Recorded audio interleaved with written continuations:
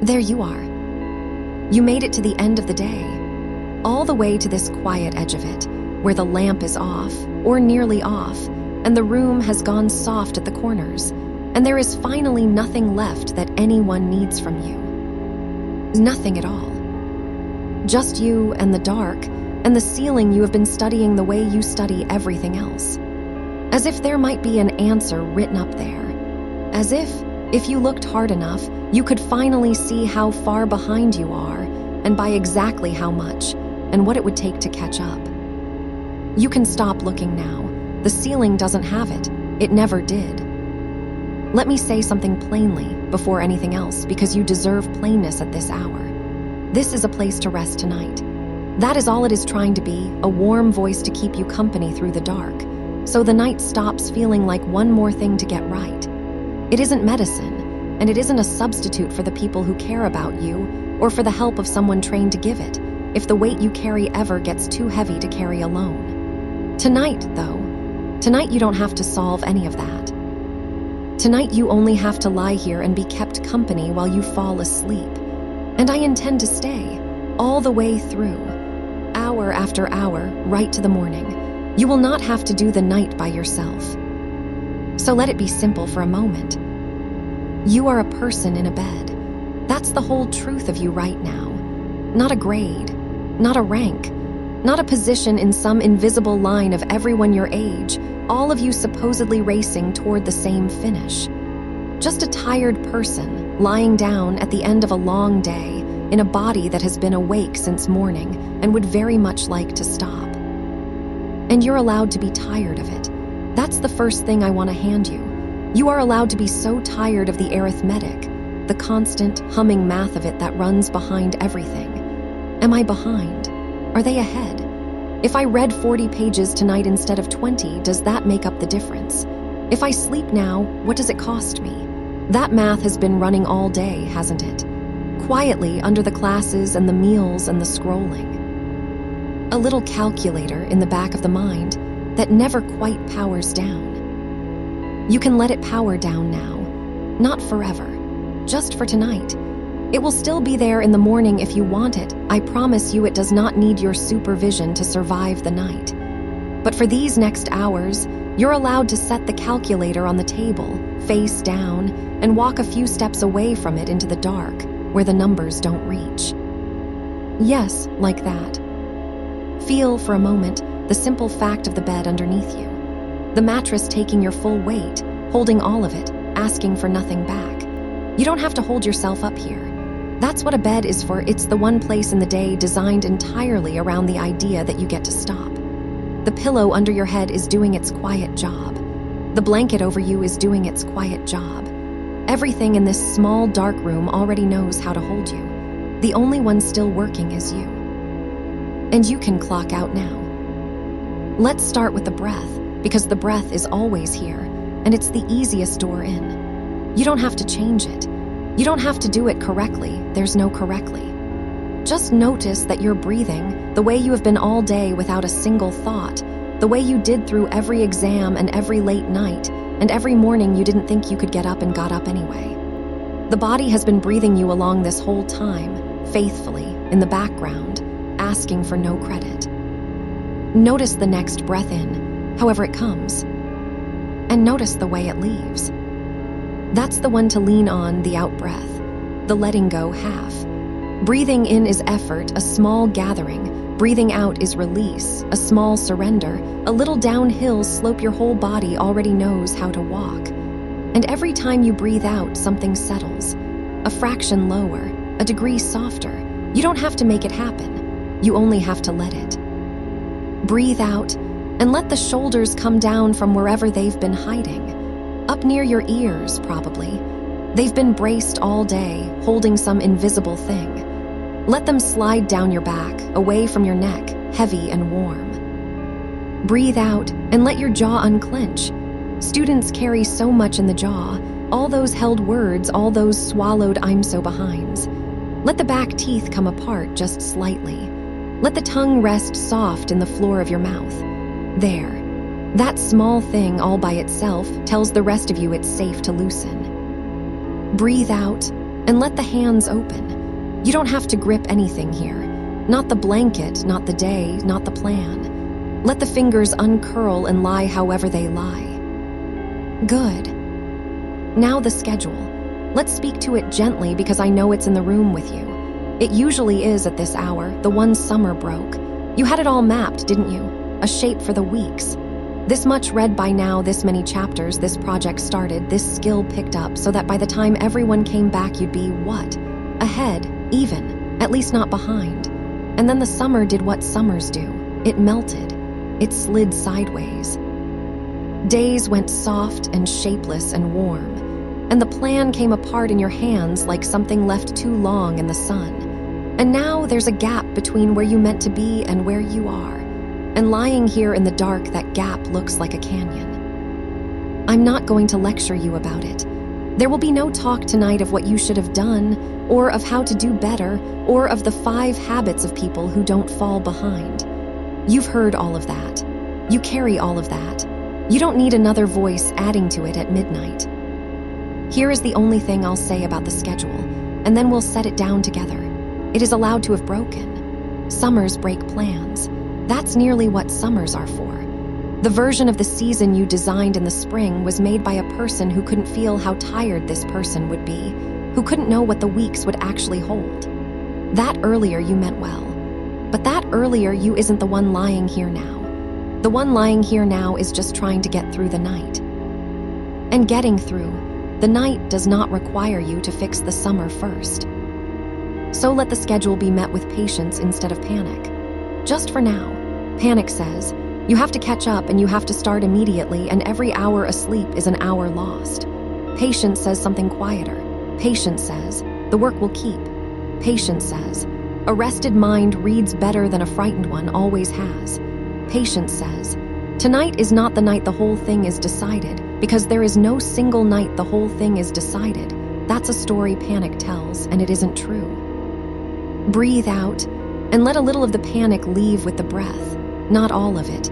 You don't have to force any of it, just whatever wants to go. And if some of it wants to stay a little longer, that's all right too. It can stay. It can lie here beside you, quiet, not touching anything. You don't have to push it out of the bed. You only have to stop feeding it. It will grow tired too, eventually, the way everything does in the dark. Let me tell you what we're going to do tonight, so that no part of you has to stay on guard wondering. We are going to set things down. That's all. Over and over, gently, for as long as it takes, and longer than it takes, because I'll keep going even after you've gone, so that if you surface at 3 or 4 or 5 in the morning the way tired minds do, you'll find the voice still here, still setting things down, and you can slip back under without ever fully waking. Every worry that floats up, we'll meet it kindly and lay it aside. Not solve it, not argue with it. Not answer its questions. The small hours ask questions that have no answers, and trying to answer them is how you stay awake. We'll just set each one down, softly, like laying a book on a table by the door. It will still be there in the morning. You can pick it up then if you want it. Most of them you won't want. Most of them look much smaller in the daylight, and some of them you won't be able to find at all, and that will be fine. Picture that table, if you like, by the door of a room. An ordinary table, wood, worn smooth.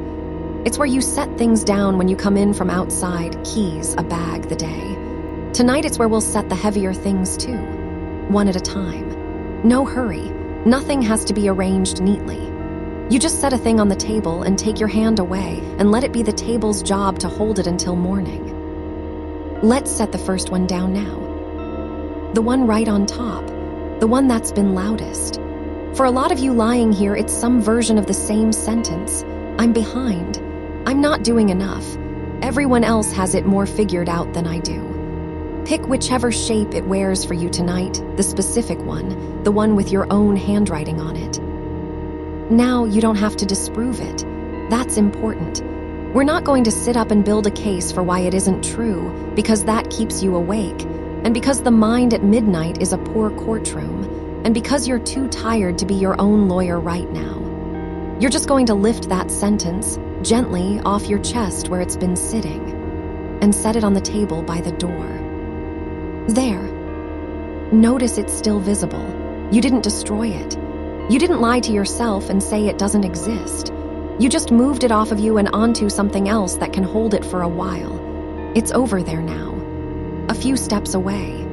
And you are here in the bed, and there is a small distance between you and it, and in that small distance is where sleep lives. Breathe out. Let the space between you and the sentence get a little wider. You did enough today. I know you don't believe that, and I'm not asking you to believe it. Believing is work, and you're off the clock. I'm just saying it and setting it near you, and you can leave it there unopened. You did enough today to be lying here. You got the body through the day and into the bed. That is the whole assignment for today, and you've finished it, and it's turned in, and there is nothing more due before morning. Nothing. The next thing isn't due for hours and hours, and by then you'll have slept, and the you who wakes will be so much better equipped to meet it than the frayed, thin you who's been dragging it around since dinner. Let that frayed you rest. He's done such a long day. She's carried so much. They can lie down now and be off duty. The night shift is covered. I've got it. Feel the weight of you sink one notch deeper into the mattress. The body is always a little ahead of the mind at this. It starts letting go before you've decided to, the small muscles releasing their grip one by one, the arms getting that heavy, faraway feeling, the legs going loose and warm. You don't have to manage any of it. The body knows how to do this. It has done it every night of your life, thousands of nights, since before you could count them, since long before there was any schedule to keep or anyone to be behind. Falling asleep is one of the oldest things you know how to do. Older than reading. Older than worry. It's built in, underneath all the newer, noisier machinery, and it's still down there, patient, waiting for you to stop overriding it. You can stop overriding it now. Let's set another one down. The comparison. The one that runs when you think about the others, the ones who seem to move through all of this so easily, who post the good news, who mention offhandedly the thing they've already done that you haven't started. That low ache of measuring yourself against people you only ever see the outside of. Lift it off. Carry it in your mind the few steps to the table. Set it beside the first one. You don't have to figure out tonight whether it's fair or true, or whether they're really as far ahead as they look. You almost never see the whole of anyone, only the parts they turn toward the light, and the small hours are the worst possible time to compare your inside to someone's outside. So don't. Just set the comparison down and step back from it. It'll keep. It always keeps. There is no version of that ache that has to be resolved before you're allowed to sleep. Breathe in slowly. And out even slower. With that one out of your arms, notice how the arms feel a little emptier, a little lighter. You've been holding so many things at once. That's part of the tiredness, isn't it? Not any single weight, but the number of them, the juggling, the sense that if you set even one down, the whole lot will fall. But watch. You set two down and nothing fell. The table held them. It's still holding them. And you're still here, more or less intact, only lighter. We have all night to keep doing this. That's the luxury of what's ahead of you. There's no rush, no set number of things to clear, no productivity even in the resting. If we only ever set down these two and you drift off in the next few minutes, that's a complete success. If it takes 100 small setting downs and half the night, that's fine too. I'm not going anywhere. The voice will still be going when you cross over, and it'll still be going in the deep middle of the night, and it'll still be going as the first gray light finds the edges of the curtains. You cannot outlast me. You don't have to pace yourself. You can let go whenever letting go arrives, and if it arrives in the middle of one of my sentences, so much the better. You were never meant to hear the end of every sentence. Some of them are just here to be a sound in the dark, a warmth, a hand on the back of the night. Let the breath find its own slower rhythm now. You don't have to steer it anymore.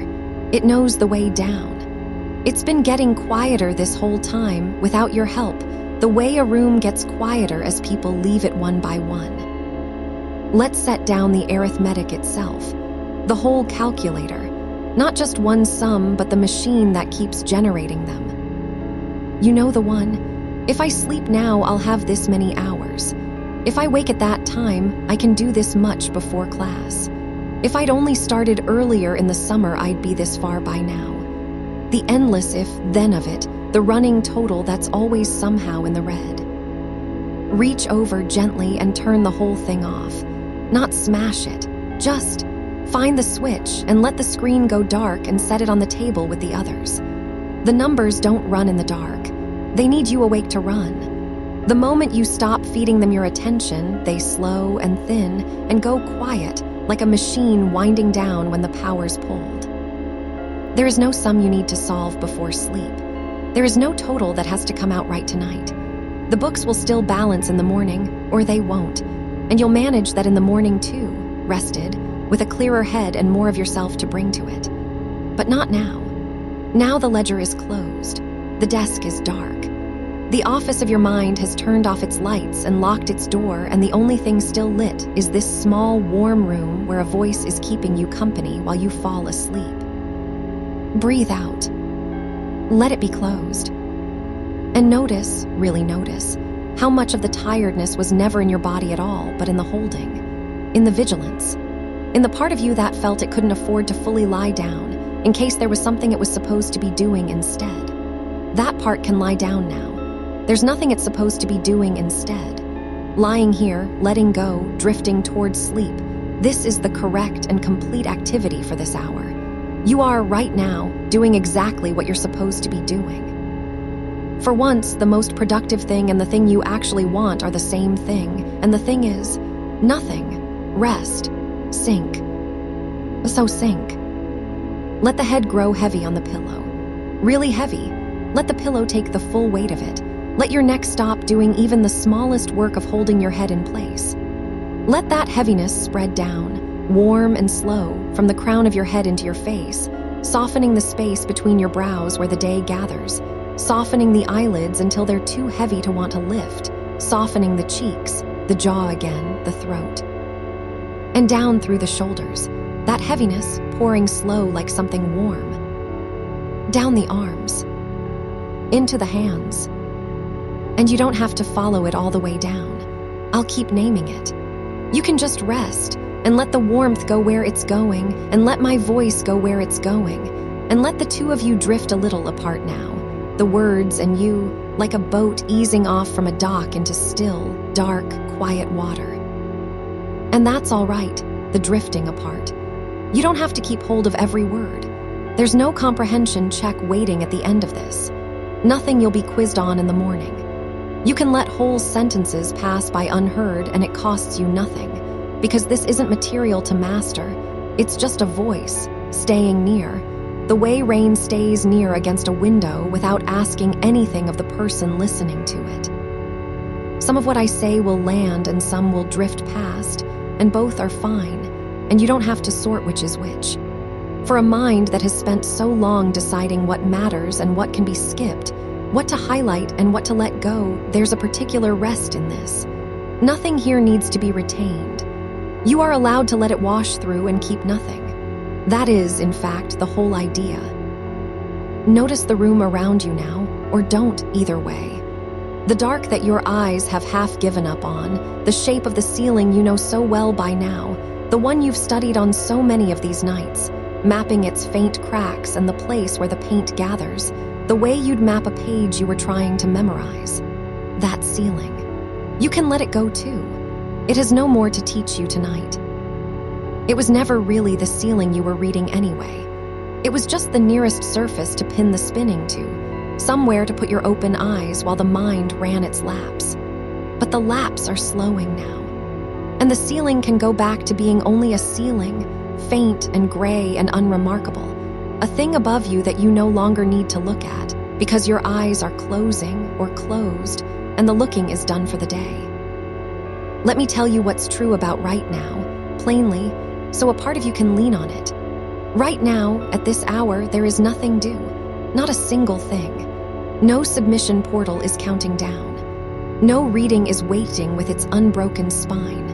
Whatever is on the list for tomorrow is on tomorrow's side of a line you have already crossed, and cannot be pulled back over that line by any amount of thinking. The night has a border, and you are safely inside it, in the part where the rules are different, where the only task is the one you're already doing, which is lying still and getting heavier and letting the day recede. Everything with a deadline lives on the other side of morning, and morning will come whether you spend tonight bracing for it or resting toward it. Bracing has never once made it come softer, so you might as well rest toward it. You might as well arrive at it with something in the tank. And here's a small kindness you can offer yourself, if you like. The version of you that will wake tomorrow, think of them for just a moment, not with the arithmetic, not with the list of what they'll owe. Just think of them the way you might think of someone you're fond of who's had a long stretch of it. That person is going to need a rested body to move through their day. Every hour you let yourself have now is a quiet gift handed forward to them. You're not falling behind by sleeping. You're provisioning. You're the one who packs the bag the night before, so the morning, you doesn't have to scramble. Sleep is that bag. Sleep is the water and the food and the steadiness you're setting by the door for someone you care about. Let yourself pack it fully. Don't short them. Give tomorrow's you the whole night. Feel, if you can, how the bed is holding you, and I mean actually holding, taking real weight, the mattress pressing up to meet every part of you that presses down. This is a thing that's happening whether you notice it or not, but noticing it helps. The bed does not get tired of holding you. It doesn't count the hours. It will hold you exactly as patiently at 4 a.m. as it does right now, with no change in its willingness, asking nothing back. There are not many things in a student's day like that. Most things want something in return, want your attention, your effort, your output, your best. The bed wants nothing. It is simply a surface that says yes to your whole weight, all night, no matter what. You can trust it with more of yourself than you've been giving it. Most nights you've been holding some small percentage of your own weight, haven't you? Some part of you hovering, half ready, not fully committed to lying down. Give the bed that part too. Let it have the last of the weight you've been keeping back. It can take it. Somewhere out there, the campus is doing what it does at night without you. The libraries dimming or closed. The long desks empty. The vending machine glow in some hallway humming to no one. The whole apparatus of the thing you're part of, resting or running quietly on its own, not needing you to be awake for it to exist.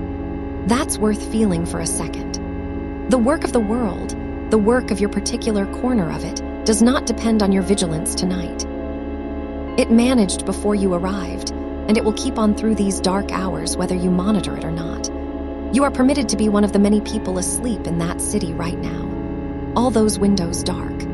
All those students, your unseen neighbors in this, who set their books down hours ago and are breathing slow in their own beds. No better than you. No further ahead than you in any way that matters at this hour. All of you carried by the same night. You are not the only one lying awake worrying you're the only one. You're in good company in the truest sense, a whole quiet fellowship of the tired, none of you having to prove anything to any of the others, all of you just sleeping. Join them. Let the night carry you the way it's carrying all of them. The heaviness in your hands from before, check on it softly. It may have spread further while you weren't watching. Down into the fingers now, maybe, the sense that they're too settled to move. And why would they? There's nowhere for them to go. That's the body doing its old, sure work. It knows this descent. It has made it thousands of times, on nights far worse than this, nights you'd forgotten by the next afternoon because the body simply handled it while your mind was busy being afraid it couldn't. You don't have to run the machinery of sleep. You never did. It runs itself, the way your heart runs itself, the way your breath has been running itself this whole time without a single instruction from you. All you have to do is stop interrupting it. Stop reaching in to check whether it's working. Sleep is not a test you can fail by relaxing your effort. It's the opposite. It's the one thing that arrives only when the effort stops. So this is the rare case where doing less is doing it right. Where giving up in the gentlest sense is exactly the correct move. Give up. Give up trying to fall asleep and just let yourself be someone who is lying down in the dark, warm, heavy, with nothing owed and nowhere to be. The sleep will come to meet that person. It always comes to meet that person. Let the breath drop a little lower in you now. Not forced, just noticed and allowed to find its own deeper place. Many nights the breath sits up high, quick and shallow, riding the chest, the breath of someone half-braced. But it doesn't have to stay up there. As you soften, it tends to sink on its own, lower into the belly, slower, rounder, the breath of someone who's stopped standing guard. Let it go where it wants to go.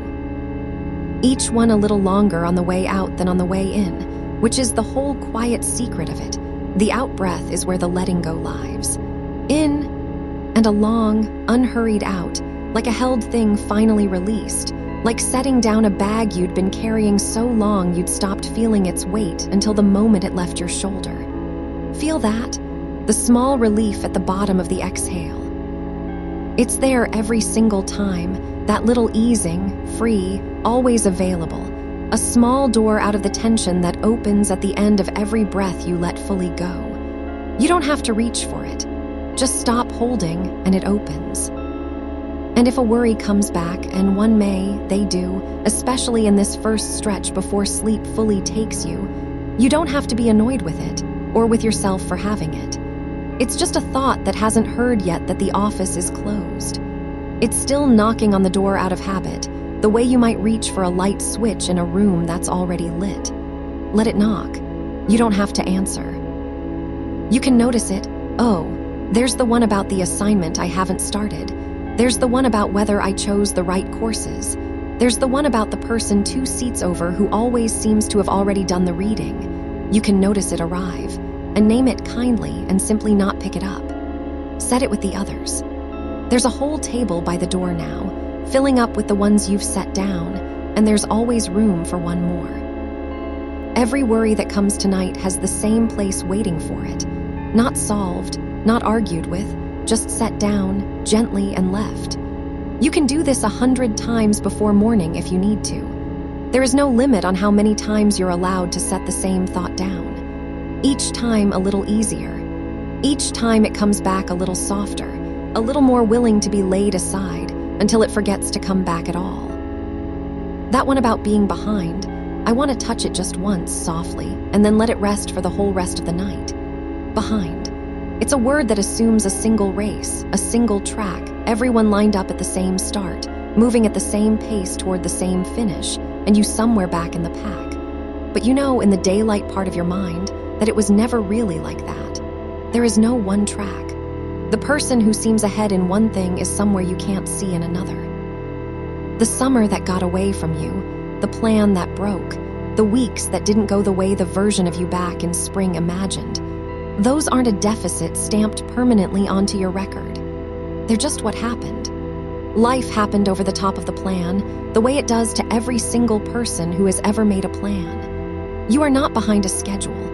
You are exactly where a real person actually is, which is the only place anyone has ever been. But even this gentle untangling is more thinking than you need to do tonight. So let me just say it and let you release it. You are not behind. And even if some part of you insists that you are, that arithmetic is closed until morning, and behind or ahead, the only thing that helps either way is the rest you're giving yourself right now. Set it down. Let the whole race dissolve. There's no track in the dark.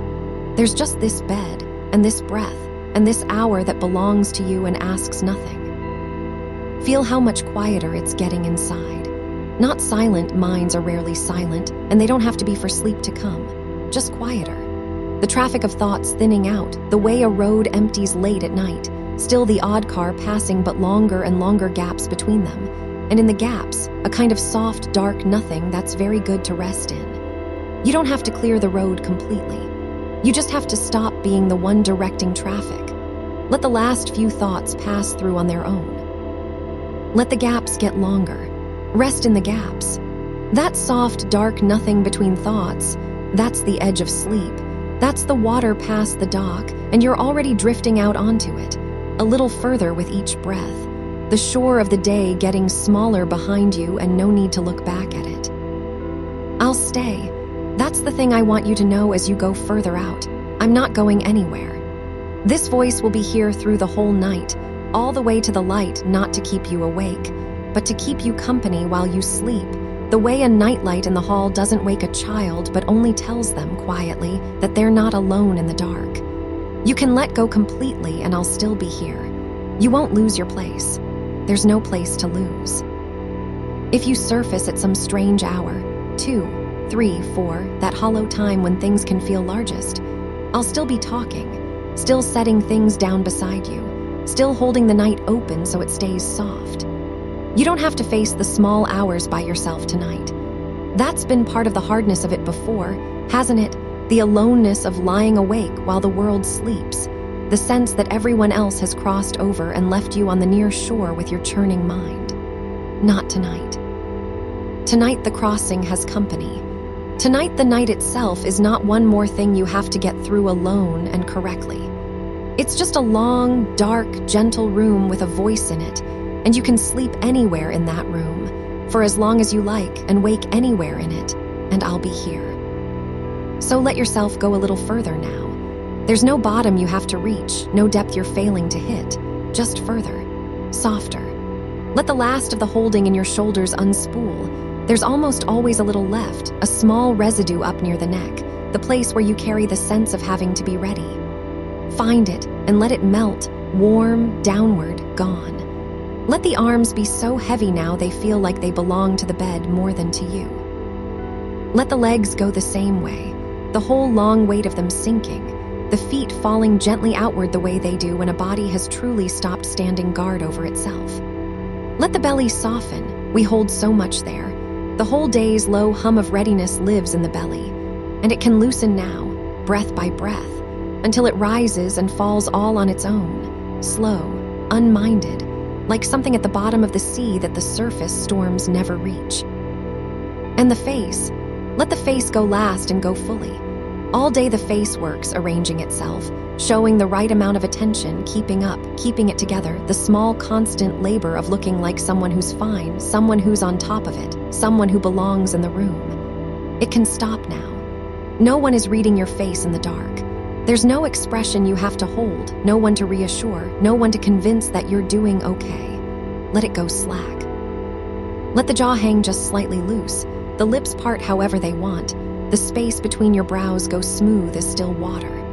This is your real face, the one underneath the managed one, and it's allowed out now in the dark where nothing is asked of it. Let it rest. Let all of you rest, from the top of your heavy head to the soles of your fallen open feet, one long, warm weight settling deeper into the bed with every slow breath out. There's nothing left to do. Nothing to solve, nothing to carry, nothing to prove, nothing to catch up on, nowhere to be but here, no one to be but this warm, heavy, resting person letting the night take them slowly under. The numbers are dark on the table. The books are closed. The race has dissolved. The face is at ease.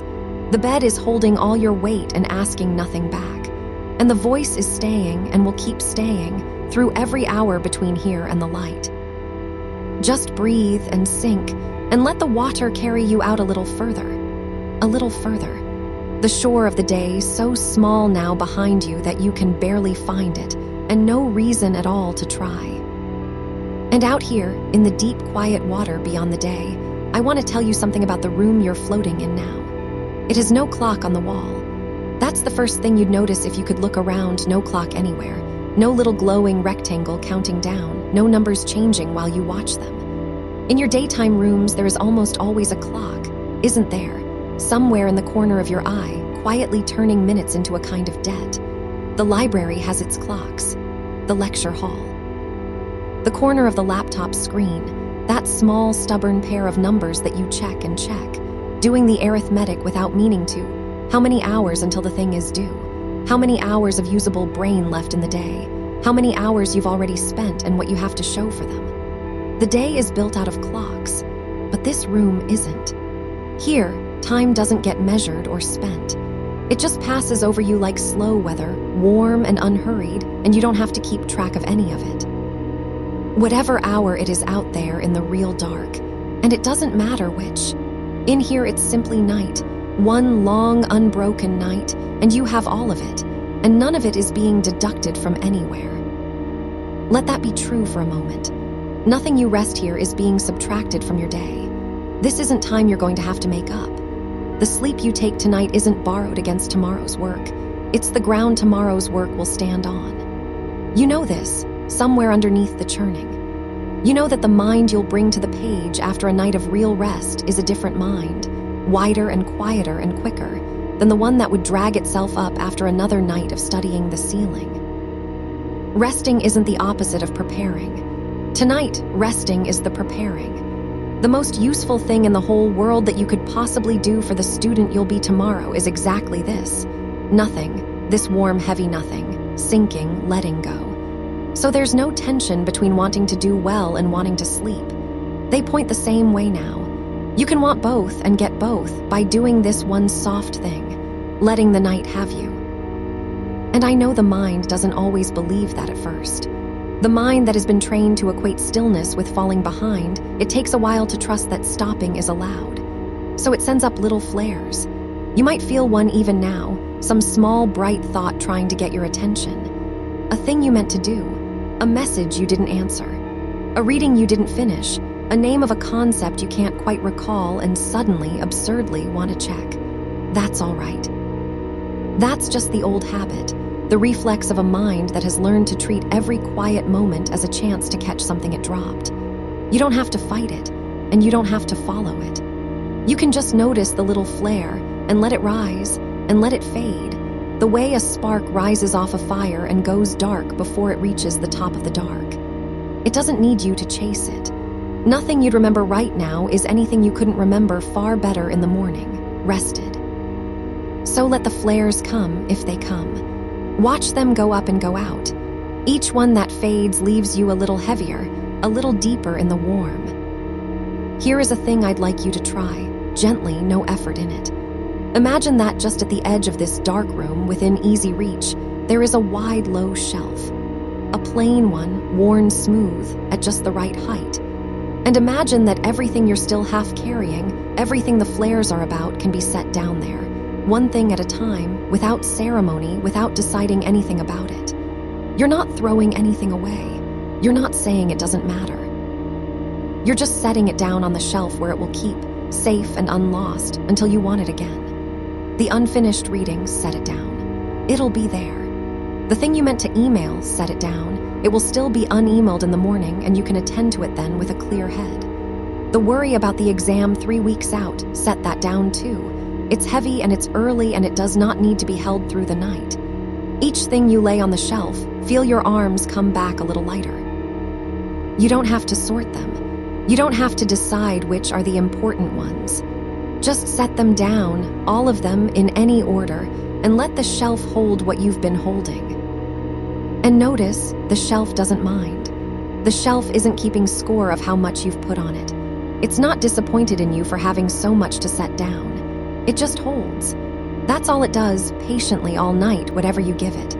You can put down the same worry 4 times if it keeps coming back to your hands. The shelf will take it 4 times, or 40, without a sigh. There's no limit to what it will hold and no judgment in the holding. So whenever through the night you find something back in your grip, and you will, that's just how minds are, they pick things back up in their sleep, you can simply set it down again. Reach out, lay it on the shelf, let your hand come back empty and warm. As many times as it takes. That's not failing at rest. That's what resting actually is, the long, soft practice of setting down what your hands keep reaching for. Feel how the breath has changed already, without your arranging it. Slower now, deeper in the belly and shallower in the effort. You're not breathing on purpose anymore, it's breathing you, the way it does when you're not watching. The way it will all night while you sleep, faithful and automatic, no part of it requiring your attention or your management. Your body has been breathing itself since long before you knew what a deadline was. It knew how before you had a single worry to your name. It will go on knowing, steadily, through every hour of this night, whether you track it or not, and you don't have to track it. You can hand the breathing back to the body that's always done it, and let your mind off that duty too. One more thing set on the shelf. The job of keeping yourself alive tonight, set it down. The body has it. It has always had it. Rest. There's a particular kind of tiredness in the student's mind that isn't about sleep at all, and I want to name it kindly, and then let it rest too. It's the tiredness of always being measured. From the very start of it, learning got tangled up with being ranked, the grade, the curve, the percentile, the sense that every piece of work you do is not just a thing you made but a verdict on what you are. And so a low hum of being evaluated follows you even into the dark, even into bed, even into the hours when literally no one is looking and nothing is being graded. Part of you stays braced for a judgment that isn't coming tonight. Notice that bracing. Notice how, even now, some quiet corner of you is still holding itself the way you hold yourself when you might be about to be found wanting. And let me say plainly into that corner, no one is grading you tonight. There is no verdict pending on this night. Your worth is not on the table.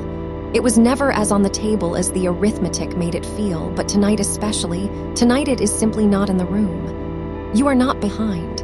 You are not ahead. You are a tired person in the dark who is allowed to rest, and that is the whole of it, and it is enough, and you are enough, exactly as unfinished as you are. If this is a heavy place, and some nights it is, I want to say one plain thing and then let it be, that this room, this voice, this long-held night is a good place to set the weight down for sleep, but it isn't the whole of your care, and it isn't meant to be. The people who love you, the ones who'd sit with you in daylight, the ones whose actual work it is to help a mind carry what's grown too heavy, they belong to your care too, and reaching toward them is its own kind of rest, one this night doesn't replace. Tonight is for sleeping. That's all tonight has to be. And there's more help in the daylight than the small hours ever let you believe. Let that sit in the room, gently, and now let it settle like everything else down onto the shelf, and let yourself go softer still. Because here is what the comparison never tells you, the part the arithmetic leaves out. Every single one of those people you measure yourself against, the ones who seem ahead, the ones who post their finished work and their organized notes and their calm competence, every one of them is, right now, somewhere, a tired body in a dark room exactly like you. They are not ahead in the dark. In the dark, everyone is just a person who needs to sleep. The whole apparatus of ranking, the entire machinery of who's doing better, it doesn't run at night. It can't. It only exists in the daylight, in the comparing and the looking. Switch off the looking and it simply isn't there. And you've switched it off. You're in the one place the comparison can't follow, the dark, the horizontal, the unwatched, where you are not competing with anyone because no one is competing, because everyone worth comparing to is doing exactly this, lying down, letting go, handing the day back.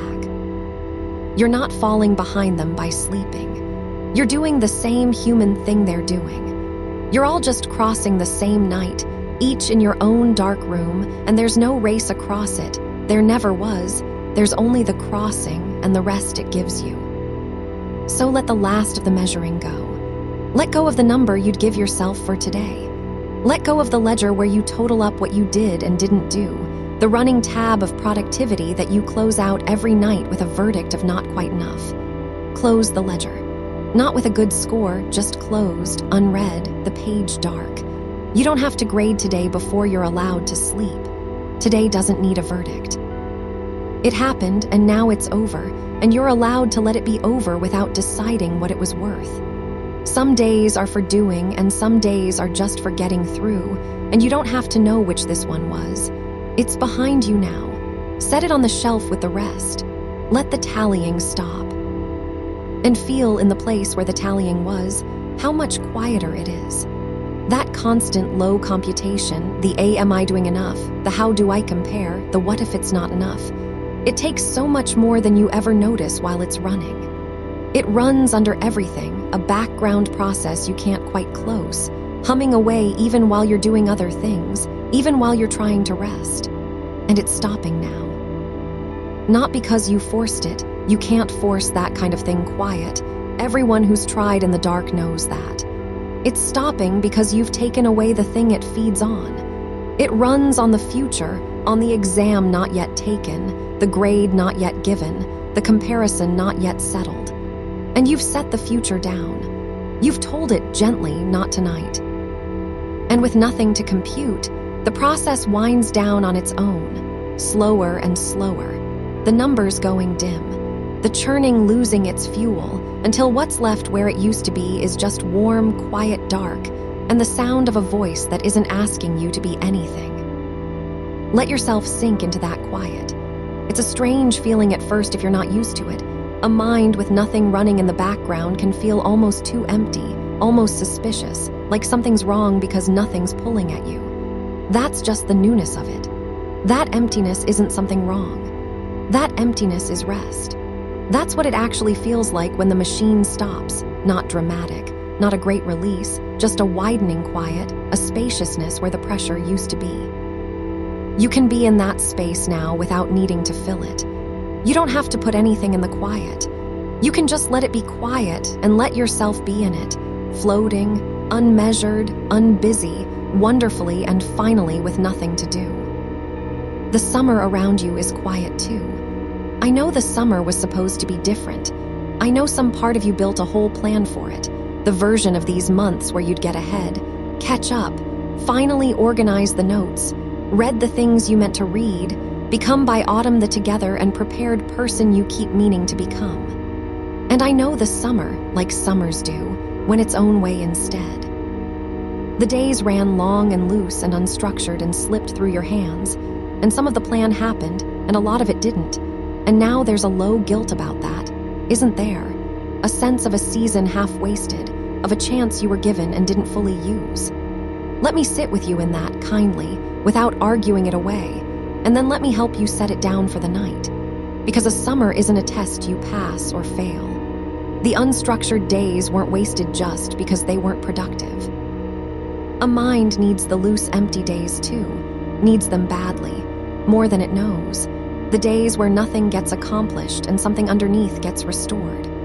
You didn't waste the summer by resting in it. And even if part of you doesn't believe that yet, tonight is not the night to litigate it. Tonight the broken schedule can go on the shelf with everything else, unmourned, unfixed, waiting patiently for a morning when you have the light and the strength to look at it fresh.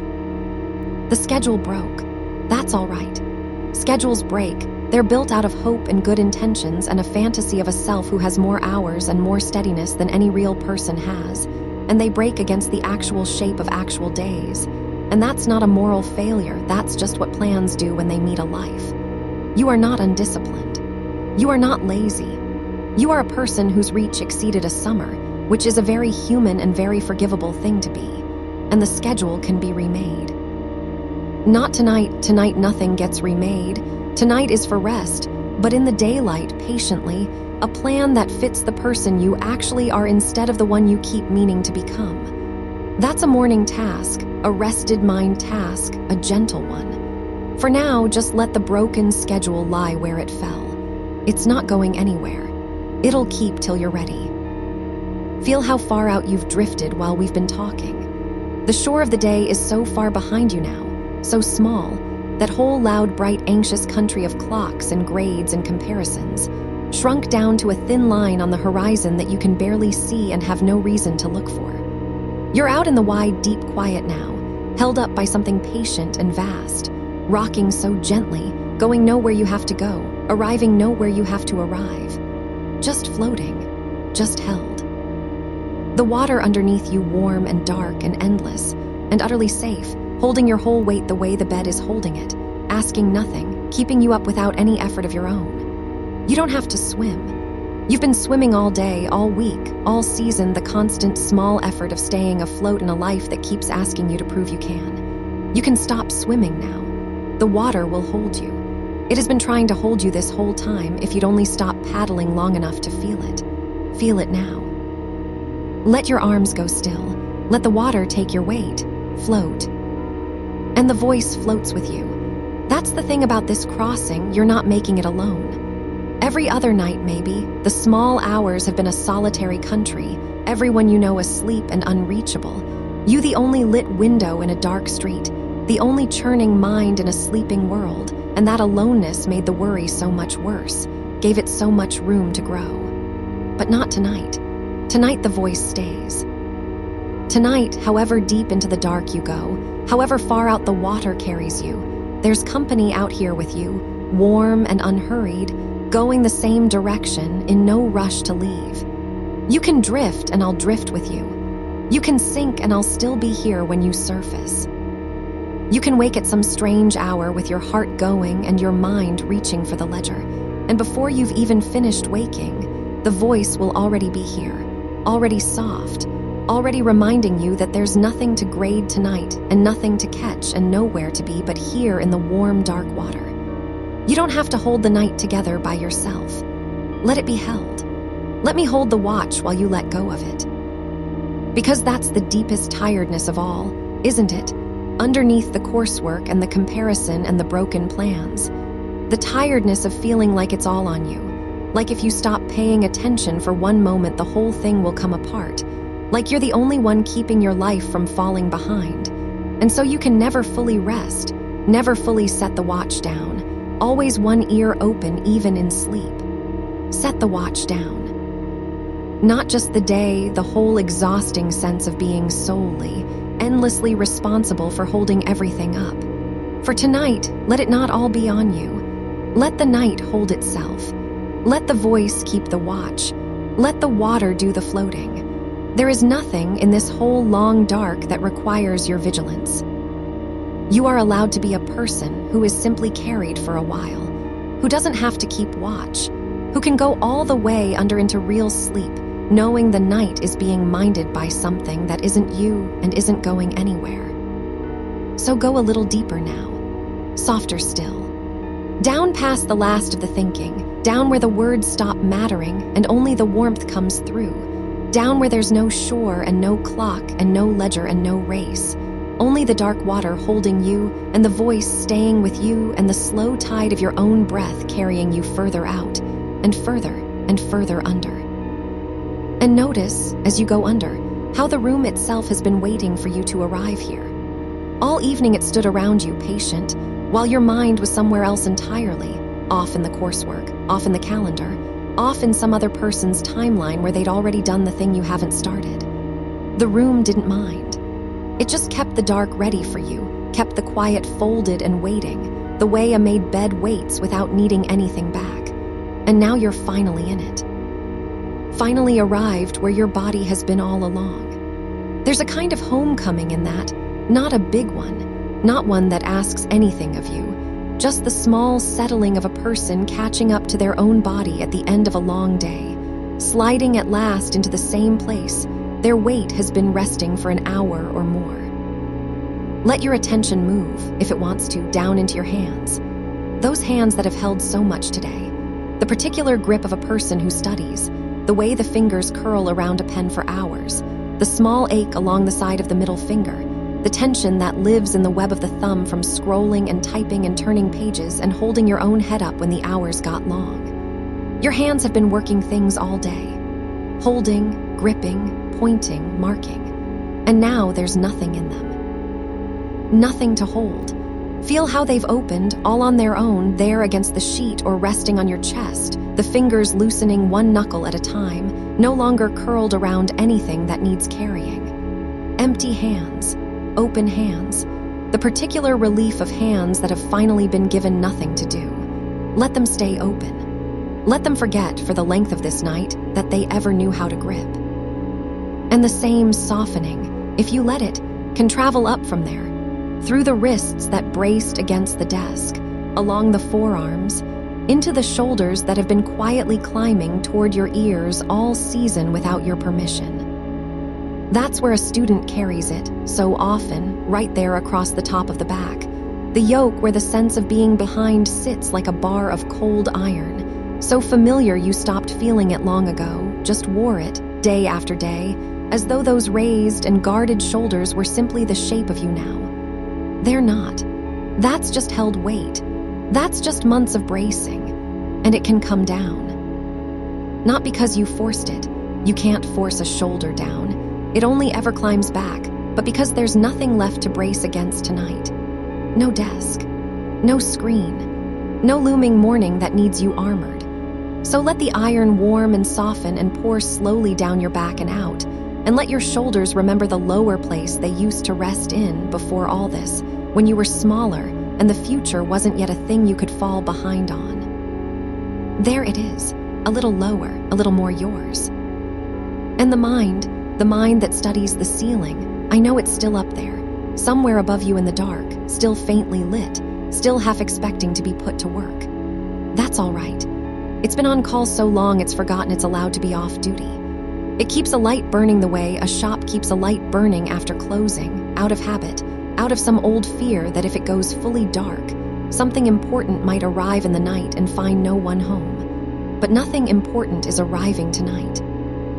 The night doesn't bring assignments. The dark doesn't hand out deadlines.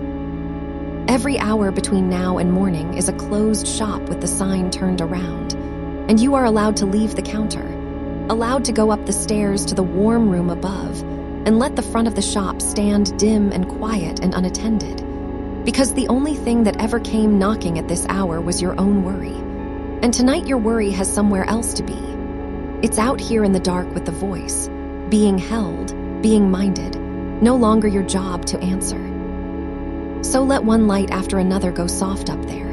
Not switched off, you don't have to switch anything off. That's too much like effort, just dimmed. The way lamps dim on their own when a house settles into night. One room going amber, then dusk. Then that deep, restful dark where you can't tell where the walls are anymore and it doesn't matter because you're not going to walk anywhere. You're staying right here, sinking, warm. And if a thought lights back up, because it will, this is the hour when they do. The small hours have always been when the mind goes looking through its drawers. You don't have to chase it and you don't have to fight it. Let me tell you what you can do instead. You can notice it the way you'd notice a light coming on in a house across the way, far off. Someone else's window, nothing to do with you. Oh, there's a light. There's the thought about the reading you haven't done. There's the little arithmetic starting up again. How many weeks left? How far the others have got? Whether you can still catch the thing you feel you're always half a length behind. You can see that light come on and you don't have to walk toward it. It's across the water. It's across the street.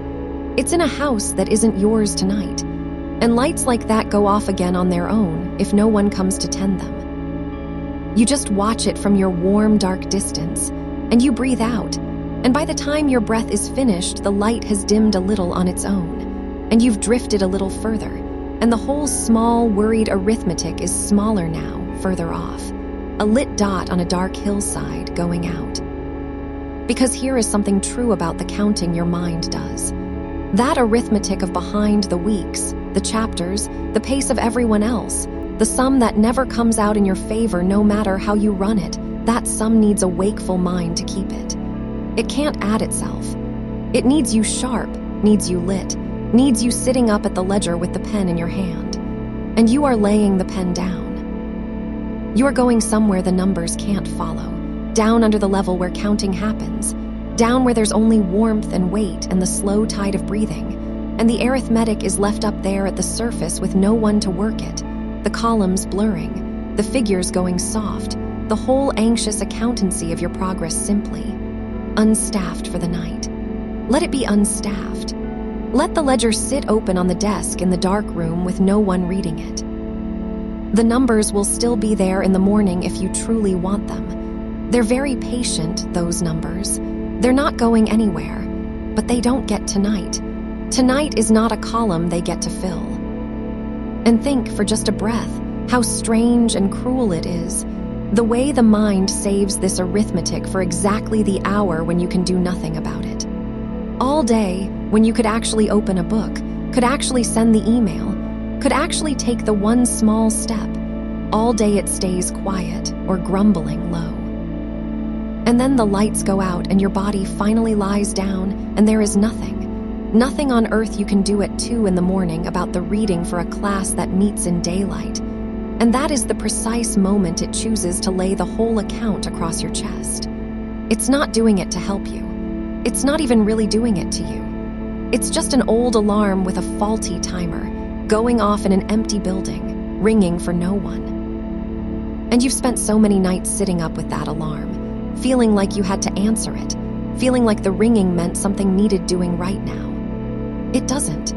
You can lie here and let it ring somewhere far off in an empty part of the building, and you can stay exactly where you are, warm, held, sinking, and let it wear itself out, because you finally understand that the alarm cannot tell the difference between a real fire and 2 in the morning. There's no fire. There's just the dark, and your breath, and the voice, and the long, safe hours you don't have to be awake for. Let that understanding settle you deeper. Nothing to answer. Nothing to solve at this hour that couldn't be solved better by a rested mind in the light. And a rested mind, this is the quiet truth underneath it all. A rested mind is not the thing you're sacrificing to keep up. It's the thing that lets you keep up at all. Every hour you spend truly under tonight is not an hour stolen from the work. It's the ground the work stands on. But you don't even have to believe that tonight. You don't have to earn your rest with a good reason. You can just have it. Free, unqualified. A whole night of it handed over with no invoice attached, because you are a living creature and the dark has come and creatures rest in the dark.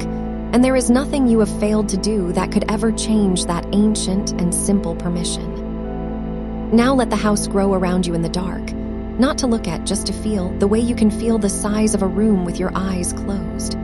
Somewhere out there is the desk where so much of the pressure lives.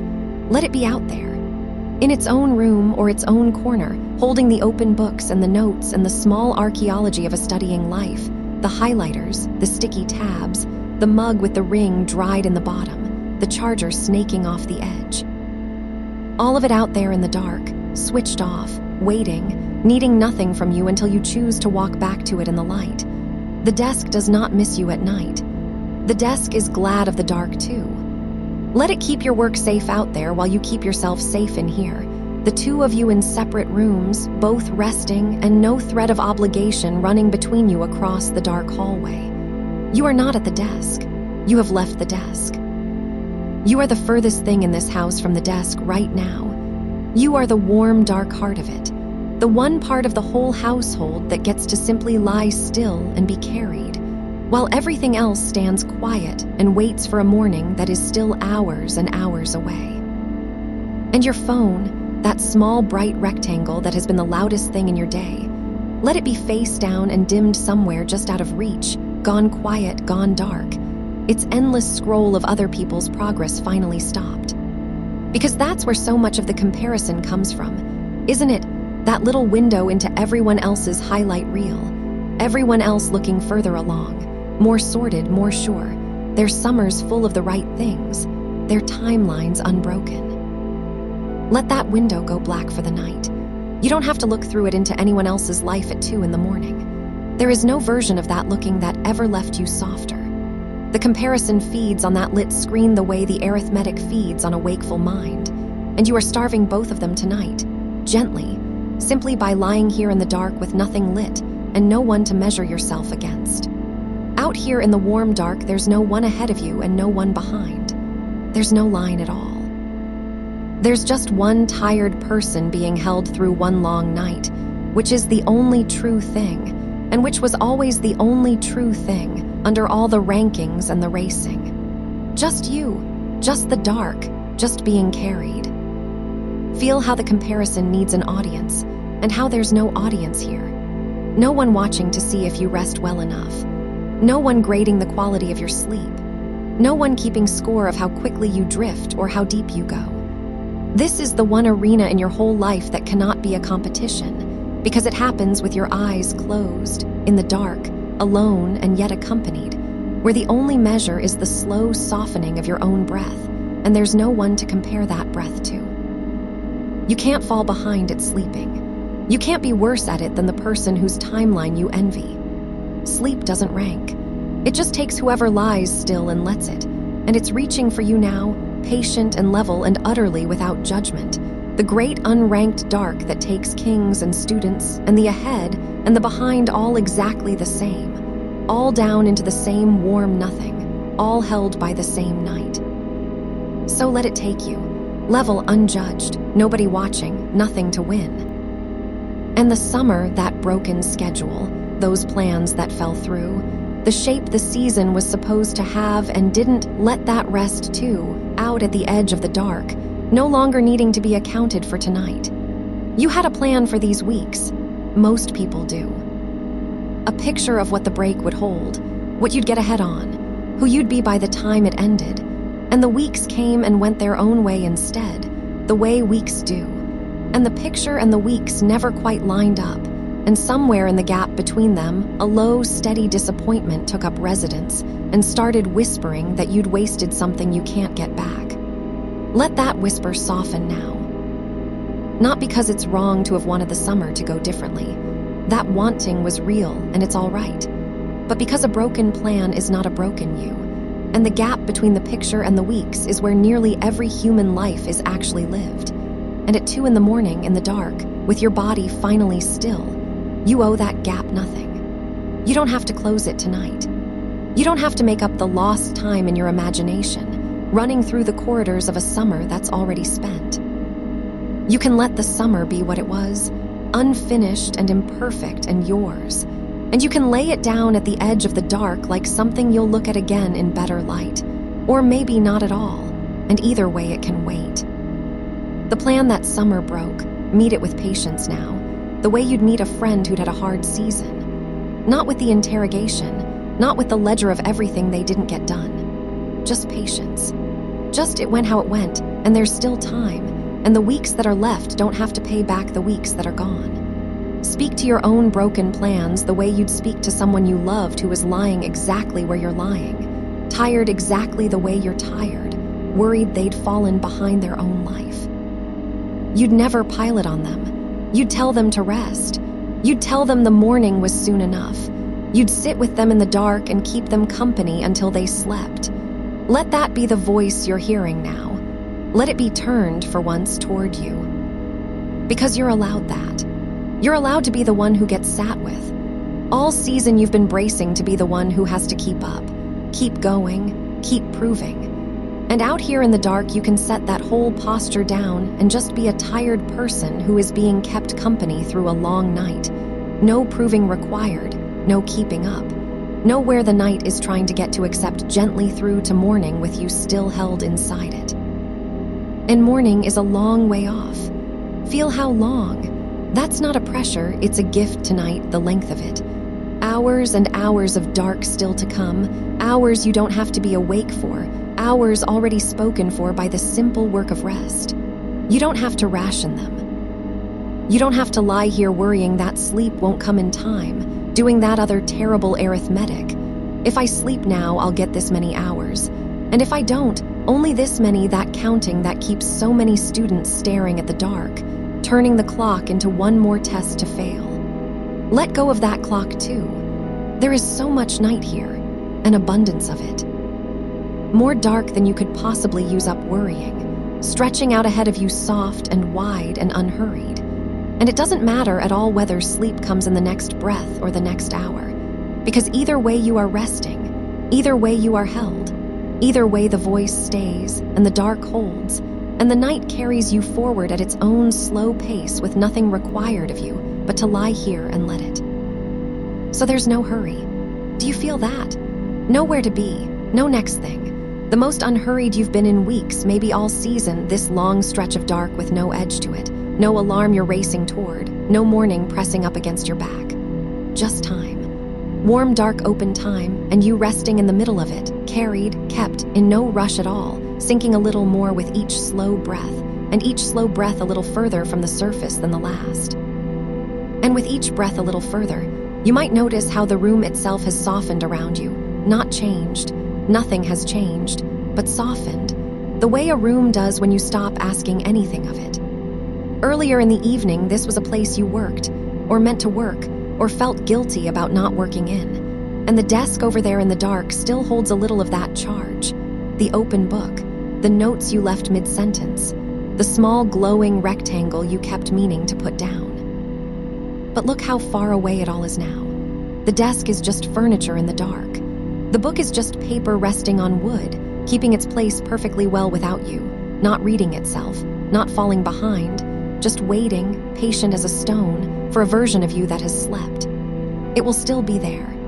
That's the quiet truth of it. The work does not disappear because you rested, and it does not grow larger in the night either, no matter how it feels at 2 a.m. when everything undone seems to swell. It stays exactly its own size. A book is a book. A list is a list. It cannot reach you here in the dark, cannot climb up onto the bed, cannot ask you for anything while your eyes are closed.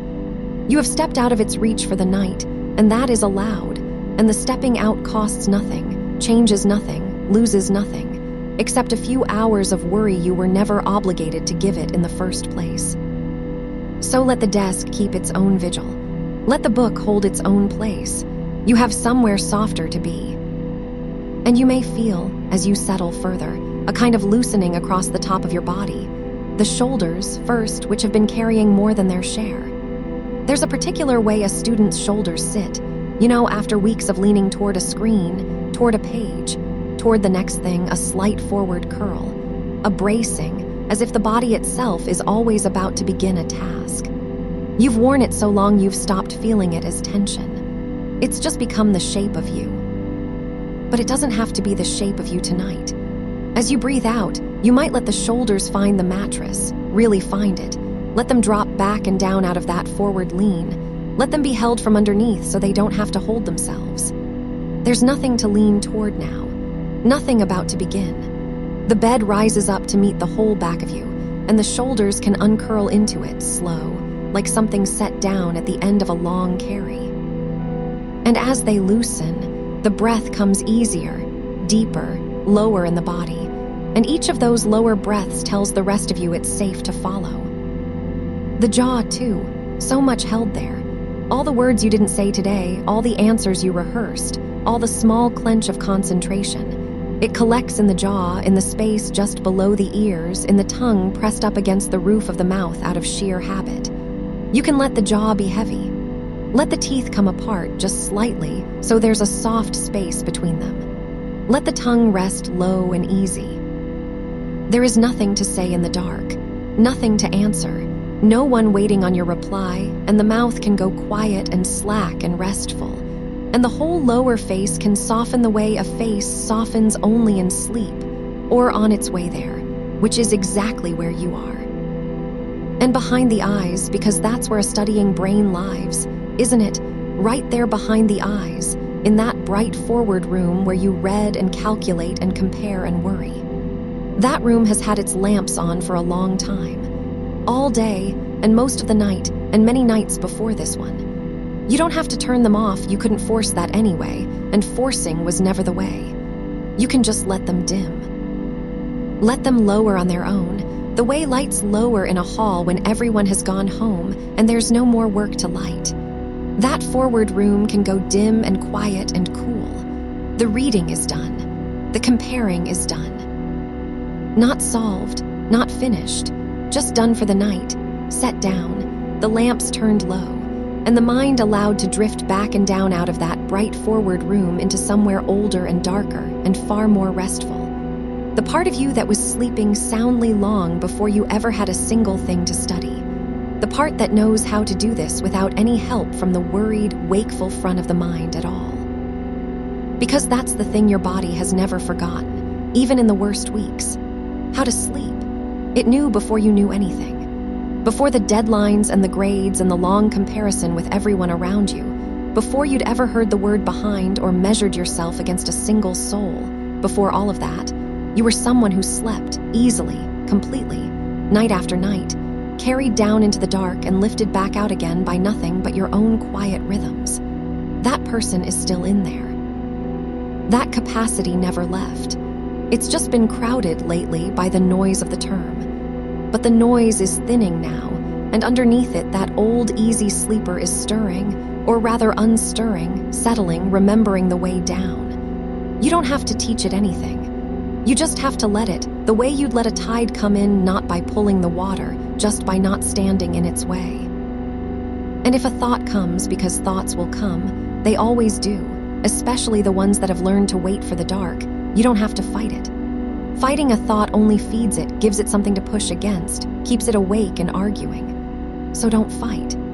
When one drifts up a task you forgot, a message you didn't answer, a number that's supposed to mean something about your future, just let it be there for a moment, the way you'd let a moth circle a porch light, and then let it drift on past.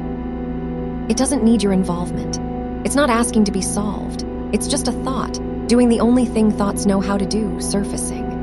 You can watch it surface and watch it go without ever climbing on. Each one that comes, you set gently to the side, not with irritation, not with effort, just not now, not tonight.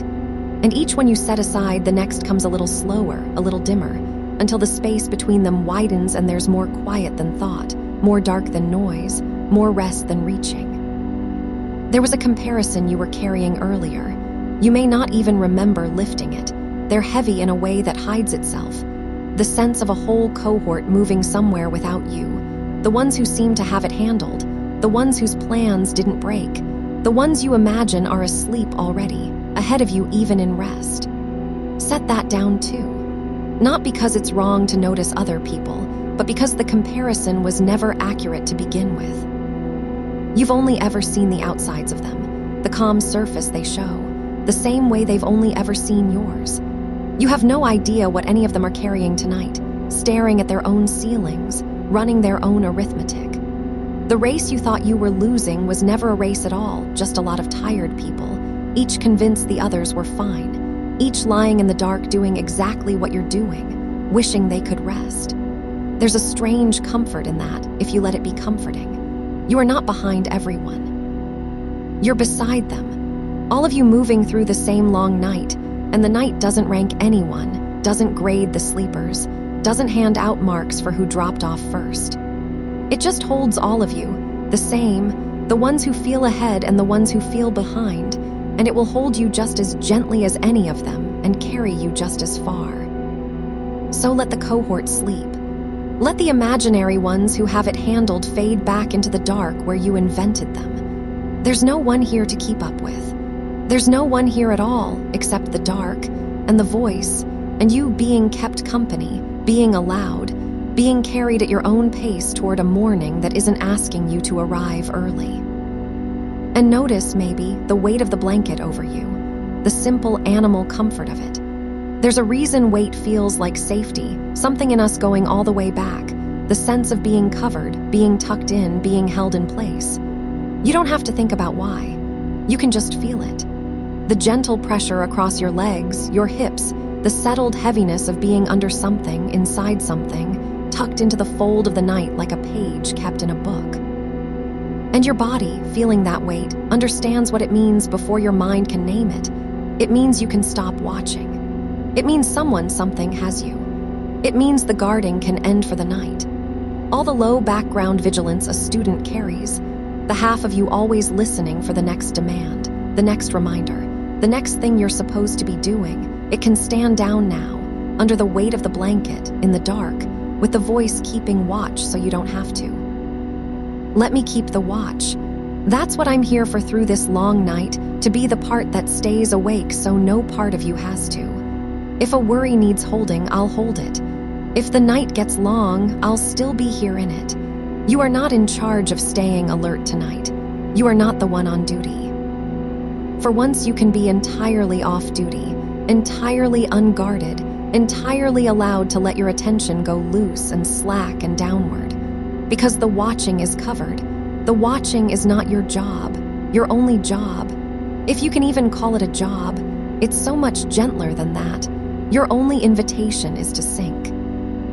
And you are sinking. You can feel it, that slow settling, the body growing indistinct at its edges, harder to locate exactly where you end and the bed begins.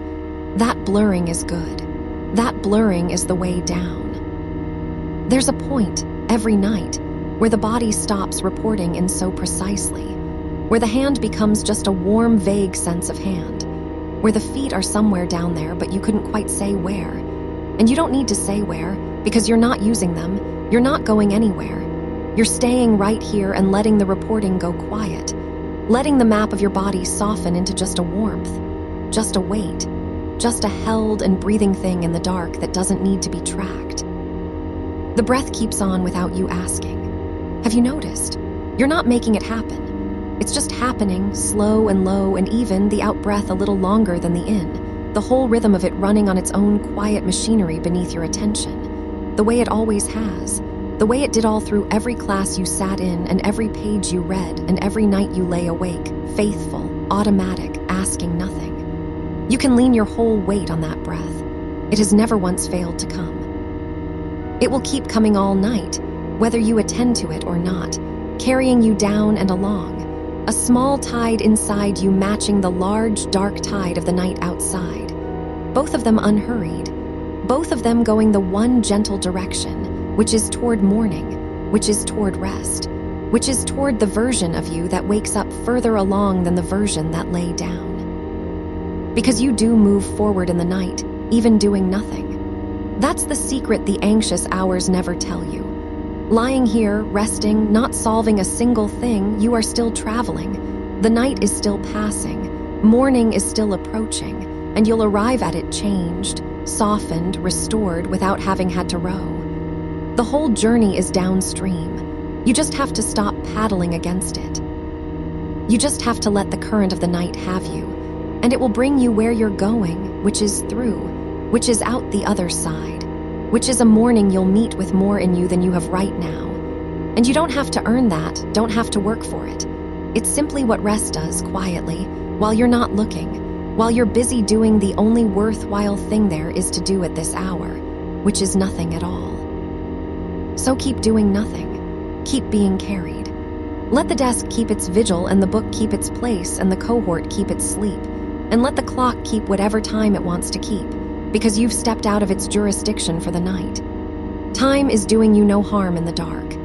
It's just passing, soft and wide, more of it than you could ever use, and you resting somewhere in the middle of all that dark abundance with nothing to spend it on but this. And the thoughts, if they still come at all, are coming slower now, further apart, quieter, less like sentences and more like the last few drops after rain, one, then a long space, then maybe one more, then just the dripping quiet of a night that's given up all its noise.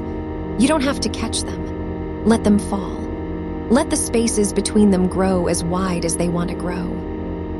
In those widening spaces, there's nothing you have to think, nothing you have to be, nothing you have to keep track of, just warm, dark rest. Just the weight of the blanket, just the breath coming and going on its own, just the slow, good sinking that carries you down a little more with every gentle wave of it. There is so much night still ahead. Feel again how much, but softly now, not as a fact to hold, just as a kind of spaciousness around you. A great unhurried dark that stretches on for hours and hours. All of it already yours, already spoken for, already given over to the simple work of rest. You are so early in it still. There is no need to hurry toward anything, no need to reach the morning quickly, no need to do this well or do it right. There's no right way to be carried. You just let yourself be carried. And you already are further down than when this breath began, further down with the next, the surface a little higher above you now. The light of the day a little more distant, and none of it any effort at all. Let the last held thing loosen in your hands. Whatever you're still faintly gripping, some small worry you've kept a finger on out of habit, the way you'd keep one hand on a bag so it doesn't slip, you can let even that go now. It's not going anywhere you can't find it in the morning. You don't have to hold it through the night to keep it. You can open your hand in the dark and let it rest on the shelf beside all the others. And your hand, empty now, can go soft and heavy and warm at your side, holding nothing, guarding nothing, done for the night with the whole tiring business of holding on. Nothing to carry, nothing to keep, nothing to solve or finish or prove, just the dark and the weight and the breath and the voice that stays. Just you, sinking slowly, kept company in no hurry at all, with hours and hours of gentle night still folded soft around you, and the morning far off and patient and in no rush to arrive. So sink, a little more, a little further. Let the breath be long and let the spaces be wide and let the night have you, all the way down, at its own slow, unhurried pace, with nothing asked of you now but to rest here, held, while the dark goes on holding, and the voice goes on staying, and the long good night carries you gently onward. And somewhere out past the edge of this room, the whole campus is dark too. All of it. Think of it only for a moment, softly. The buildings you hurry between with your bag on one shoulder, the lecture halls with their rows of folding seats, the library with its long tables and its green lamps, The hallways that smell of coffee and floor cleaner and the particular anxious brightness of afternoons. All of it dark now, all of it empty. The doors locked, the lights off, the whiteboards wiped or not wiped, standing quietly in rooms nobody is in. Nothing is being learned there tonight. Nothing is being missed. The whole apparatus of it, the timetables on the walls, the reading lists, the little clock above the door that always seemed to move too fast, all of it has gone still and dark and is simply waiting in no hurry, the way a building waits, without counting the hours, without minding at all how long the night runs. You don't have to be there. You couldn't be there if you tried. There is nowhere on that whole dark campus you are supposed to be right now except exactly, only here, under this blanket, in this warm dark, breathing slow. And isn't that a strange kind of mercy, when you let yourself feel it? That the thing which asks so much of you by day asks nothing of you now. That it, too, sleeps. That it cannot reach you here, cannot set a task on your desk in the dark, cannot slide a deadline under the door. The night has closed over all of it like water over a stone, and you along with everything else are simply held in the dark and left in peace. No one is grading anything tonight. No one is comparing anything. Every desk is empty. Every red pen is capped and set down. The great machine of measuring how you're doing has powered down for the dark and won't stir again for hours. And even then it will stir slowly, gently, an ordinary morning at an ordinary pace. But that's far off. That's not now. That's nothing you need to walk toward yet. For now, there is only the dark and the not being measured. And how good it is to lie inside it, unweighed, uncounted, just a warm, breathing body resting in the middle of a sleeping world. Let that settle a little deeper. You so rarely get to feel unmeasured. So much of the day is quietly a test, how much you got through, how fast you understood it, whether the thing you said in the seminar was clever or clumsy, whether your notes are good enough, whether you're keeping up. Layer on layer of small, quiet measuring, all day, most days, until you half forget it's even happening, until being weighed feels like just the texture of being awake. But it isn't the texture of this. Here in the dark, nothing is being weighed. The scale is put away. You could lie here doing nothing at all, being nothing at all, understanding nothing, remembering nothing, and it would be exactly, completely enough because rest doesn't grade you, rest just takes you in. It asks for no proof. It never once wonders whether you've earned it. It only opens and lets you sink and closes warm and dark over the top of you and holds. And your breath keeps on all this while without you. Have you noticed how it never once asked your permission? All night it will rise and fall like this, patient as tide, needing nothing from you, doing the whole quiet work of keeping you while you let go of the reins entirely. You don't have to breathe on purpose. You never did. Even on the days you forgot you had a body at all, hunched over a screen with your shoulders climbing toward your ears, the breath went on anyway, faithful under everything, keeping you alive through every dull hour and every worried one without ever needing to be told. It knows how to do this. It is doing it now. And you can lean your whole weight against that faithfulness. Let it carry the rhythm of the night so you don't have to. Sink down beneath even the effort of the next breath and simply be breathed. The way the tide doesn't decide to come in. The way the dark doesn't decide to fall. It simply does, and you are simply carried, softer now, and lower, and further from the shore of the day. There may be a thought that lifts its head again around now. There often is, in this stretch of the night, some small familiar one, wandering back the way a cat comes back to a warm chair. Maybe it's the one about the reading you haven't started. Maybe it's the one that begins with everyone else already, and then does its little arithmetic, that same tired sum it likes to run, of who's ahead and how far and what it means about you. If it comes, let it come. You don't have to shoo it away. Shooing takes effort, and effort is exactly what you're setting down. Just notice it arrive the way you'd notice a moth find the lamp, and know that it doesn't need answering tonight. It's an old thought. You've thought it 100 times. It has never once been solved at 2 in the morning, not once in all the nights it's visited, because it isn't the kind of thing the small hours can solve. It only ever gets heavier when the dark holds it up to the light. So you don't hold it up. You let it stay if it wants to stay, but you don't feed it, you don't follow it, you don't pick up the thread and start walking down it. You just let it sit at the edge of the warm dark, and you turn gently back toward the breath, back toward the weight, back toward the good slow sinking. And the thought, unanswered, unfed, softens on its own. The way any voice softens when no one argues back, until it's just a shape in the dark again, and then not even that. Because you are allowed tonight to not decide anything. That's the quiet gift of these hours. All day you decide what to read first, what to skip, whether that ache in your chest means you should work harder or rest, whether you're doing enough, whether enough is even a real amount or just a horizon that keeps moving back as you walk toward it. Decision after decision, most of them small, all of them somehow tiring, the mind never quite off duty. And here now there is nothing to decide, not one thing. You don't have to decide when to sleep. The body will see to that in its own time, the way it always has, since long before you knew a single thing about deadlines. You don't have to decide whether tonight is going well. There's no going well. There's only lying here, breathing held.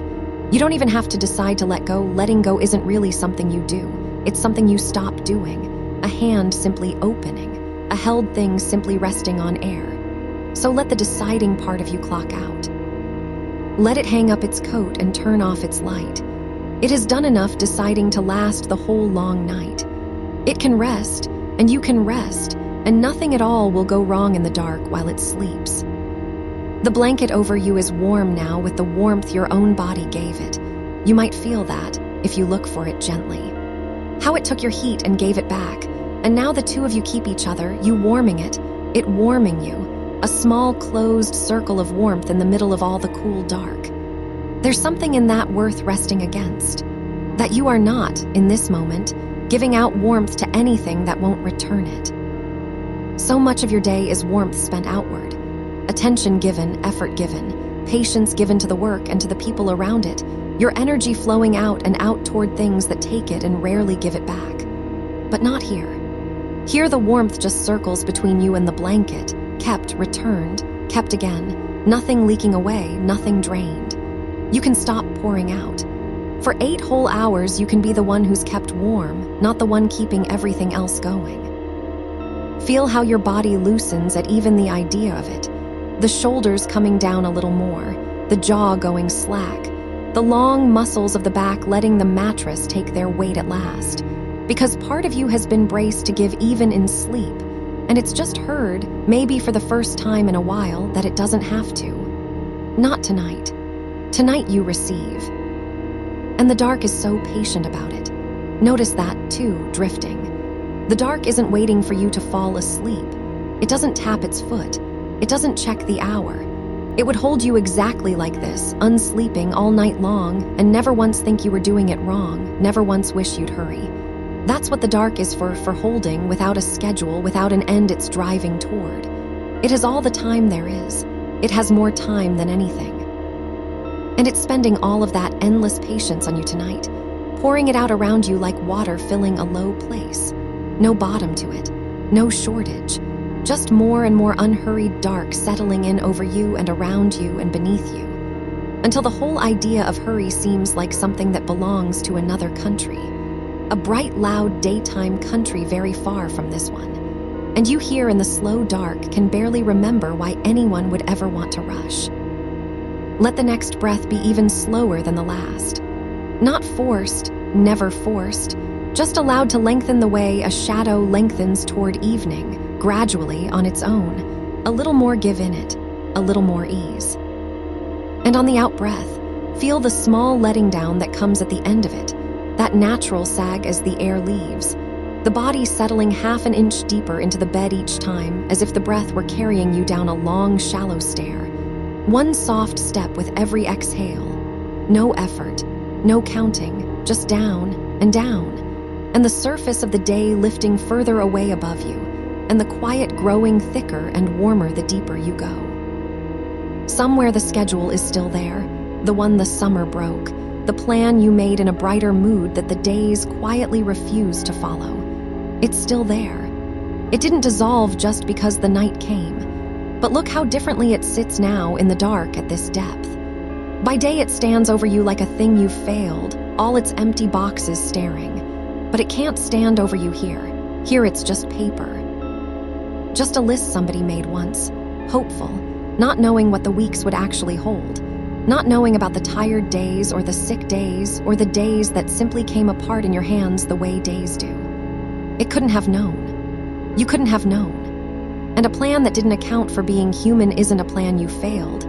It's just a plan that needed a softer author, one who'd have written in more rest, more slack, more room for a life to be lived at the speed a life is actually lived. You can be that softer author tomorrow, or the day after, or whenever there's light and energy for it. Not now. Now the schedule sleeps too, folded and dark, no boxes glaring, nothing owed, and you are under no obligation to look at it or fix it or feel anything at all about it until the morning has come and warmed and steadied you enough to look at it kindly. Set it on the shelf with everything else. Let your hand come away. There is a particular tiredness that studying leaves. You might feel it now, being allowed to feel it at last. Not the clean tiredness of a body that's worked in the sun, but the other kind, the behind-the-eyes kind, the kind that comes from holding too many open questions at once, from a mind that's been asked to keep a dozen half-finished things all balanced in the air at the same time for hours and days on end. Your mind has been juggling. That's the honest shape of it. Term after term, keeping so many things aloft, this concept and that deadline and that thing you didn't understand and meant to go back to, all of it spinning, all of it kept up only by your constant tired attention. And you can put the juggling down now. You can let every one of those spinning things simply land. They won't shatter. They're not glass. They'll just settle onto the floor of the dark and lie there quietly until you're ready in daylight, rested, to pick up one, only one, and look at it in good light with a mind that's had its sleep. But that's the morning's small task, and the morning is far away. Right now, every spinning thing gets to land, and your tired attention, which has held the whole act aloft for so long, gets to stop, gets to fall quiet, gets to rest its hands and close its eyes and be, for the length of one whole night, responsible for nothing at all. Feel how much lighter the mind is when it isn't keeping things aloft. That behind-the-eyes ache easing, loosening, the pressure of it draining down and away like water finding the low ground and leaving. Nothing spinning now, nothing to track.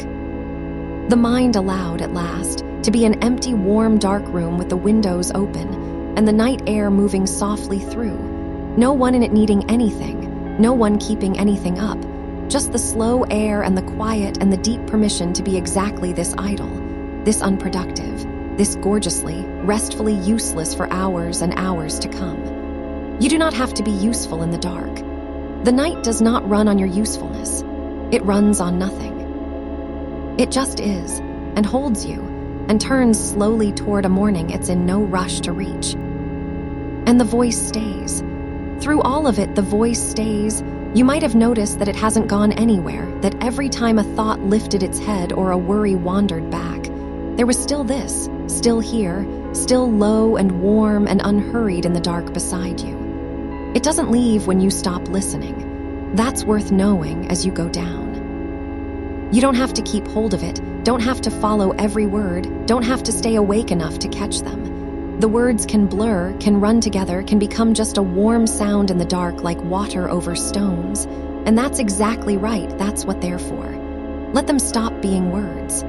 Let them be just company. Just the sound of not being alone in the dark while you sink. The meaning can go. The warmth stays. And the warmth is the whole of it anyway. The meaning was only ever the boat that carried the warmth to you, and you can step out of the boat now and let the warmth hold you directly, wordless, easy, all the way down. So down you go, a little further into the second dark of the night, the deep part, the middle part, still so far from any edge, the house quiet around you, the campus quiet across the dark city, the schedule quiet on its shelf, the spinning things all landed, the measuring machine powered down, the breath going on faithfully without you, the blanket keeping your warmth and giving it back, and the voice staying in no hurry to stop. Nothing is being asked of you, nothing at all. Not effort, not answers. Not sleep even, not even sleep is required of you. Only allowed, only offered. There whenever your body decides to reach for it, and no worry at all if it takes its time. There are hours. There are so many hours. You are cradled in the very deep of them with the whole long, unhurried rest of the night still to come. And all you have to do, all you have ever had to do here is let yourself keep being carried, slow and warm and held, gently onward through the dark. And while you're carried, let me tell you something about the desk. The one across the room, or in the room you're not in tonight. Wherever the desk lives, it's still there in the dark and it's fine. That's the thing I want you to know about it. The books on it are exactly where you left them, spines up or spines splayed, the highlighter uncapped maybe, the notebook open to whatever page you stopped on. And none of it has moved. None of it is decaying while you sleep. That page you were on will be the same page in the morning, waiting with the patience of paper, which has nowhere to be and no opinion about how long you take to come back to it. Paper doesn't tap its foot. Paper doesn't check the time. The desk keeps your place for you all night long without once wondering why you're not at it. And that's a kind of loyalty you don't have to earn. It's just what the desk does, holding your work steady in the dark so you don't have to hold it yourself. You've been holding it yourself. That's the habit, isn't it, carrying the desk around inside you even when you're nowhere near it? Lying here, and somewhere behind the ribs there's a little version of the desk, the open notebook, the thing not yet done, and you keep a hand on it even now, even in the dark, even when there's nothing on earth you could do about it at this hour. You can take that hand off. The real desk has it. The real desk is holding it better than you can, because the real desk isn't tired. And you are beautifully, honestly tired, the good deep tired of a mind that's been switched on too long and is finally allowed to dim. Let the desk keep the desk. You don't have to be two places. You can be only here, only warm, only this heavy, lovely weight sinking into what's under you, while the work waits where work waits, quietly all night, asking nothing. And notice there's no test in the dark.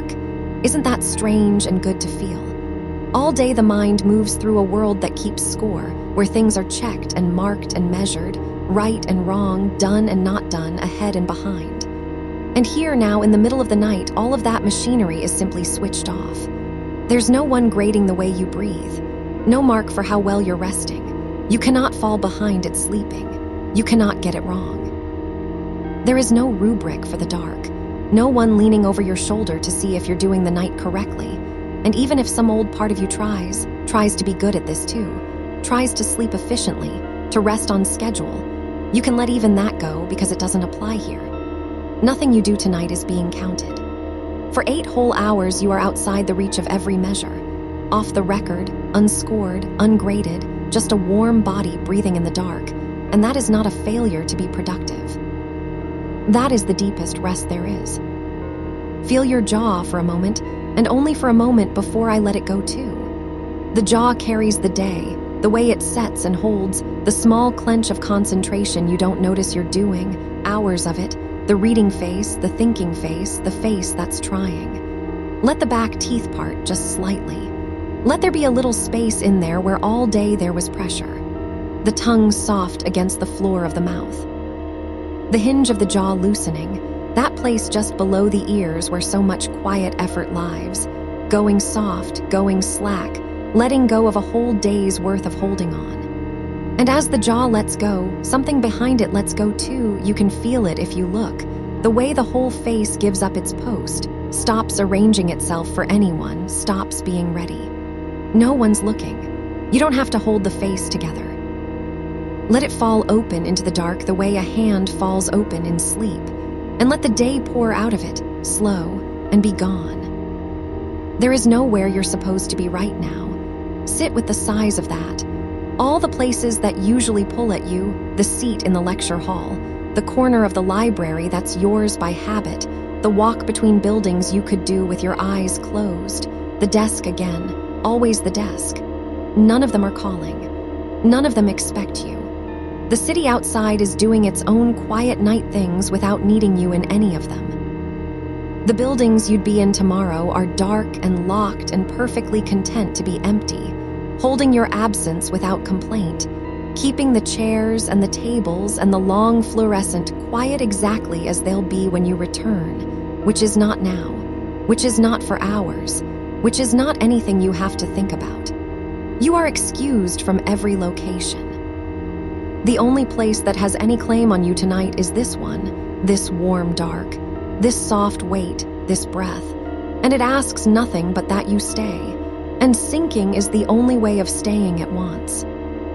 Let me tell you about the hours ahead of you so you can stop reaching for the edge of them. It's still early in the deep of the night. There's the hour you're in, which is soft and thick and going nowhere. And after it, another just like it, dark and long and unhurried. And after that one, another still, and the night doesn't thin out or get anxious as it goes. It stays generous the whole way through, hour laid against hour like blankets folded in a drawer, a great soft stack of them, more than you could use, more darkness banked and waiting than you'll need. You are not running low on night. That's the fear the daytime mind smuggles in, that there isn't enough, that time is short, that you have to hurry even into rest, and it's not true here. Here there is plenty. Here the night is long and the morning is patient, and there is no shortage of dark to sink through. You could let go completely, right now, and still there'd be hours. You could rest twice as deep as you've ever rested, and the night would still have more to give. There is enough. There is more than enough. Let the arithmetic that's always adding up what you don't have go quiet, and feel instead the plain abundance of it. All this dark, all these hours, all yours, and no way to spend them wrong. And the comparing, I feel it moving even now, that old low current, the reflexive turning toward others that the mind does even in the dark. Somewhere out there someone is still awake and working. Somewhere someone finished the thing you haven't. Somewhere someone is ahead. The mind reaches for these phantoms even here, even with the lights off, and tries to place you on the ladder next to them, above or below, keeping the anxious accounting running through the night. But look how thin those phantoms are. You can't actually see any of these other people. You've conjured them, a whole imagined crowd of the more finished and the further along, and they aren't here in this room. This room has only you in it, and the dark, and the voice, and the breath. The latter isn't real in the dark. There's no up or down at this hour, no ahead or behind, only depth, only how far down into rest you're willing to sink, and that's not a race anyone else is in. No one is beating you at sleeping. No one is more restful than you tonight. Let the imagined crowd disperse, back into the nothing you made them from, and have the room to yourself, the whole warm dark of it, uncompared, unranked, just you being carried and no one to measure it against. Because here's a truth the daylight keeps from you. You are not behind. You are exactly where a person is when they've done as much as a tired human can do in the days they've had, and then stop to rest, which is the wisest thing a tired human ever does. Behind is a story about a line everyone's supposed to be crossing at the same time, and there is no such line. There's only you, and your own path, going at the pace a real body and a real mind can actually go, which is not the pace of the phantoms, not the pace of the panic, but a human pace, a breathing pace, a pace with sleep built into it, because sleep is not the enemy of the work, it's the ground the work stands on. Every hour you rest tonight is not an hour lost from the path. It is the path. This is you doing it right. Lying here, letting go, sinking into the dark, this is not you falling behind. This is you doing the one thing that makes tomorrow's walking possible at all. So rest without the guilt that usually rides along with it. There's no debt accruing while you sleep. You're not going to wake owing the night anything. You're paying nothing back by lying here. You're just resting the way you're built to, the way everything alive is built to, and it's allowed, and it's right, and it's enough. Feel the weight settle a little deeper now with that. The shoulders letting down another notch, that place between the shoulder blades where the day likes to gather going soft and wide. The lower back giving its held tension to the mattress, one long muscle at a time unclenching, releasing what it's been bracing against all day. The hips heavy, the backs of the thighs heavy. The whole long line of you laid down and given over to what holds you, and nothing pulling upward anymore, nothing lifting you back toward the surface. No bright, urgent thought sharp enough to reach you down here where the words are just warmth, and the warmth is just company, and the company doesn't leave. And if a thought does reach you, and one might, the small hour's mind is inventive. It finds new worries the way a tongue finds a sore tooth. You don't have to fight it. That's worth knowing too, down here. You don't have to push the thought away or win an argument with it or prove it wrong. You can just let it be there and let it not matter. A worry can be completely present and completely weightless at the same time. It can sit in the room without sitting on your chest. When it comes, you might just notice it, the way you'd notice a car passing far off in the night, a sound that rises and crests and fades without your having to do anything about it, without your having to get up and see. There it is. And there it goes. Not solved, not banished, just passed, just let by, while you stay exactly where you are, warm and low and going nowhere, unbothered by traffic that has nothing to do with you. The worries can pass all night like that. You can let every one of them by. None of them can make you get up. None of them is an emergency at this hour. They're just the mind's old weather, moving through, and weather doesn't need you to fix it. It only needs to be let pass. You've been so responsible for so long. That's the shape I keep coming back to, because it's the true shape of you, the one who keeps track, who carries the deadlines and the readings and the small, anxious ledger of everything owed and everything not yet begun, who holds it all so nothing gets dropped. It's a real thing you do, and it's not nothing, and I'm not going to tell you it doesn't matter. But it can be set down for the night, all of it. The whole heavy, competent apparatus of you keeping track can power down for 8 hours, and everything you're tracking will still be there in the morning. None of it lost, none of it forfeit, because setting it down for a night isn't dropping it. It's just resting the arms that carry it. Even the strongest arms have to open sometimes. Even the most faithful keeper of things has to sleep, and the world does not fall apart when you do. That's the quiet, astonishing thing you get to prove to yourself every single night, that you can let go completely, go fully absent, be no use to anyone for hours, and the sun still comes up and the work still waits, and nothing you feared would collapses. It holds. It all holds. You can let go and it holds. So let go a little more. There's no floor to this. You keep thinking maybe you've reached the bottom of the letting go, that surely you've relaxed as much as a person can. And then there's more, another layer under the last one, deeper still, softer still. The body always has a little more it can release. Some fine tension you didn't know you were carrying behind the eyes, in the small muscles of the hands, in the soles of the feet. Some last held thing that can go now, in this breath, or the next, whenever it's ready. You don't have to find it and force it. It'll go on its own, the way a fist you've forgotten you're making eventually just opens, because keeping it closed took a small effort you finally stopped making. Stop making the effort. All of it. Every last small effort you've been keeping up without noticing. Let them stop, one by one, in no particular order, on no schedule, until there's nothing left running but the breath and the warmth and the slow turning of the night. And the night is turning. Slowly, so slowly you can't feel it move, the way you can't feel the earth carrying you around through the dark toward a morning that's still a long, soft way off. But it's turning. Time is passing gently over you while you rest, and you don't have to do a single thing to help it along. It goes by itself. The minutes stack up into hours without your counting them, better without your counting them, and you are borne along on the whole slow turn of it, held by something far larger and far more patient than any worry the day put in you. The night has done this a billion times. It knows how to carry a tired mind to morning. It has never once dropped one, and it is not going to start with you. You are exactly as safe in the dark as everyone who has ever slept, which is everyone, which is all of us, the whole tired species lying down in the dark every night and being carried through. And you are one of them now, one of the countless carried, nothing special asked of you, nothing different required, just the old human sinking into the old human dark and being kept. Let the breath get slower. It wants to. Notice it already lengthening on its own, the out-breath drawing out long and unhurried, the space at the bottom of it widening, That little pause where nothing happens and nothing needs to. You could live in that pause. It's the most restful place there is, the still point at the bottom of the breath where you're not even breathing in yet, just resting, just empty, just held.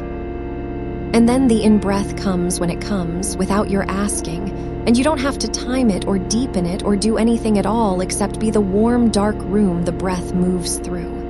In, and the long, slow out, and the pause, and whenever the next one's ready, the body has this. It's had it all your life, this rhythm that runs whether you attend to it or not, keeping you all night without a single instruction from you. And you can hand it the whole job now and trust it completely, because it has never once let you down, not one night, not ever. And I'm still here, still low in the dark beside you, still unhurried, still saying warm nothing into the quiet just so you know the room isn't empty. I'll be here through the parts you hear and the parts you don't, through the drifting and the sinking and the deeper sinking under that. You don't have to listen. You were never meant to listen the whole way. The words are just here to be near you, a hand left resting on the dark so that whenever some part of you surfaces enough to wonder if it's alone, the answer's already there, already waiting, still going, still warm. Not alone. Not for a moment of this whole long night. Just carried and kept and companioned all the way down and all the way through, with so much dark still ahead of you and no reason in the world to hurry toward its end.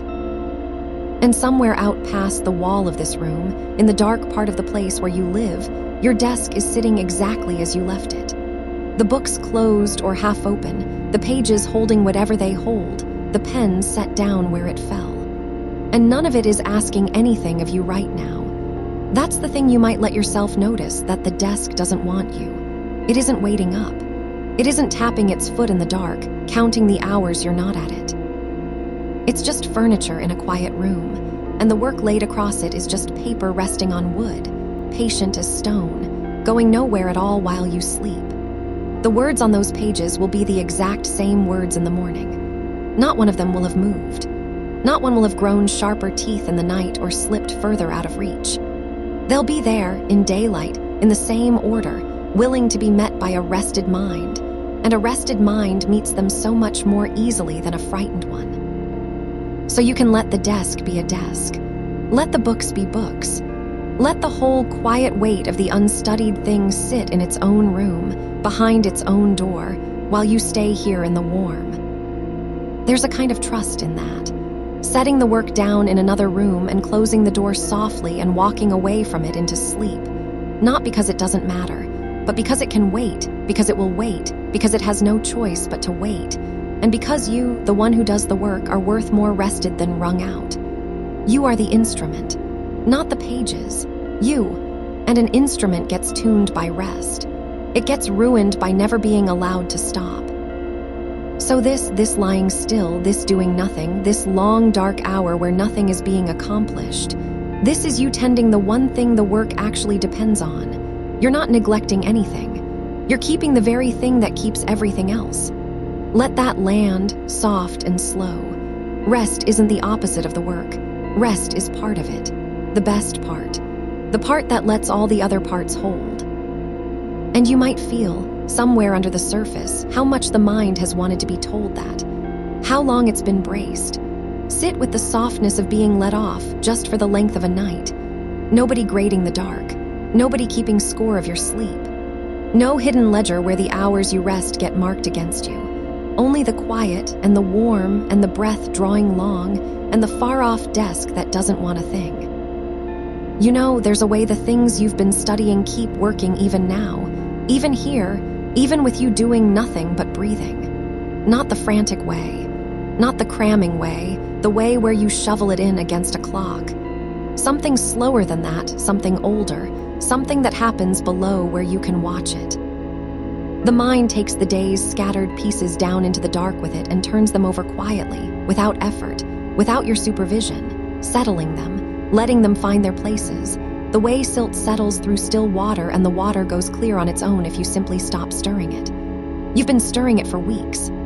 Stir, stir, churn, worry the same murky water hoping to see through it, and it only clouds more.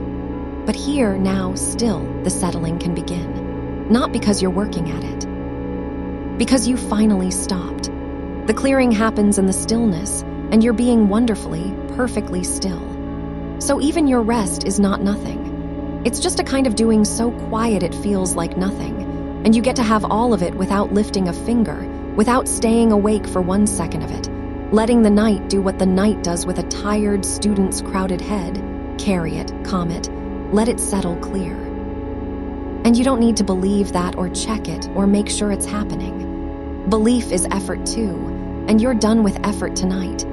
You can just let it be true the way the turning of the earth is true whether you attend to it or not. Down you go, a little further, into the part of the dark where even that thought loosens and drifts off and doesn't need finishing. Let the shoulders go again. They creep back up, the shoulders, all night they'll try to climb toward the ears like they're bracing for something. And each time you notice, you can just let them pour back down, warm and heavy, into the mattress that's holding them. There's nothing to brace for. The exam that isn't tonight. The deadline that isn't now. The email you haven't sent that can't be sent at this hour anyway. So it isn't even a real task right now. It's just a shape of worry with no action attached. And a worry with no action is a worry you're allowed to put down. Because there is genuinely, actually nothing to be done with it in the dark. Nothing. That's not avoidance. That's just the truth of 3 a.m, that the world of doing is closed, its lights off, its doors locked, and no amount of lying here turning things over will open it 1 minute sooner. The doing waits for daylight. It always has. So the wanting to do can rest too. Let it lie down beside you. Let it sleep. I want you to notice how the bed is holding you. Not the way you're holding yourself, the way it's holding you. From underneath. All along the length of you, this steady, patient upward hold that never gets tired, never asks you to help, never once needs you to grip back. You could go completely limp, you can, right now, and it would catch every ounce of you and keep on holding, easy as anything. That's what it's for. And there's a permission hidden in a thing that holds you that well. The permission to stop holding yourself. You've been carrying your own weight all day. Standing, sitting up straight, keeping the frame of you upright and organized and presentable through hour after hour of being a person in the world. And now something else has the weight. You can hand it over. The whole solid load of you, given down into the bed, into the floor under the bed, into the patient ground under the building that has held everything ever set on it and never once grown tired. Let it take you. It wants to. That's the deal the ground makes with everything that lies down on it. I'll hold you, you rest. And it has never broken the deal, not for anyone, not ever, and it isn't going to start with you. Down through the pillow, down through the sheets warm to the shape of you, down and down. There are others, you know, all across the dark in the rooms you can't see, other students lying exactly like this. Some of them with the same closed books in the next room, the same numbers running behind their eyes, the same quiet arithmetic of am I enough, am I keeping up, did I fall behind while I wasn't looking. You're not the only one the ceiling has kept awake. You're not the strange one, the failing one, the single soul who can't get this right.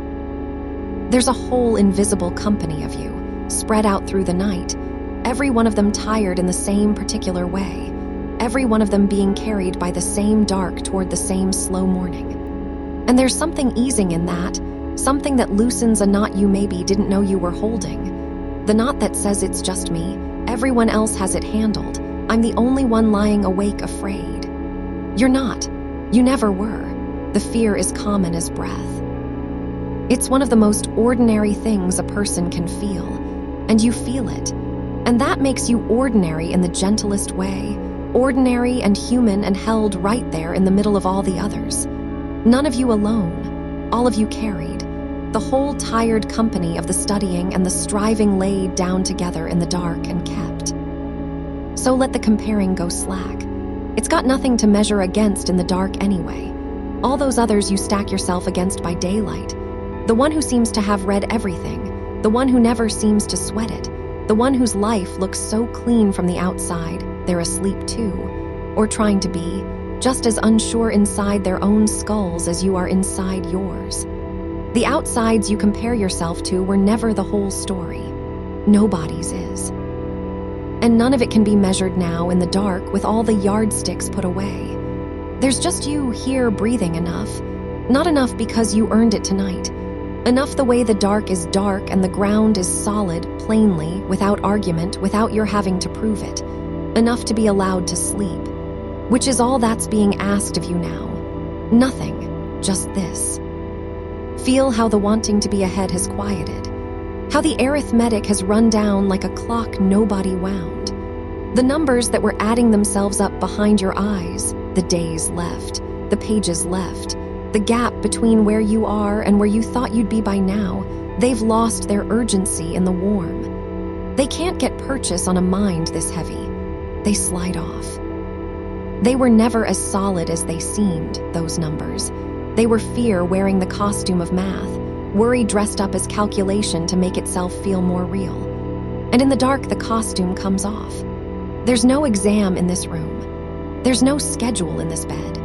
There's just a tired person breathing slow and a voice staying near, and the long, safe hours still ahead with nothing in them you have to do. The summer that got away from you, you can let that lie down too.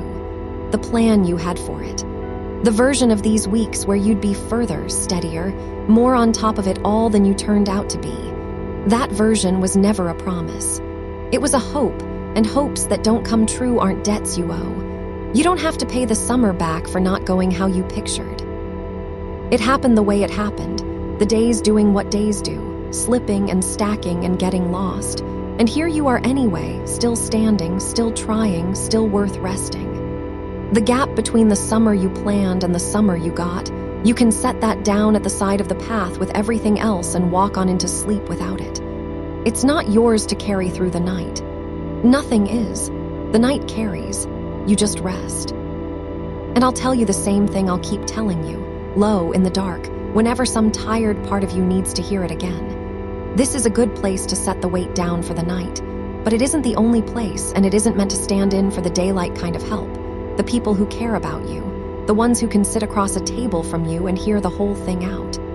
They're real and there for you, and the morning is where they live. Tonight is just for rest, just for the setting down, just for the sleep. Let the morning keep the rest. Slower now, let it get slower. The breath knows the way. Down at the bottom of it, that widening quiet where nothing's asked. You've been finding it all night without trying, the long out, the settling, the pause, the next one whenever it comes. You don't have to steer any of it. Just be where it happens. Just be the warm dark the breathing moves through. And the room keeps you.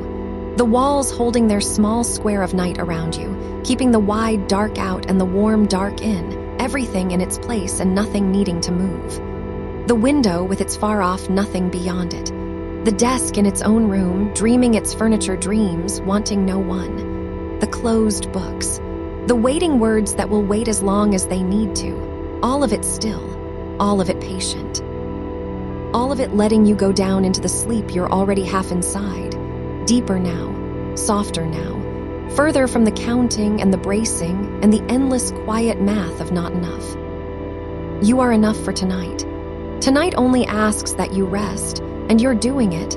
You're doing the only thing the night wants, which is nothing, which is this, which is the long, slow letting go you've already begun. Let the face soften. The small muscles around the eyes that hold so much of the day's worry, let them smooth. The jaw unclenching, the tongue going soft in the mouth, the little frown between the brows melting flat and warm. There's nothing to figure out with your face anymore.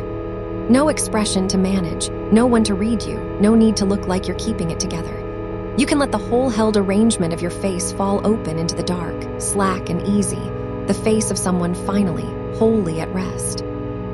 And as the face lets go, something behind the face lets go with it. The place where you brace to think. The place that's been furrowed for weeks. It can smooth too. It can go quiet. It can rest. There's so much night left. That's not a threat now, it's a gift. Hours and hours of dark still stacked up ahead of you. Each one a room you get to rest inside. and you're only partway through, nowhere near the end. No morning pressing at the window yet, no reason to surface, no reason to do anything but sink further into the enormous, unhurried middle of the night, where you're held and kept and companioned and asked for nothing. You could not use this time better than by wasting it entirely on sleep. That's what it's for. That's the whole and only point of it. Waste it gloriously. Spend every dark minute of it on rest and let the ledger stay closed. I'm still here, still low beside you in the quiet, still saying warm nothing so the room stays company. You don't have to catch the words. Let them go by like water. They're not information. They're just a hand on the dark, a sound that means not alone, kept, held, and they'll keep going long after you've stopped hearing them, on through the parts of the night you won't remember, staying the way a low light stays on in a hallway so that nothing you wake into is ever fully dark. The night is still turning, slow as ever, carrying you the way it's carried everyone, and it has you completely, and there's nothing left for you to do but let it. Down and warm and slow. Rest now.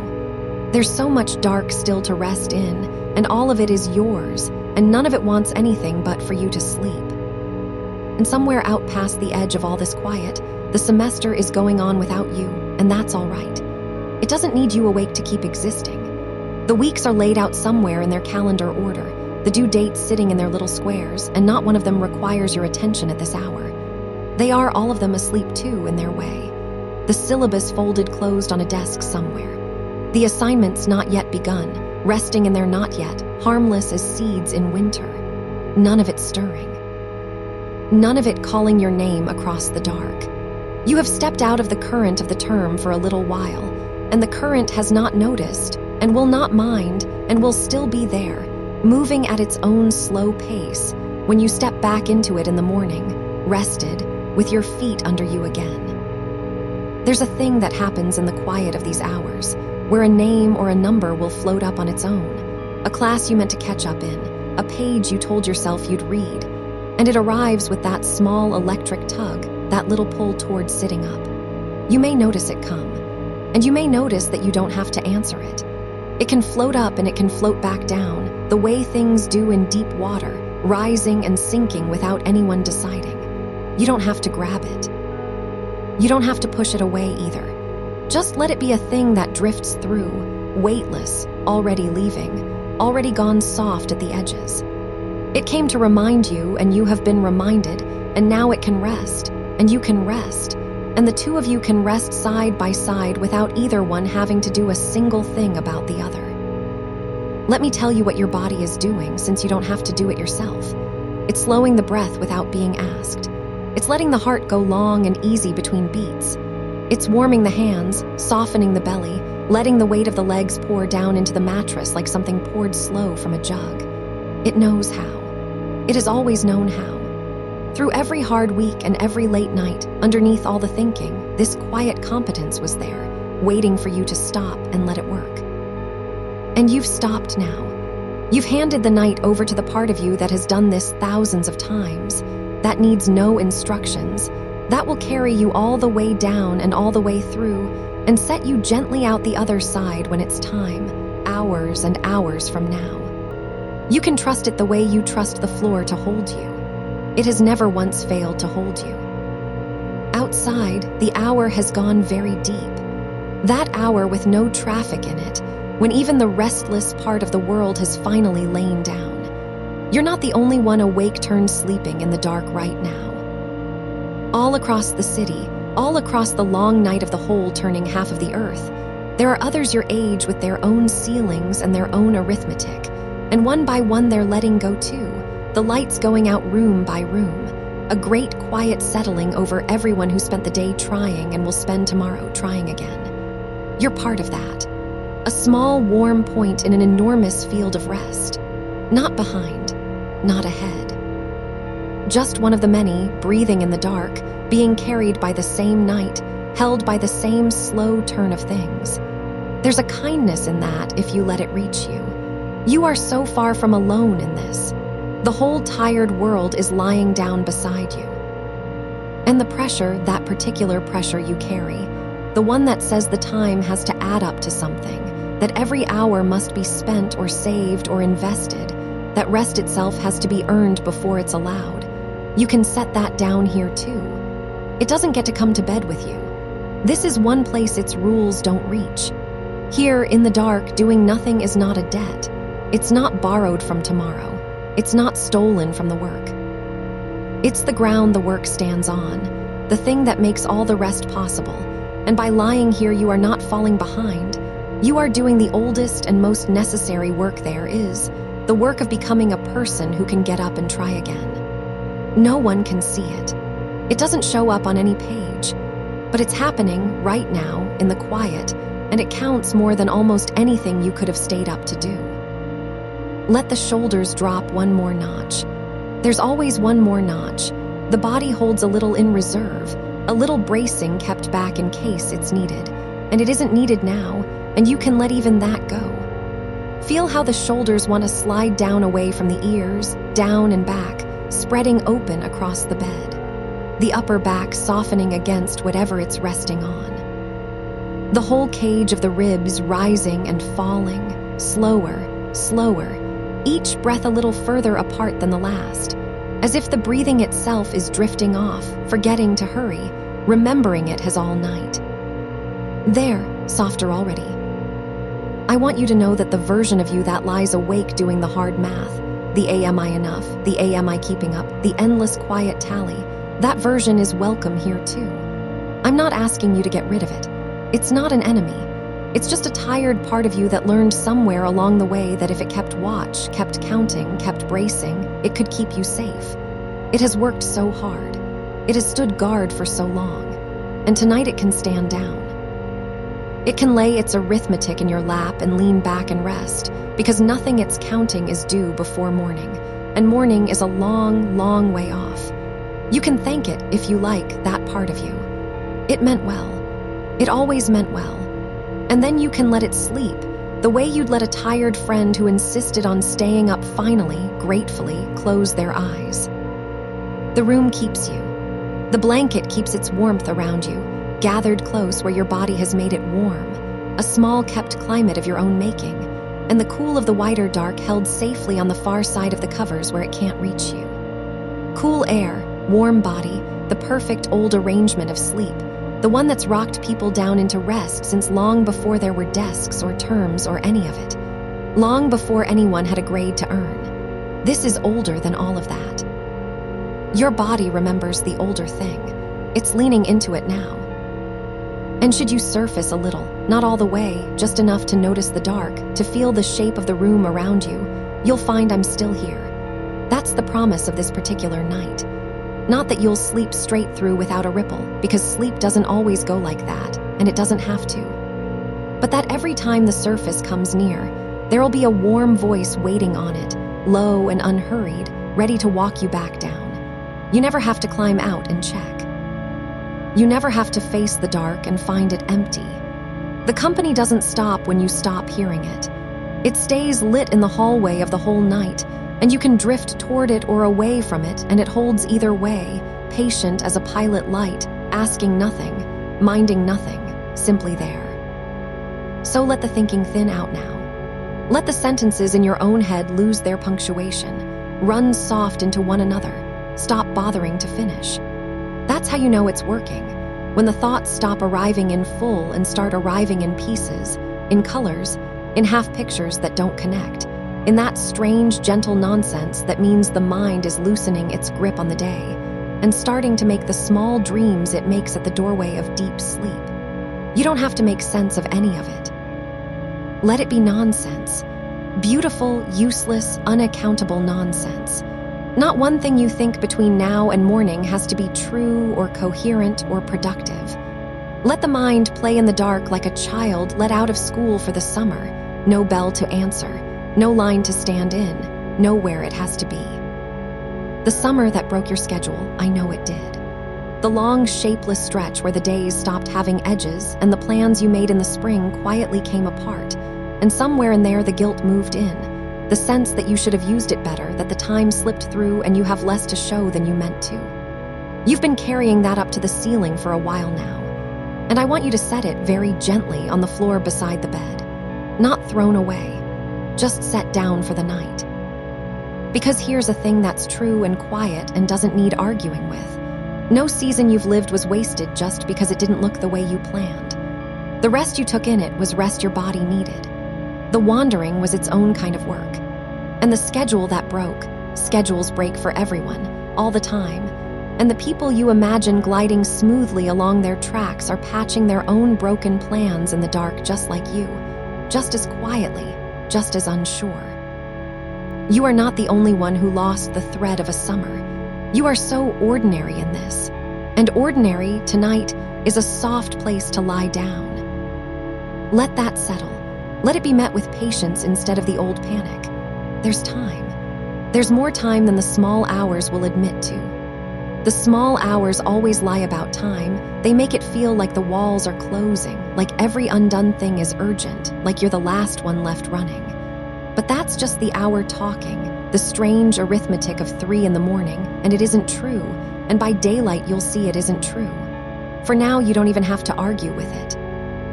You can just let it talk, the way you'd let a radio murmur in another room, and drift under the sound of it, down past where it can reach, into the good deep quiet where no clock runs at all.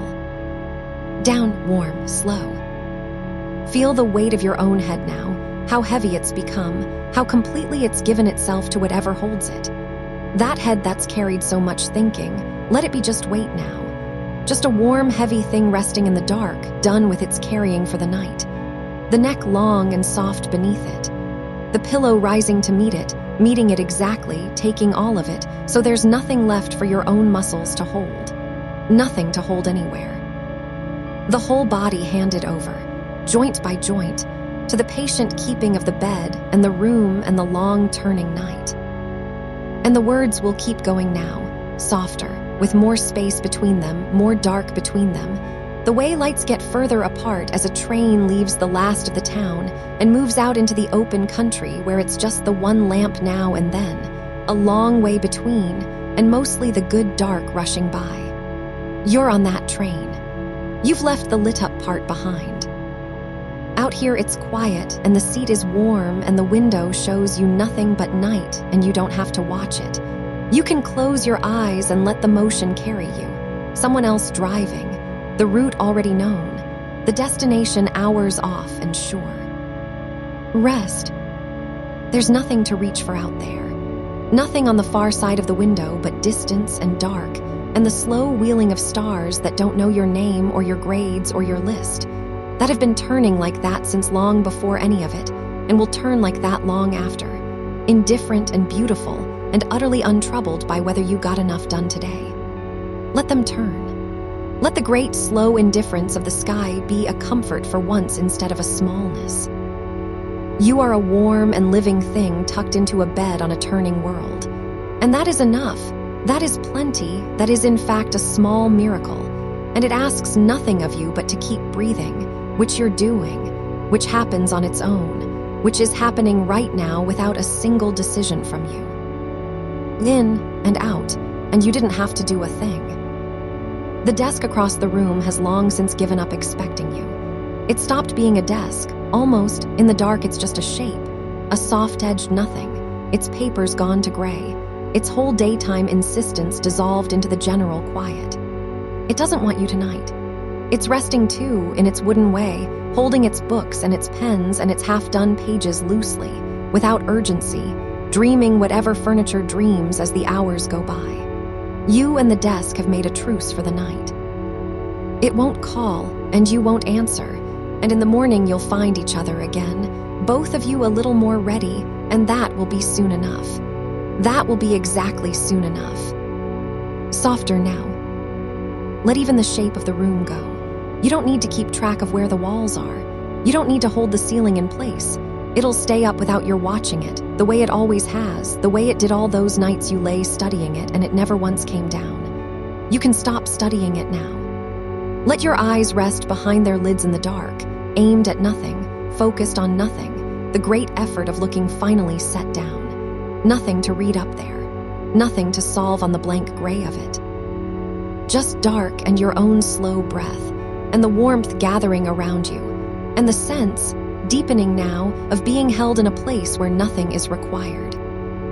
I'll stay, through this hour and the next and the small, strange ones after, the ones with no names, the deep middle of the night where time goes soft and loose. I'll be here at the edge of all of them, keeping the low light on, saying the warm nothing that means you're not alone in the dark, not doing this by yourself, not the only one awake. Because you're not awake, not really, you're mostly gone already, mostly down in the good deep water, and I'm just a sound on the surface far above you, a distant kindness you don't have to swim up to, that reaches you anyway, all the way down. Let it reach you. Let the last of the counting dissolve. The am I behind, the how much left, the compared and the measured and the ranked, let it come apart like sugar in warm water. No edges left, nothing to hold, just a sweetness spreading out and thinning until it's gone. There's no ledger down here. No one keeps score in the dark. The night doesn't grade. It only holds and turns and carries, and it's holding you now and turning slow and carrying you on toward a morning that's still so far away you can't even see it, that you don't have to think about, that will arrive on its own without any help from you.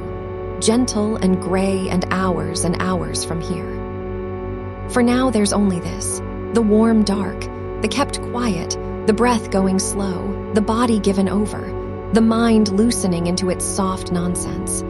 The whole term folded closed somewhere and none of it stirring. The desk asleep, the books asleep, the city asleep, the tired ordinary world lying down all around you and letting the night have it.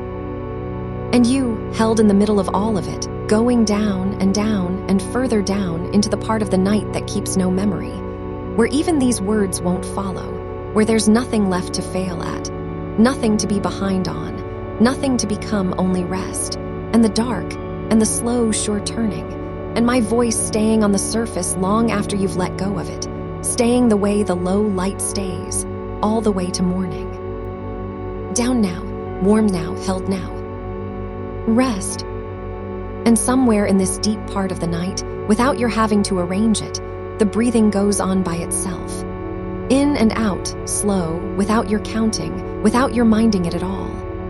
You gave the counting up an hour ago, and still the breath keeps its own count, low and even, the way it does when you're not looking, the way it always has beneath everything else you were ever busy doing. All those days you sat hunched over the work, half your mind on the deadline and the other half on how far the others had gotten. Even then, underneath, this same slow breath, keeping you, asking nothing. It never needed your attention. It doesn't need it now.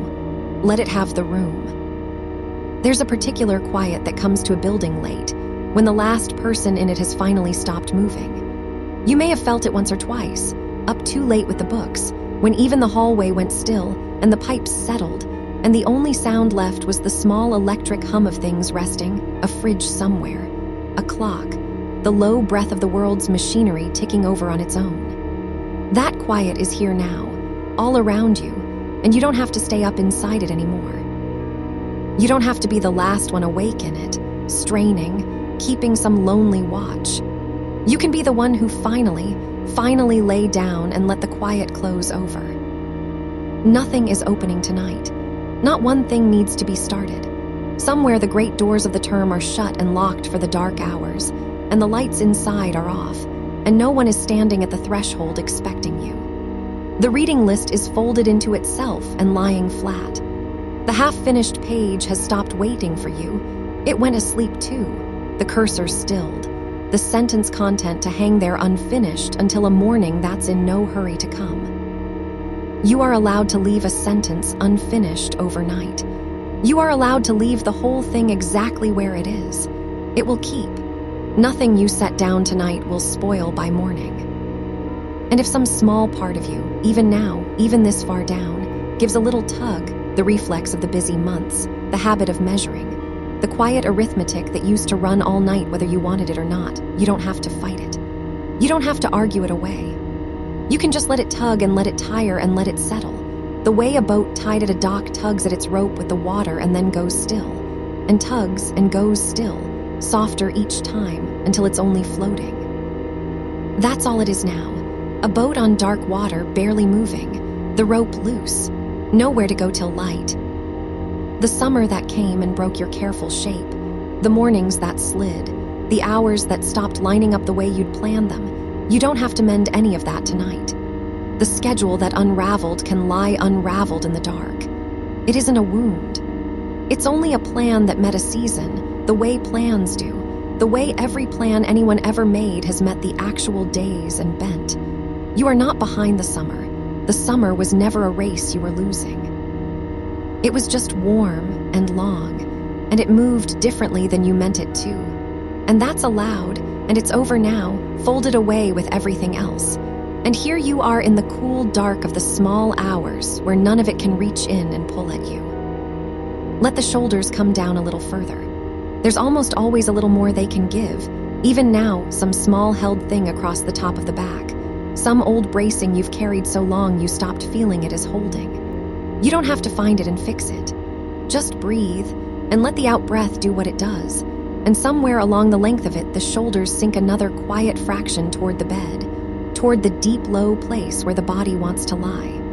The body knows the way down. It has gone down into sleep every night you've ever lived, on the good nights and the hard ones, the ready nights and the ones where you swore you'd never drop off. And it always did in the end, whether you helped it or not. It doesn't need your help now. You can let it do the oldest thing it knows. I'll keep the low light on. I said I would, and I will. Through the middle of this, the deep, unnamed middle, I'll stay right here at the edge of it, a steady thing you don't have to reach for. You don't have to check that I'm still here. I'm still here. You can let whole stretches of the dark go by with no sense of me at all, and I'll not have gone anywhere. I'll be exactly where I was, the moment you drift back near the surface, still speaking low, still keeping the quiet company it needs. There's no version of tonight where you look up and find the light gone out. Down here, the hours don't have their usual edges. You know the strange, soft place I mean, 3, 4 in the morning, when time stops being a line and turns into something slower and rounder, a deep, slow current instead of a ticking. In the daylight hours, you feel every minute as a thing to spend, a thing to account for, another unit gone. Here, there's none of that. The minutes pool. They lose their names and their numbers. An hour can pass like a single breath and you'll never feel it spend. This is the part of the night no clock really touches. And you're inside it now, floating in the wide, slow middle of it where nothing is being counted down and nothing is running out. There's no such thing in here as falling behind. Behind is a daytime word. It needs other people moving and a direction everyone agreed on and a line drawn somewhere ahead that you can be short of. None of that exists in the dark. In the dark, there's only the one slow thing you're doing, which is resting, which is the thing your whole self has been quietly asking for under all the noise, and there's no way to be behind at resting. There's no faster way to do it. No one is doing it better in the next room. It's the one thing tonight you cannot get wrong, because there's nothing to it but this, lying still, and letting go, and letting the night carry the weight it's so willing to carry. And it is willing. That's the thing you might let sink all the way in, down where the words barely reach anymore. The night isn't something to get through. It isn't one more long task with your name on it, one more span of hours you have to survive by effort. It wants to hold you. It has always wanted to hold you, every night, even the ones you spent bracing against it, waiting for it to be over so the real day could start. It was never waiting to be over. It was offering you this the whole time. This deep, dark rest, this putting down, this hush with no demand in it. And tonight, at last, you've said yes to it, you've lain back into it, and it has you now, and it's glad to have you, and it will not let you fall. Let the face soften. There's a small held thing there too, sometimes around the eyes, along the jaw, the faint, permanent readiness of someone who's been thinking hard for a long season. You can let it go slack. No one's reading your face down here. There's nothing to keep composed for, no expression to hold, no one to reassure that you're managing fine. You can let the whole face go loose and unwatched and slightly strange the way sleeping faces are, The way you'd never let anyone see and don't have to hide from anyone now. Just skin warm at rest. The forehead smooth. The mouth soft. All of it given over. Further down, the hands. However they're lying, half-curled or open or tucked somewhere warm, let them be exactly as heavy as they are. Hands that turned so many pages this year, that gripped so many pens past the point of aching, that hovered over keys late into so many nights. They've done their work. They're done for now. Let them lie there dumb and heavy and finished. No task left in them. Nothing to hold, not even holding themselves. Just resting on the sheet like two things set down at the end of a long day and not picked up again till morning. And the mind, the busy, faithful, tired mind that has run so hard for so long, that studies ceilings and keeps ledgers and measures itself against everyone it's ever met, even it is allowed to stop now. Not forced to. Allowed. You don't have to empty it. You don't have to make it be silent. You only have to let it drift the way it wants to at this hour. Let it wander off the well-worn tracks of worry and out into its soft, late nonsense. The half-dreams, the drifting images with no argument in them, the places thought goes when you finally stop steering it. That drifting is the mind resting. That loosening into strangeness is how it lets go. Let it wander. Let it lose the thread. The thread was only ever the day's, and the day is long gone. You might feel, if you notice anything at all, a kind of widening. As though the tight-held space you've been living in, the narrow ledge of the deadline, the thin edge of comparison, the small, bright, anxious room the term kept you in, has quietly opened out into something much larger and darker and kinder.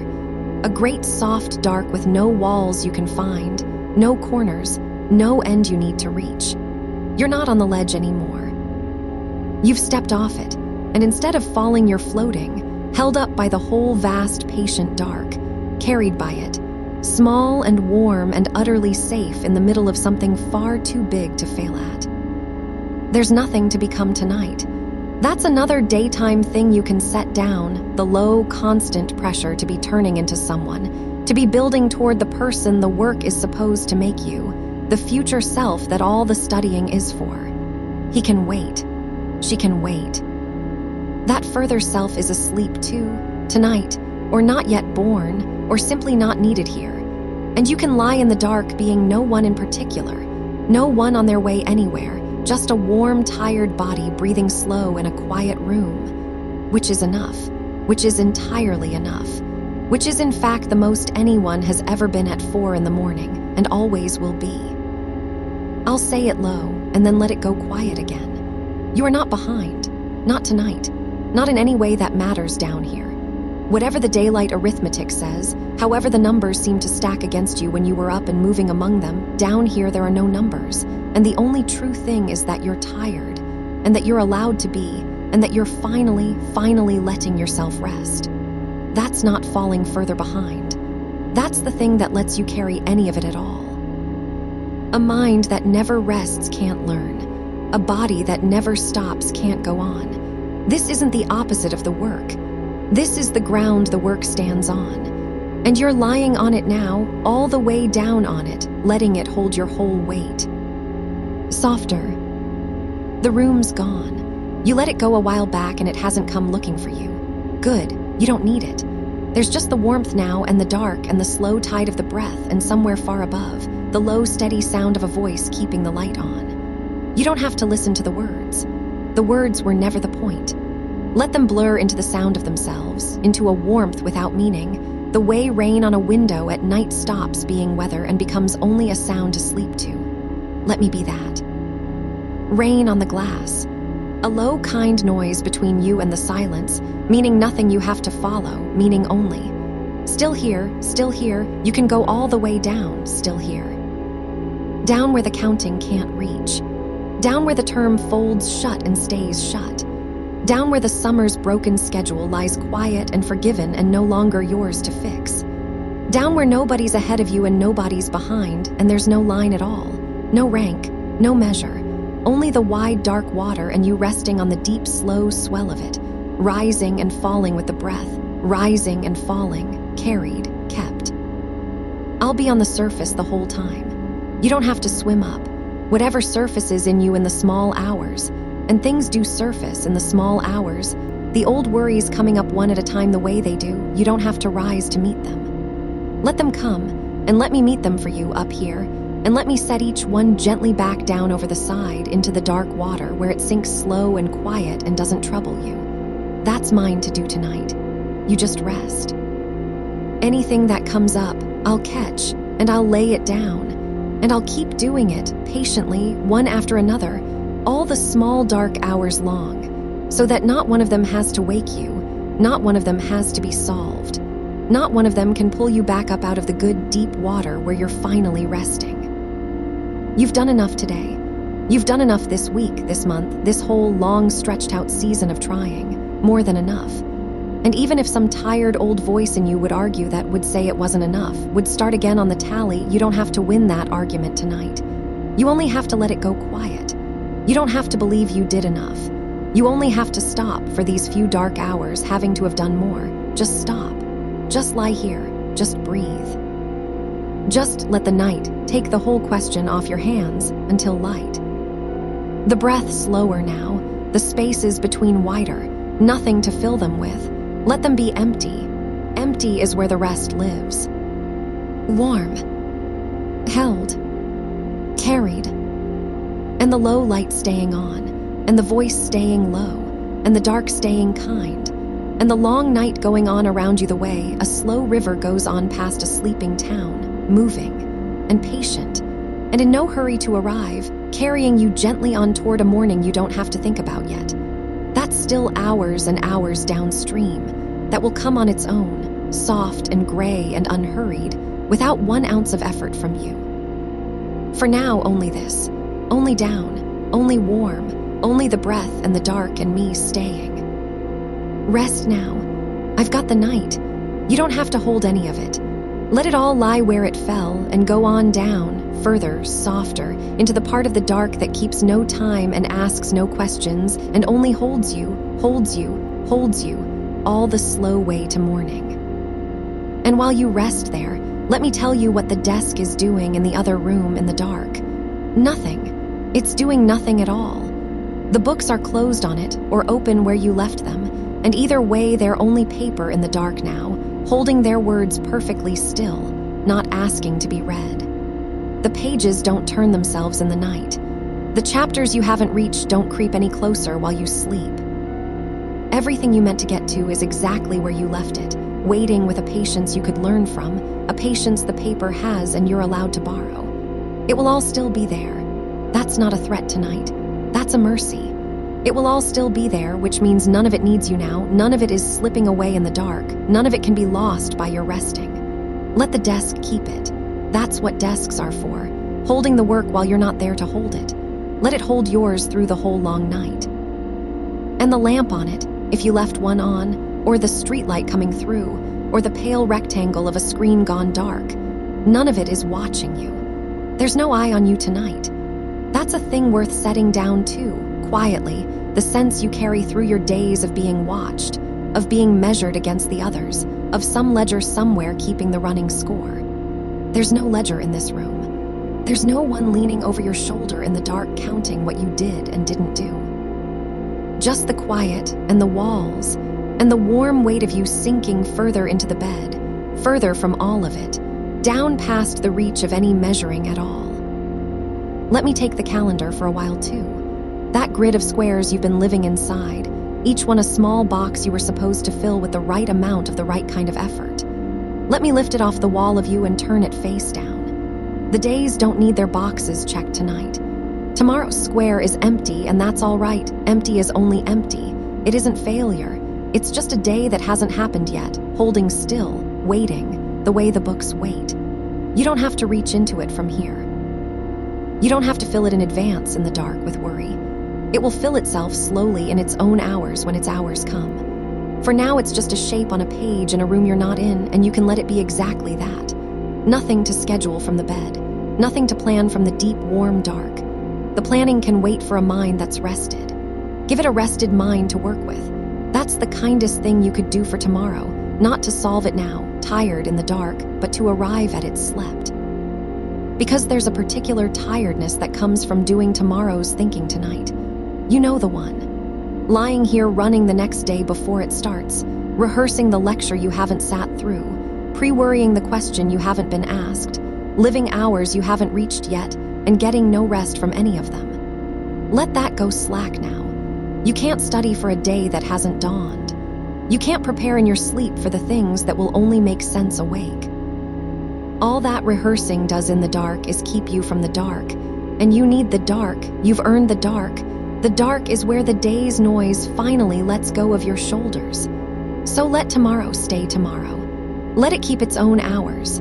You keep these ones, these slow, small, quiet ones, for nothing but rest.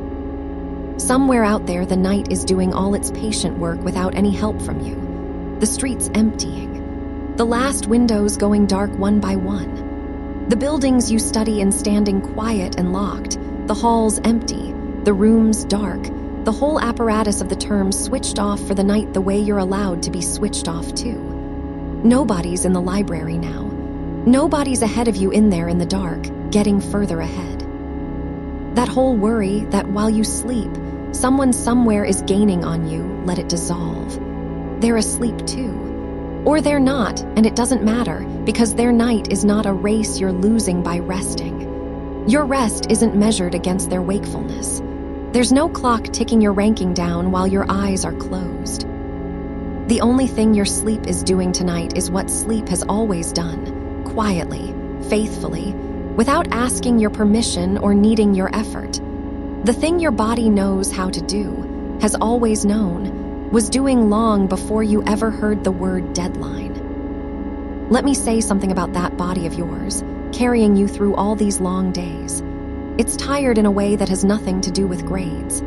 It's the plain animal tiredness of a creature that's been upright and thinking and worrying too long, and it wants exactly what every tired creature has always wanted, to lie down somewhere safe and go still. You've given it somewhere safe. You're here in the bed in the dark, the door shut, the night keeping watch, so let it go still. Let the shoulders that have been up around your ears come down the rest of the way. Come down and stay down, no longer braced for the next thing. Let the jaw unclench. You've been holding it most days without knowing. Let the hands open. Let the small muscles around the eyes, the ones that have been reading and squinting and scanning, let them smooth out and forget their work. There's nothing to look at in the dark. Let the eyes rest in their sockets like two smooth stones settling into sand. Nothing to focus on. Nothing to find. Just the soft red dark behind the lids and the slow tide of the breath, in and out, doing itself. And if a thought comes, because they do, they will, all night they surface one by one, let it come the way you'd let a moth come near a lamp. It circles. It's just a small soft thing circling in the dark. It doesn't bite. It doesn't mean anything by it. Some worry about a mark, some comparison, some old arithmetic of am I behind, am I enough? It circles up out of the dark and it wants your attention and you don't have to give it. You can watch it circle from far down where you are without rising to it. It has no weight from down here. It's just a thought made of nothing passing through a mind that's mostly asleep. Let it circle and tire and settle and go quiet on its own. You don't have to swat it. You don't have to follow it. It came from the dark and it goes back to the dark, and you stay exactly where you are, warm, low, unbothered, further down than any thought can pull you. I'll keep the watch on those. That's still mine tonight. Everyone that surfaces, I'll meet, and you can feel me meeting it. The way a house feels different when someone else is awake in it, and you're small, and you can sleep because a grown thing is keeping the night. Let me be the grown thing keeping your night. Let me hold the long, dark hours so you don't have to hold a single one. You've held so many. You've stayed awake through so many, ceiling watching, running the numbers, and no numbers ever came out right at 3 a.m. They never do. The small hours were never built for arithmetic. So let me take the arithmetic off your hands entirely tonight, and let the small hours be only what they were meant to be, which is dark and quiet and for sleeping. There's a whole soft country down where you're going that keeps no time at all. No terms, no weeks. No due dates falling like small stones through the calendar. Down there, it's all one seamless dark, unmeasured, unhurried, and you can spread out in it the way you can't spread out in a day. In a day, you're always somewhere on the grid, always some amount ahead or behind, always located, always accountable. Down here, there's no grid to be located on. You're nowhere the schedule can find you. You've slipped off the map of the term entirely, into the plain, wide dark where a person is just a resting warmth and nothing more is asked. Stay there as long as the night lasts. It lasts a long time yet. Hours and hours. I'll be here through all of them. Let the year go quiet around you too, not just this night, but the whole shape of the year you've been carrying, the sense of a season that got away from you, a summer that broke its promises, plans that didn't come to what you meant them to. You've been holding all of that like a thing you have to answer for. Set it down. Not fix it, set it down. There's a difference, and tonight only the second one is asked. You don't have to make the year make sense before you sleep. You don't have to account for the months. You don't have to forgive yourself the broken schedule tonight either, if forgiving feels like too much work. You only have to stop prosecuting it. Just let the case go unheard tonight. Let the whole file lie closed on the desk in the dark with everything else. The year will still be there in the morning to make what you can of, and you'll make more of it rested than you ever could hear, wrung out at 4 a.m, trying to redeem a whole season from a pillow. Feel how the bed holds you without your help. You're not gripping it, it's holding you. That's the shape of the whole night, held without gripping. Let the mattress take the full weight of you, all of it, the way it's been offering to this whole time. You can stop holding any of yourself up. There's a way tired people lie in bed still slightly braced, as if they might have to get up, as if rest were a thing they were only visiting and would be called out of any second. You won't be called out of it tonight. No one's calling. Nothing's due before light. So unbrace. Let the last of the holding up melt down out of you into the bed, into the floor, into the quiet ground under the building, down into the patient dark of the earth that has held sleeping things every night since there were nights, and knows exactly how, and asks nothing in return. The breath slower now. You can feel it finding its own low rhythm without you steering it. That's the body taking over the way it does at the edge of sleep, the breath going long and even and untended, each one a little deeper into the dark than the last. You don't have to time them. You don't have to make them right. There's no right. There's just the slow filling and the slow emptying, the tide of it, going on and on whether you attend to it or not. And it's better not attended. Better just let alone to do its old sure work while the mind you're so used to using goes soft and dim and finally quiet. And in that quiet, if the old questions want to whisper, the am I doing enough, the will it be all right, the what if I've fallen too far behind, let them whisper very far off, the way you'd hear voices from another room through a wall, warm and blurred and none of the words landing. You don't have to make out the words. You don't have to answer through the wall. It's enough to know there are voices, that they're gentle, that they'll still be there in the morning if you want them, and that right now you're on the good side of the wall, the sleeping side, where nothing has to be answered and nothing has to be understood, and the whole murmuring business of the day is just a soft sound in the next room, keeping its distance, letting you go. I'll stay on this side of it with you, down here in the quiet with the murmuring far off. I'm not going anywhere. When the night turns over into its deepest part, the part with no light in the windows yet and no birds and no traffic, the part that can feel loneliest to a mind lying awake, I'll be right here in it with you, low and steady, so that even the deepest hour has a voice in it, has company in it, has someone keeping it besides you. You won't be alone in the small hours tonight. That's a thing the small hours have done to you before, made you feel like the only one awake in a sleeping world, the only one still behind, still worrying, still counting. Not tonight. Tonight the small hours are staffed. Tonight there's someone on watch. Sleep straight through the middle of the dark and let me mind it.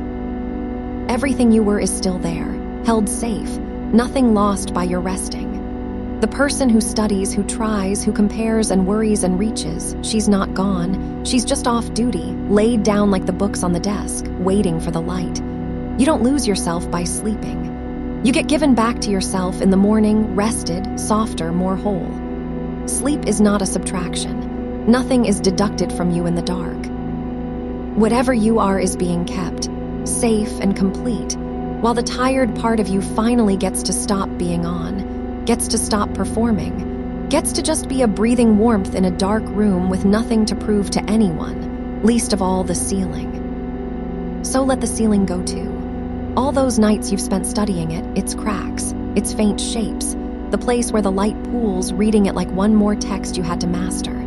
It has nothing to teach you tonight. Let your eyes stay closed and let the ceiling keep its secrets. There's nothing up there. There never was. The answers you went looking for in it at 2 and 3 in the morning were never up there, and you can stop searching now. Stop scanning the dark above you for a solution that isn't in the room. Rest your gaze inward, into the soft dark behind your own eyes, which asks nothing, which shows you nothing, which is only warm and dim and endlessly patient, and go down into that instead. Down past the ceiling, down past the room, down past the whole apparatus of the mind that reads and worries and ranks, into the older, quieter part that just sleeps and has always known how, and is waiting for you now like a dark, warm room with the bed already turned down. Slower still. The spaces between the words getting wider, and that's all right. You don't need every word. You can miss whole stretches of this and lose nothing, because it isn't information. It's just a warmth in the dark, a hand on the night, and it keeps on whether you follow it or not.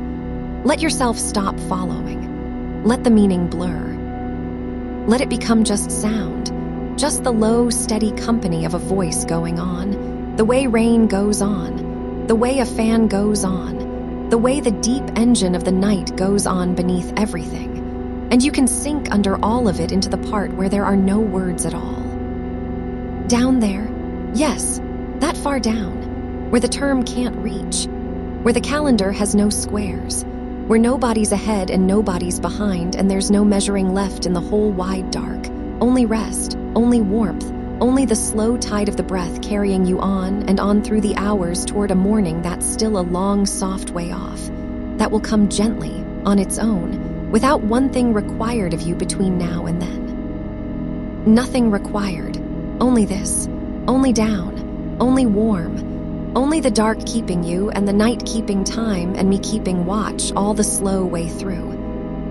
And somewhere out past the window, the whole town is doing this too. That's a thing worth resting into, that you are not the only one lying down tonight with a mind still half-lit.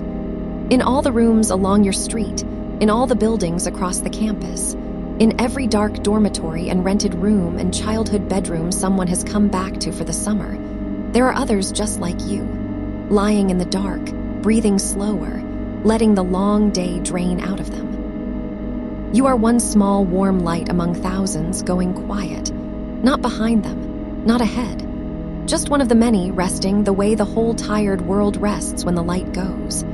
There is a great soft company in that if you let there be. You are held inside a whole sleeping city, and the city inside a sleeping country, and all of it turning slowly through the dark together, and no one of them is required to keep the whole thing spinning. It spins on its own. It always has. So you can be small tonight. You can be just one breathing body in one dark room, and let that be enough. Let that be the whole of what's asked. Not the version of you that has to hold everything. Just this one. Just the one that's here. And the desk can wait. I know it's there. In the dark at the edge of the room, or in the next room, or folded up in your memory even if it's miles away for the summer, that surface with its particular clutter, the lamp you leave angled just so, the mug ringed with old tea, the pens that have rolled to the back. It waits the way furniture waits, which is to say without any impatience at all. A desk does not tap its foot. A desk does not count the hours you're away from it. It simply stays where it is, patient as wood, and it will still be there when the light comes, and not one thing on it will have grown heavier for your having slept. The pages you left half read, they held their place. The paragraph you couldn't get through, the one you read 4 times without a single word going in, it kept its exact spot on the page, and it will still be there, unchanged, unhurried, when you're rested enough to meet it. Words on a page don't spoil overnight. They don't drift out of order while you sleep. Everything you set down stayed exactly where you set it. That is the quiet mercy of written things. They wait without decaying, and you can leave them and come back and they'll be just as they were. So there's nothing to hold in place tonight by staying awake. Nothing slips if you let go. The whole careful arrangement of what you know and what you don't will keep its shape in the dark, and you can loosen your grip on all of it, one finger at a time, and let your hand fall open on the covers, empty, resting. Feel that maybe, the hand going soft, the fingers uncurling from whatever they were still gripping in their sleep. There's nothing left to hold. Let the palm turn up or turn down, however it wants, and let it be an empty, resting hand. The way a hand looks when the person is deeply, deeply asleep and holding nothing at all. That's how the rest of you can be too, holding nothing, all the way down. And if the arithmetic comes back, and it may, in the small hours it likes to come back, the counting one, the one that adds up the weeks and measures them against where you think you should be by now, you don't have to send it away, and you don't have to answer it either. You can just let it run in the background, quiet, like a tap left barely on in a far room, a thin sound you know is there and don't get up for. Let it count. Let it add. It doesn't need you to be awake for its counting, and it can't reach any conclusion that matters at 3 in the morning, because nothing decided at 3 in the morning is ever decided fairly. The night makes the sums come out wrong. It always weights them heavy, and you don't have to sit up doing bad math in the dark just because the calculator switched itself on. Let it run. Let it be one more small sound in the room, no more urgent than the fridge, than the pipes, than the wind finding the corner of the building, and sink beneath it. Beneath the counting there is a floor where no numbers reach, and you're already most of the way down to it. Down where there's no ahead, no behind, no on track or off. Just the warm, horizontal fact of you resting. Just the body which cannot be graded, which has no rank, which is simply doing the oldest and simplest thing it knows, lying still in the dark and letting the breath come and go. The breath doesn't need to be measured either. Let it be exactly as uneven as it wants. It'll find its own long, slow shape without your help, the way it does every night once you stop supervising it. You have spent so much of your life supervising things, checking them, making sure. And tonight the breath is one thing you can take your hands off of entirely and it will not fall. It will keep itself. It has kept itself through every night of your life, through every night you don't even remember, when you were far too small to know what a night was. It breathed you through all of them, and it will breathe you through this one without one instruction from you. So let it, hand it back. Give the breathing to the part of you that has always done it in the dark, and let the tired supervising part finally lie down beside it and close its eyes. There. The room is doing its slow night work around you. The walls holding their warmth from the day, letting it go by slow degrees. The dark settling deeper into the corners. The particular quiet of a room where someone is sleeping, which is a different quiet from an empty room, softer, fuller, a quiet with a breath inside it. That's you. You're the breath the room is keeping. And the room doesn't mind. Rooms are made for this. Long before it was a place you studied, it was a place you slept, and it remembers how, even if you sometimes forget. Let the lamp be off. If there's a lamp still on somewhere in the story your mind is telling, let it click off now, the last small warmth of light going out, and let the dark be whole and unbroken and kind. You don't study in the dark. Nothing is asked of you in the dark. The dark is the one place all day that never once wanted anything from you. It just arrives on its own schedule and lies down over everything and asks for nothing but that you join it. So join it. Let your own small darkness meet the big one, behind your eyes, and let the seam between them dissolve until there's just the one dark, warm and total, holding you the way water holds a swimmer who stopped swimming and simply floats. Floating, yes, that's near enough to what this is. Held up by something you don't have to work at, carried without effort. The whole weight of you supported, and nothing to do but let it be supported. Let the dark take the load it's more than able to take. And the phone can stay dark too. Wherever it is, face down on the nightstand, under the pillow, across the room where you put it so you wouldn't reach for it. Let it stay a small dead rectangle of quiet, giving off nothing, asking for nothing. No little light, no small buzz, nothing arriving that can't keep till morning. Everything that would come through it can wait behind the glass, patient, harmless for hours yet, and none of it will have grown any teeth by the time you wake. The messages will still be messages. The unread will still keep. Nobody who loves you needs you awake at this hour, and nobody who needs you awake at this hour has any real claim on your night. So let the glass stay dark.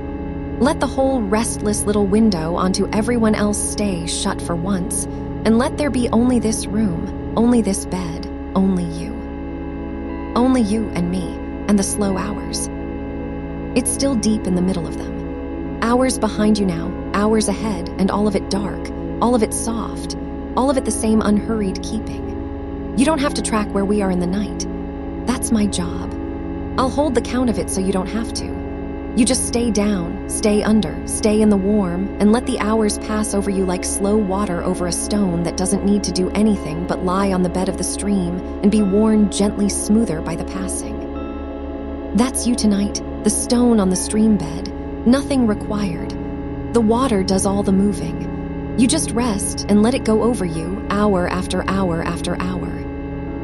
And the comparing, I know it's an old habit, the eyes that slide sideways, the quiet, constant measuring of yourself against everyone else's edited outsides. That can rest too. There's no one to measure against in the dark. Everyone you'd compare yourself to is horizontal now as well, somewhere, just as unguarded, just as tired, just as far from the polished version of themselves they show in the daylight. The dark undresses everyone the same. In the dark, there's no one ahead of you, and no one you're falling behind, because in the dark, nobody's running at all. We're all just lying down, all just breathing, all just small warm animals waiting out the night the same as you. The whole race stops when the lights go out. Everyone steps off the track and lies down in the grass beside it. And you can lie down too, and stop running, and know that no ground is being lost, because no one is moving, because the race was never as real as it felt at noon. Let the track go quiet. Let the grass be cool and dark and endless. Lie down in it, in the story of it, and feel how it holds you the same as the bed holds you, and how the sky over it asks nothing, and how there is nowhere at all you have to be by any particular time. The morning will come whether you run to it or not. It's coming right now slowly on its own, and it will find you here resting, and that is exactly where it's meant to find you. You're allowed to be found resting. That's not being caught out. That's not being behind. That's just being a person at night, doing the one right thing a person does at night. There is nothing to explain in the morning about having slept. No one asks you to justify the hours you spent unconscious. They're the one part of the day nobody grades, so spend them freely. Spend them all. Sleep the whole rich length of them and don't save any back. Slower now. Let the words come further apart. You don't need them close together anymore. You've got the warmth of the thing without the words. By now, the way you can feel a fire is on without watching the flames. Let me thin out. Let the sentences have long, dark rooms between them where nothing has to be said at all, where you just breathe, where you just sink a little further into the mattress that's already holding you so completely. There's no hurry to fill the quiet. The quiet is the point. Let it be mostly quiet now, with just a word every so often to let you know the watch is still kept, the light in the window still on, someone still here at the edge of the dark, minding it, so you never have to surface to check. Still here. Still keeping it. Go on down. And if some small worry lifts its head, the one about the fall, about whether you chose right, about the thing you meant to do today and didn't let it lift, and let it look around, and find the room dark and the body still and nothing at all to do, and let it lie back down. They tire quickly in the dark, these worries, when nothing answers them, when nothing feeds them, when they find you already resting and refusing so gently to be roused. They come up, and they find no purchase, and they sink again. Let them. You don't have to escort them out. You don't have to win. You just have to stay down, stay warm, stay unbothered, and let them settle back into the silt the way stirred water settles when you stop stirring it. Everything settles when you stop stirring it. That's nearly all of what this whole night is, the stirring stopping. The long day's churn going still. The sediment drifting down, slow, and the water above it going clear and clearer, and clear enough at last to see all the way down to the quiet bed of you, where there's nothing troubling at all, where there's only rest, where there's only the deep down still that was always under the churn, waiting for the churn to stop. It's stopping now. It's nearly stopped. Let it. And there's a warmth spreading through you, maybe, the particular heaviness that means the body has finally believed you that it's safe to let go, the limbs going dense and warm and far away, the face softening, the small muscles around the eyes and the jaw and the brow letting go of a heldness they were carrying so long you'd stopped feeling it. Let them let go. Let the forehead be smooth. Let the space between the eyebrows unknit itself and go wide and easy. There's nothing to concentrate on, nothing to squint toward, nothing to figure. The thinking part is being allowed, at last, to go dim, to power down like a screen left untouched, the light draining slowly out of it until it's just dark glass, resting. Dark glass, cooling, nothing on it anymore. And under the dark glass, the deeper you, still there, still whole, breathing slow, kept safe through the whole long dark, not doing a single thing, not required to, just being warm, being held, being here, which is the whole of what's asked of you tonight. And you're already doing it. You're already all the way inside it. And there's nothing left to reach for. Nothing to reach for. Nowhere to be. Just the bed and the dark and the breath, and the hours going by soft as anything, one into the next, unhurried, unnumbered, mine to keep. I'll keep them. You go on resting. The night is long and there's so much of it left, so much warm dark still to come, and you don't have to spend any of it awake, not 1 minute of it, not for anything. Let it all be sleep. Let the whole vast middle of it be nothing but sleep, deep and unbroken and kind. And I'll be here through all of it, at the edge, keeping the light, keeping the watch, keeping the count of the slow hours so they never once become your burden. Down you go. Softer. Warmer. Further from the day with every slow breath, and closer to nothing at all, which is exactly where you're meant to be right now, in the deep middle of the dark, held and safe, and finally wholly at rest. And somewhere out there in the dark of the room, the desk is sitting quiet, the way it does every night when you're not at it. You don't have to picture it. But it's there on the far side of the room, holding whatever you left on it, the open book laid face down, the notes with their tired handwriting, the pen uncapped, the mug gone cold hours ago. All of it just sitting, none of it needing you. That's the thing about the desk in the dark, it asks for nothing while you sleep. It doesn't hum with everything undone. It's only a table with some paper on it, resting the way a table rests, which is to say completely, and it will still be there in the morning, unchanged, patient, no angrier for the hours you spent away from it. The work waits without resentment. It has no feelings about the night. It doesn't count the way you count. It simply holds its place and lets you go. And you can let the whole shape of it soften now, the deadlines that had edges, the dates that stood up sharp on the calendar like fences. In the dark, they lose their edges.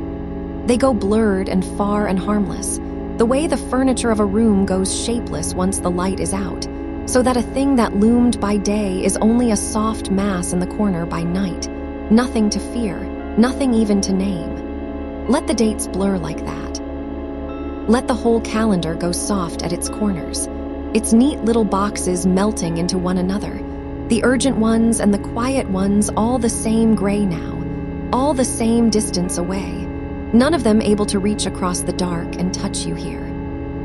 There's a particular kind of tired that's studying leaves in a person, not the clean tired of a body that worked in the sun. A stranger tired behind the eyes, in the hinge of the jaw, in the low back where you'd been folded over a page too long. The tired of a mind held to a single point for hours, aimed and re-aimed, kept sharp past the hour it wanted to go dull.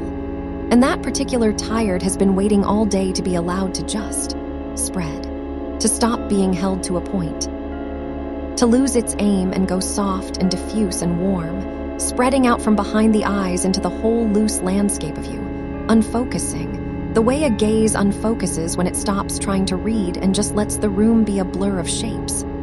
Let your whole mind unfocus like that now. It has read enough. It has aimed enough. It can go wide and blurred and easy, and there's nothing it has to resolve into, nothing it has to make sharp, nowhere it has to point.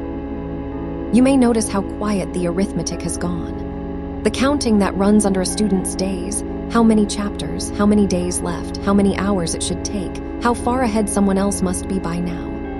That low arithmetic that never quite stops, that adds and subtracts in the background even while you're doing something else, even while you're eating, even while you're supposed to be resting. Listen to how quiet it's gone tonight. Not because you solved it. You didn't have to solve it. It just ran down the way a thing running on nothing eventually runs down, because you stopped feeding it, because you stopped answering when it asked, and a question no one answers eventually stops asking. There's no sum you owe the dark, nothing to tally before morning. The ledger's closed for the night, and no one's coming to check it, and the numbers can rest in their columns, uncarried, unadded, until a daylight that's still hours and hours away. So far away, that daylight, you don't need to lean toward it. Some part of a tired mind is always leaning forward, toward the next thing, the morning thing, the thing after that, braced, already halfway into a tomorrow that hasn't come. You can stop leaning now. You can let yourself settle all the way back into this exact hour, this deep, unhurried middle hour that belongs to no task at all, and let the leaning muscle in you finally rest. There's nowhere forward to go tonight. The only direction left is down, down into the pillow, down into the warmth, down into the slow, soft nothing that's been waiting for you to stop leaning and arrive. And I'll tell you something the daytime never has time to tell you. You are not behind. There is no line you are behind. The line was always drawn by the counting, and the counting has gone quiet, and without it there's no behind and no ahead. There's only a person, resting, in the dark, breathing, which is not a race anyone can be losing. No one is pulling ahead of you while you sleep. Sleep isn't lost ground.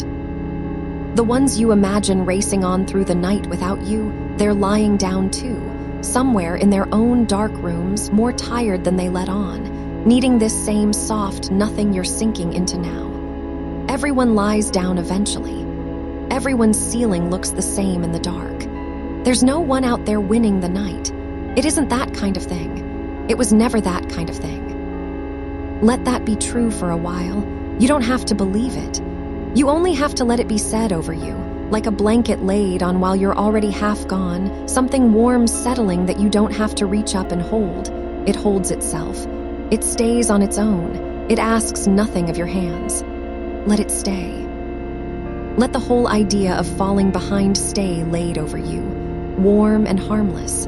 A thing that was never as true as it felt, going quieter now, and quieter, dissolving into the dark like breath on cold glass that clouds and then clears and then is simply gone. There's the sound of your own breathing, if you go looking for it, and you don't have to go looking. But it's there, under everything, that slow tide coming in and going out, in and out, the oldest rhythm you own, older than any schedule, older than any subject you've ever had to learn. Your breath was doing this before you knew a single fact.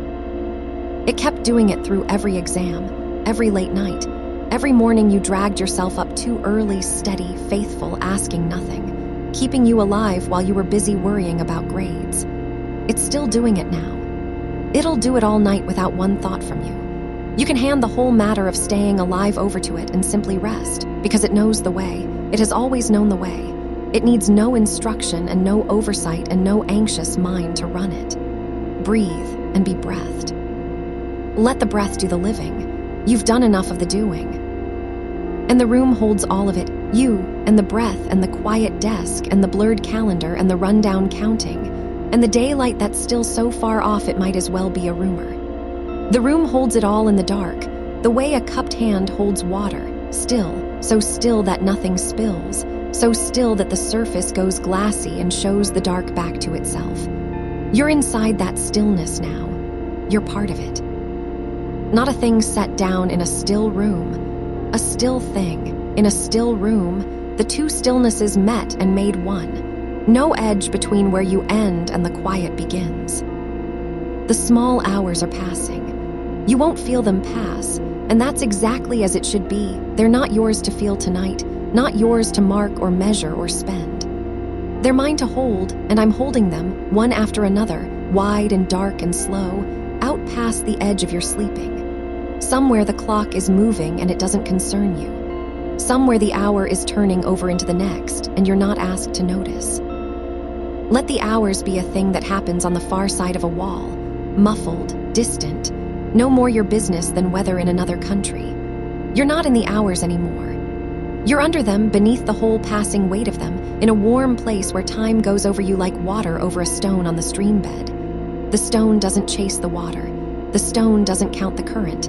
The stone just lies in the cool and lets the whole river pass across it, worn smooth, unbothered, staying. Be the stone a while. Nothing asked of a stone. It doesn't study. It doesn't improve. It isn't falling behind the other stones. It just lies in the dark under the moving water and is exactly as much as it needs to be, which is nothing, which is only itself resting, while everything that moves keeps moving somewhere else, up in the light, far from the cool, quiet floor where you've gone down to lie.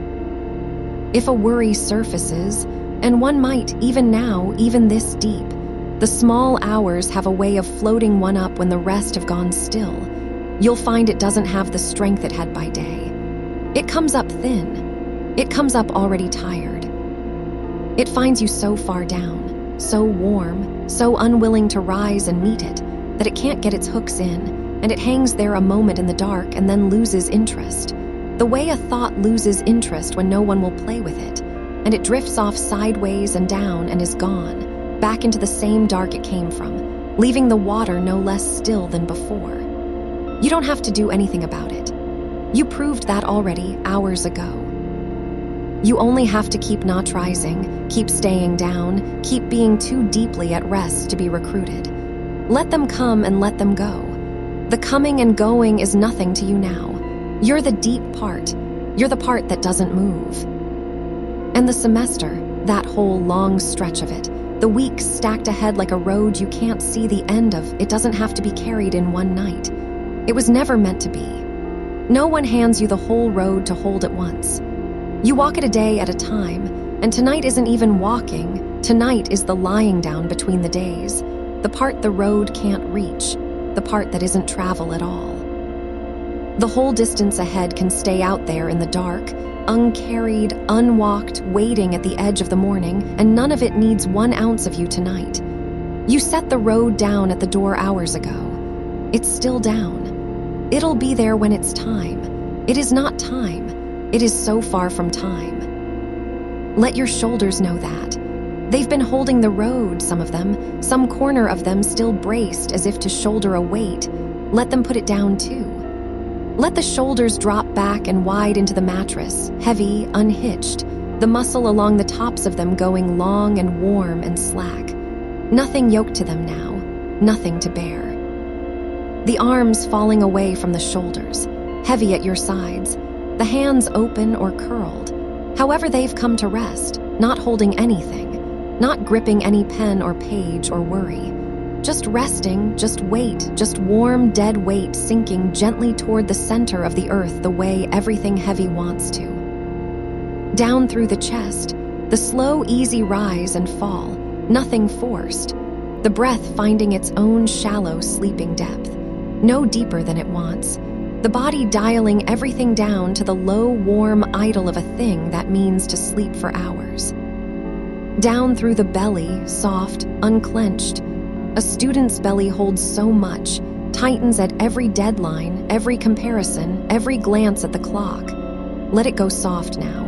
Let it go round and easy and untensed. Let the breath push gently into it and out again with nothing in the way. Down through the hips, settling, opening, the great weight of the legs given fully over to the bed, the knees heavy, the calves heavy, all the way down to the feet, which carried you everywhere today and can stop now, can go still and warm and forgotten at the far end of you, done, off-duty, resting. Every part of you off-duty. That's what this hour is. The whole of you clocked out, the shift over, the long day's labor of being a person who has to keep up finally, wholly set aside. No one needs anything from you between now and the light. There is no one you're disappointing by lying here. There is no better use of this hour than exactly this, the not using of it, the letting of it be plain rest and nothing more. You're not wasting the night.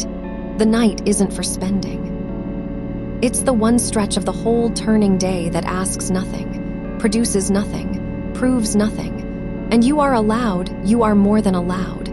You are meant to disappear into it completely. So disappear a little further. Let even the sense of the room go.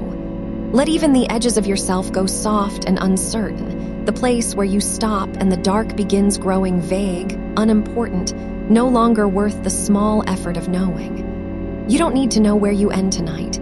You can let that go too. You can let the whole outline of yourself blur out into the warm dark like ink into water, spreading, thinning, going gentle at every edge, until there's hardly a you to keep track of it all, just a warmth, just a slow breathing, just a quiet presence held in a quiet room in the deep, still middle of a long and kindly night. I'm still here. I'll stay right here at the edge of it all the way through. You don't have to check. You don't have to listen even. The voice can go on being here whether you hear it or not, the way a low light can stay on in another room, not for you to look at, only there, only steady, only keeping the dark from being total, so that even in your sleep some part of you knows it isn't alone in the house of the night. I'll keep that light. I'll keep it small and warm and burning low, and I'll keep the hours, and I'll keep the count you no longer have to keep, and none of it will cost you a thing. Rest now. Rest all the way down, past the desk, past the calendar, past the counting, past the road, past the very edges of yourself, down to where there's only the warm and the dark and the slow tide of the breath. There's so much night left, so much soft dark still to come, hour on unhurried hour of it, and you can sleep straight through the whole wide middle of it and not miss anything, not lose anything, not fall behind anything at all. Let it carry you. Let the long night carry you the way the river carries the stone, going nowhere, needing nowhere, only lying in the cool and letting everything pass over, worn smooth, kept safe, deeply and wholly at rest, while the hours go by soft above you and the morning keeps its distance, and I keep my watch here at the quiet edge of the dark. Softer now, slower, down and warm and gone. And still, the night goes on being kind to you, without needing to be asked. There's a thing that happens to a page when you finally stop reading it. The way the words stop being tasks and go back to being only ink, only shapes lying quiet on the paper, no longer asking to be understood. You can let the whole of tomorrow's reading do that now.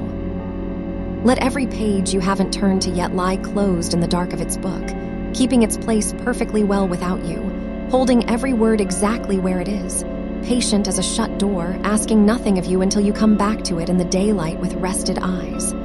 The book keeps the page. You don't have to hold it open in your mind all night. You can close it. It's closed. It stays closed and nothing falls out of it and no word wanders off while you sleep. That worry you had earlier, the one about the thing you meant to finish, I felt it drift up again, the way they do around this hour, floating loose out of the dark to hover near you. Let it hover. You don't have to swat it away or answer it. It only wants to be noticed, and I've noticed it for you, and I've set it down over there on the far quiet table where the others are, where it can wait with the rest of them, side by side, none of them in any hurry. There's room on that table for all of it. However many come up in the night, there's room. I'll keep taking them and laying them down, one by one, all the hours through, so your hands stay empty and your chest stays loose and nothing gathers on you while you rest. Nothing gathers on you while you rest. Let that be true tonight.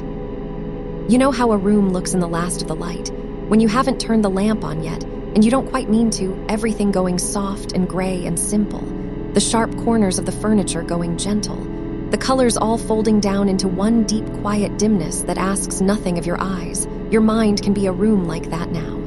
Unlit, softened. The sharp things in it going blunt and dim and easy. You don't have to turn any lamp on in there. You don't have to see clearly. Seeing clearly was the whole labor of the day, the long, squinting effort of it, the reading, the parsing, the keeping track, and it's laid down now with everything else. You're allowed to not see clearly. You're allowed to let the inside of your mind go dim as a room at dusk and just sit in it, unlooking, unworking, while the dimness deepens all on its own toward the full, soft dark of real sleep. Somewhere the desk is still there in the other dark, the actual one, with its actual small mountain of the week's papers. And it's fine. It's holding it all up perfectly well. The desk was built to bear weight. That's the whole quiet dignity of a desk.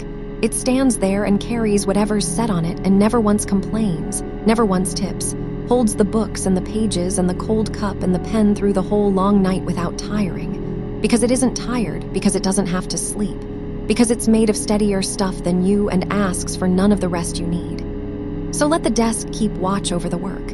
That's its job, not yours. Its job is to hold. Your only job tonight is to hold nothing, to keep nothing, to lie here soft and unburdened while the furniture of your life stands faithful in the dark and keeps everything just where you left it. Just where you left it, all of it, waiting and safe and not going anywhere. Breathe out and let a little more of you go. The comparing, that old machine in you that measures, where everyone else is, how far along, how far ahead, whether the gap is widening, it's gone quiet too, hasn't it, this deep into the night. It runs on daylight, that machine. It runs on the sight of other people, the feeds, the glances, the overheard mentions of what someone else has already finished. And there's none of that here. There's no one to measure against in the dark. The dark doesn't rank you.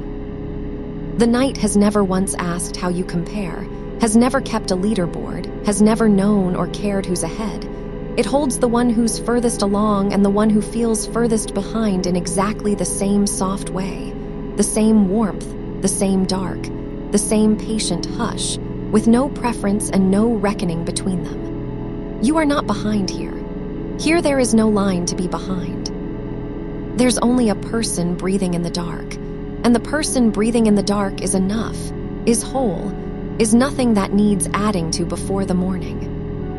Nothing that needs adding to. You came into this night already enough. You'll leave it in the morning already enough. Nothing that happens in the sleep between changes that by a hair. Let the measuring machine cool. Let it go dark and still like everything else, the little needle drifting back down to rest, no longer twitching towards some number. It can start up again in the morning if it must, but not now. Now it rests. Now everything in you that spends the day taking readings and running totals gets to stop and be a thing that simply lies here, uncounted, unmeasured, warm. There's a kind of tiredness that the day never lets you feel, the real one, the deep one, the one underneath all the smaller tirednesses. It's under there right now, and the night is finally quiet enough for you to sink into it, into the true depth of your own tiredness, like sinking into deep water where it's warm all the way down. You've been carrying that depth for a long time, longer than this term, longer than you'd say out loud. And you don't have to carry it tonight either. You can just be in it, let it hold you, let it be the warm, heavy water that takes your weight completely so that no muscle has to do the work of keeping you up. Sink. There's nothing at the bottom to fear. It's only rest down there. It's only more rest, and then more, and the further you sink, the softer it gets. Softer the further down you go. I'm still here. Still at the edge, still keeping the small, warm light, still keeping the count of the hours you handed me. It's the middle of them now. The deep middle. The part of the night that used to be the loneliest, the small hours, the 3 and 4 o'clock hours, when the whole world felt asleep and you were the only one left awake with your list and your worry and the ceiling. But you're not awake with them tonight. And even if some thin part of you surfaces for a moment, up near the top of the sleep, it won't be alone up there. I'll be here. The voice will be here. The light will be here, low and steady in the other room. You'll find if you drift up that the loneliest hour has someone sitting in it with you, keeping it, warming it, so it isn't yours to bear by yourself. Then you can sink back down. Then you can let go of the surface again and drop back into the warm, deep water and let the hour pass over you without ever having to feel its old chill. The old chill isn't here tonight. Someone's keeping the hour warm. Let yourself trust that, the way you're already without deciding to, trusting the bed to hold you, trusting the dark to keep, trusting the breath to go on breathing itself without a single instruction from you. It's been breathing you all night. Slow and even and sure, going on beneath all the drifting and the sinking, tending you the way a tide tends the shore, coming and going, needing nothing from you but the letting of it happen. You never once had to remember to breathe tonight. It remembered for you. That's how much of you already knows how to rest without being told. The deepest, oldest part of you, doing the quiet work of keeping you alive and easy while the thinking part finally gets to stop. The thinking part gets to stop now. It did so much today. It carried so much. Let it set down even the habit of thinking, not fighting the thoughts, just letting the effort behind them go slack, the way a hand that's been gripping all day slowly, finger by finger, remembers how to open. Let the grip of your thinking open like that, slowly, finger by finger, until there's nothing held in it at all, and the thoughts that drift through find no hand to catch them and just float on past, out into the dark, gone, unimportant, no longer yours to follow. You don't have to follow any of them anymore tonight.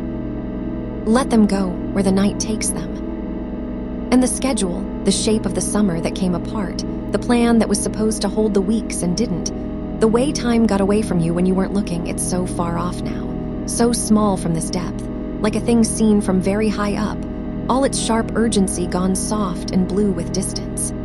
From down here in the warm, you can barely make it out. And that's right.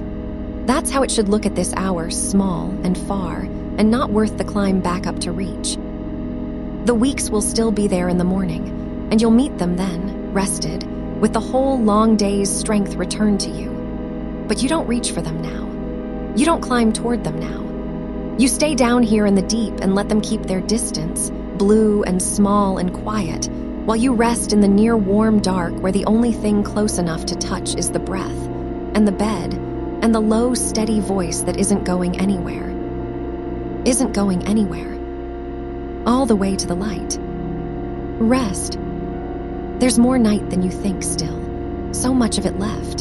The morning is nowhere near, it's still far around the curve of the dark, taking its time in no hurry to arrive, and there's no need to listen for it or lean toward it or spend one grain of yourself waiting. It'll come when it comes, all on its own, gently, without your help, the way it always has, the way it did every morning of your life, whether you watched for it or not. You have never once had to make the morning come. It comes. It's coming now, slowly, from very far away, and every minute it takes is another minute of dark that's yours to sink in, another minute of warm you get to keep. Don't wish it faster. Let it dawdle. Let the whole slow machinery of the turning night take all the time it wants, because every hour it lingers is a gift laid gently over you, another blanket of dark, another depth of rest you get to fall through. Fall through it slowly. There's no floor you're rushing toward. Only more soft dark, and then more, endlessly gentle, the whole warm downward drift of it going on and on with you loose and easy in the middle, held, kept, carried, asked for nothing. Asked for nothing at all. Let even these words start to come apart a little now, in your ears, Let them stop being sentences you follow and go back to being only sound, only a low, warm murmur at the edge of the dark. The way rain on a window stops being weather and becomes only a softness, only a hush you don't have to listen to, only a sign that something out there is watching over the night while you sleep dry and warm inside it. You don't have to catch the words anymore. Let them blur. Let them run together into one long, soft warmth with no edges, the way the lamplight blurs when your eyes go heavy, everything going haloed and gentle and dim. The meaning doesn't matter now, only the warmth of it, only the going on of it low beneath your sleep, steady as the breath, steady as the small kept light, keeping you company down where words don't reach. Down where words don't reach, you're still not alone. I'll be there too, in a way not in words, but in the warmth the words leave behind, the way a room stays warm a while after the fire's banked, holding the heat long into the night. Let that held warmth be around you now. Settle into it. You've done enough. You've done so much more than enough for so long, and none of it is asked of you here. Here you only rest. Here you only sink and breathe and blur and let the kind dark have you. Let the kind dark have all of you. The part that studies the ceiling, even that part is closing now, its eyes going heavy, the ceiling gone dark and far and forgotten above you, no longer something you're staring into, just the quiet top of a quiet room you're sleeping in. You're not watching the ceiling anymore. You're not watching anything. There's nothing left to keep an eye on. The night is watched over. The hours are kept.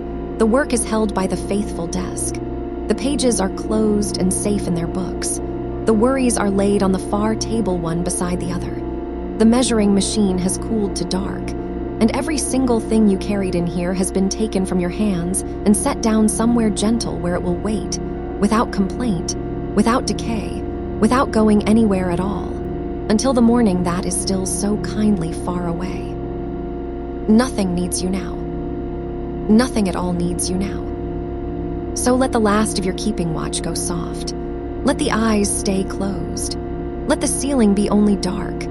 Let the room hold you the way the night holds the room and the way the dark holds the night. One thing inside another, all of it warm, all of it patient, all of it keeping you at the still center where nothing can reach in and ask you for anything. You're at the center of it now. The still, warm center of the whole wide, keeping night. And I'll stay at the edge of it, as I said, keeping the light, keeping the count, keeping the quiet, all the long hours through, however many are left, and there are many left, soft and dark and slow, more than enough to sink all the way through and still have night to spare. Sink now. Slower. Down past the pages, down past the desk, down past the small blue far-off shape of the schedule, down past the cooled and darkened measuring, down past the very last thin thread of watching, into the warm, into the deep, into the plain and dreamless rest that's been waiting under everything all this while. Patient as the dark, patient as the breath, patient as the low-kept light that will not go out. It will not go out. Rest. Softer. And warm. And still held. And still held. Somewhere out past your window, the night is doing its slow work without you, and you don't have to help it. The dark is turning very slowly, the way it always does, unhurried, and it asks nothing of you as it turns. You can feel how far off the morning is, not as a worry, as a mercy. As a long, soft distance laid out ahead of you like a field you don't have to cross tonight, a field you get to lie down in the near edge of and sleep, with all that unwalked ground just waiting, dark and dewed and quiet, no path pressed into it yet, nothing due at the far side. There is a hush that comes over a building full of sleeping students in the deep middle of the night. You may not have ever noticed it while you were awake in it, wired and lit and racing, but it's there. The kettles have all gone cold. The hallway lights hum to no one. Behind the other doors, other tired ones have set their own days down, their own arithmetic, their own AMI behind, and let it all go slack, and they are breathing slow the way you are breathing slow, and none of you are measuring anything now. A whole quiet houseful of stopped measuring. You are one small warm room among many small warm rooms, and all of them are resting, and you are allowed to be simply one of them. Not ahead, not behind, just another sleeping room in a building the night is keeping. You don't have to be exceptional in your sleep. Isn't that a strange kindness when you turn it over? Nothing you do here counts for or against you. There's no version of resting that you're doing wrong. The breath goes in a little, out a little longer, and that is the whole of the task, and even that is not really a task. It's just the body carrying you, the way it has carried you through every night you've ever slept, asking nothing back. Let me tell you what's happening to the things you were carrying while you sleep. Nothing. That's the whole of it. Nothing is happening to them. The chapter you didn't finish is exactly as unfinished as it was, and it has not grown, and it has not soured, and it is lying flat and patient in the closed book on the faithful desk. Its pages pressed gently together, keeping their place, keeping their warmth of ink, waiting with a patience that has no bottom to it. The thing about a page is that it will wait forever and think nothing of it. It does not tap its foot. It does not count the hours you're away. You could sleep 100 years and the page would still be there, holding your place, still yours. And the far table where the worries were laid, they've settled now. They've gone quiet the way things go quiet when no one is holding them up and turning them in the light and asking them to be urgent. Set down and left alone, a worry loses its edges. It softens. It stops being a bright, hard thing and becomes just a shape in a dim room, one of several, resting. You don't have to check on them. They are being watched by the same patient dark that is watching you, and the dark plays no favorites, and it will not wake a single one before you're ready. Breathe. The measuring is still cool and dark. You may feel, some nights, a small pull to switch it back on that old machine that takes your day and holds it up against everyone else's. That counts the pages they seem to turn so easily. That does the fast, cruel sum of behind and ahead. It sleeps now. It has no power in the dark. It runs on comparison, and there's nothing here to compare. Just you, just breath, just the low warmth of the room, just one small life resting, which cannot be ranked against anything, which is not a score, which never was a score, though it wore the costume of one for so long in the daylight. Let it stay off. It'll be there in the morning if you truly want it, and I think some morning soon you might find you want it less. But that's a morning thing, not now. Now it's only dark, and cool and silent and off. The season turned while you weren't looking, too. Summer came in and broke the shape of your days, and you felt that as a kind of falling behind, the structure gone, the term's clean lines dissolved into long, shapeless, bright afternoons that you couldn't seem to fill the right way. But the season doesn't fall behind.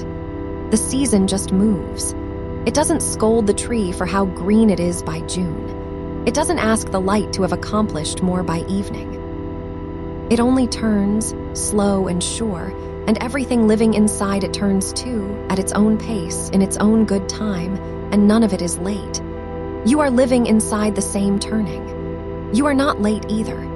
You only felt late because you were holding a schedule up against a season, and a season will not be scheduled, and that was never a failing in you. It was just the wrong ruler for a living thing. So let the summer be a season and not a verdict. Out there in the dark, it's doing what summers do, the warm air settling, the long night barely cooling, some insect somewhere keeping its own patient count in the grass, on and on, asking nothing of you, expecting nothing, just sounding its small, steady sound into the dark for the pleasure of the sounding. You can rest inside that sound. You can let it be a company that wants nothing back. Down you go, a little further.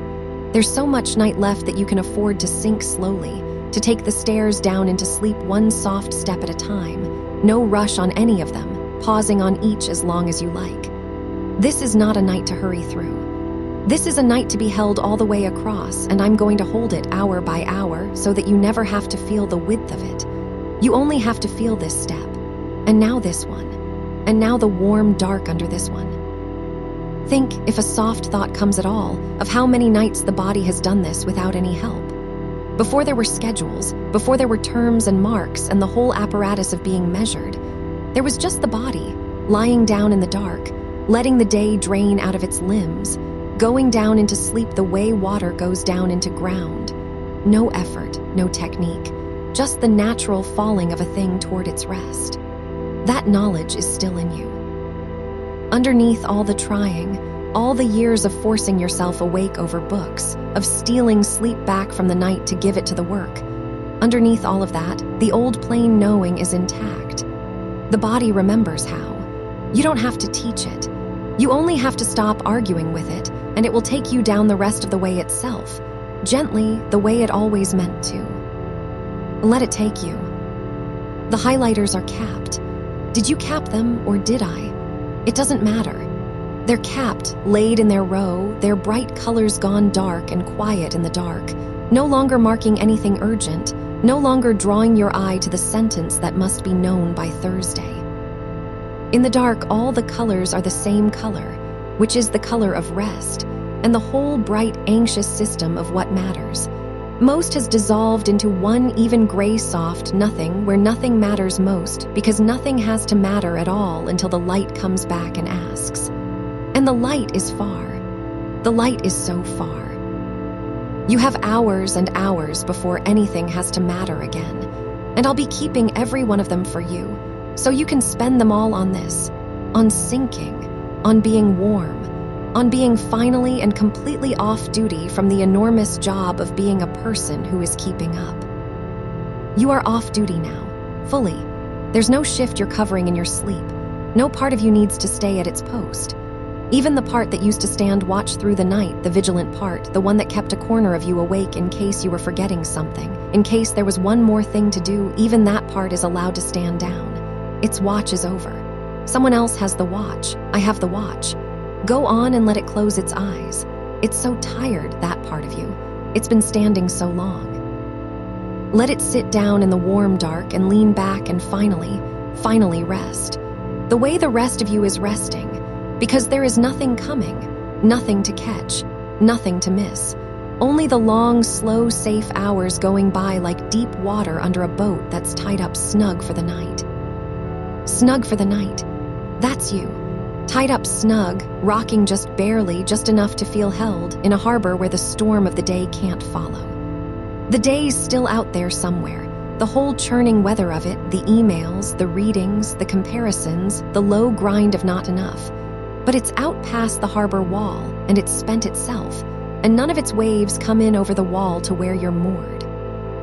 In here it's only the small dark water lapping, and the creak of the rope holding, and the certainty of the rope holding, and you rising and settling, a hair's breadth, on the breath, all night, tied safe to something that will not let you drift.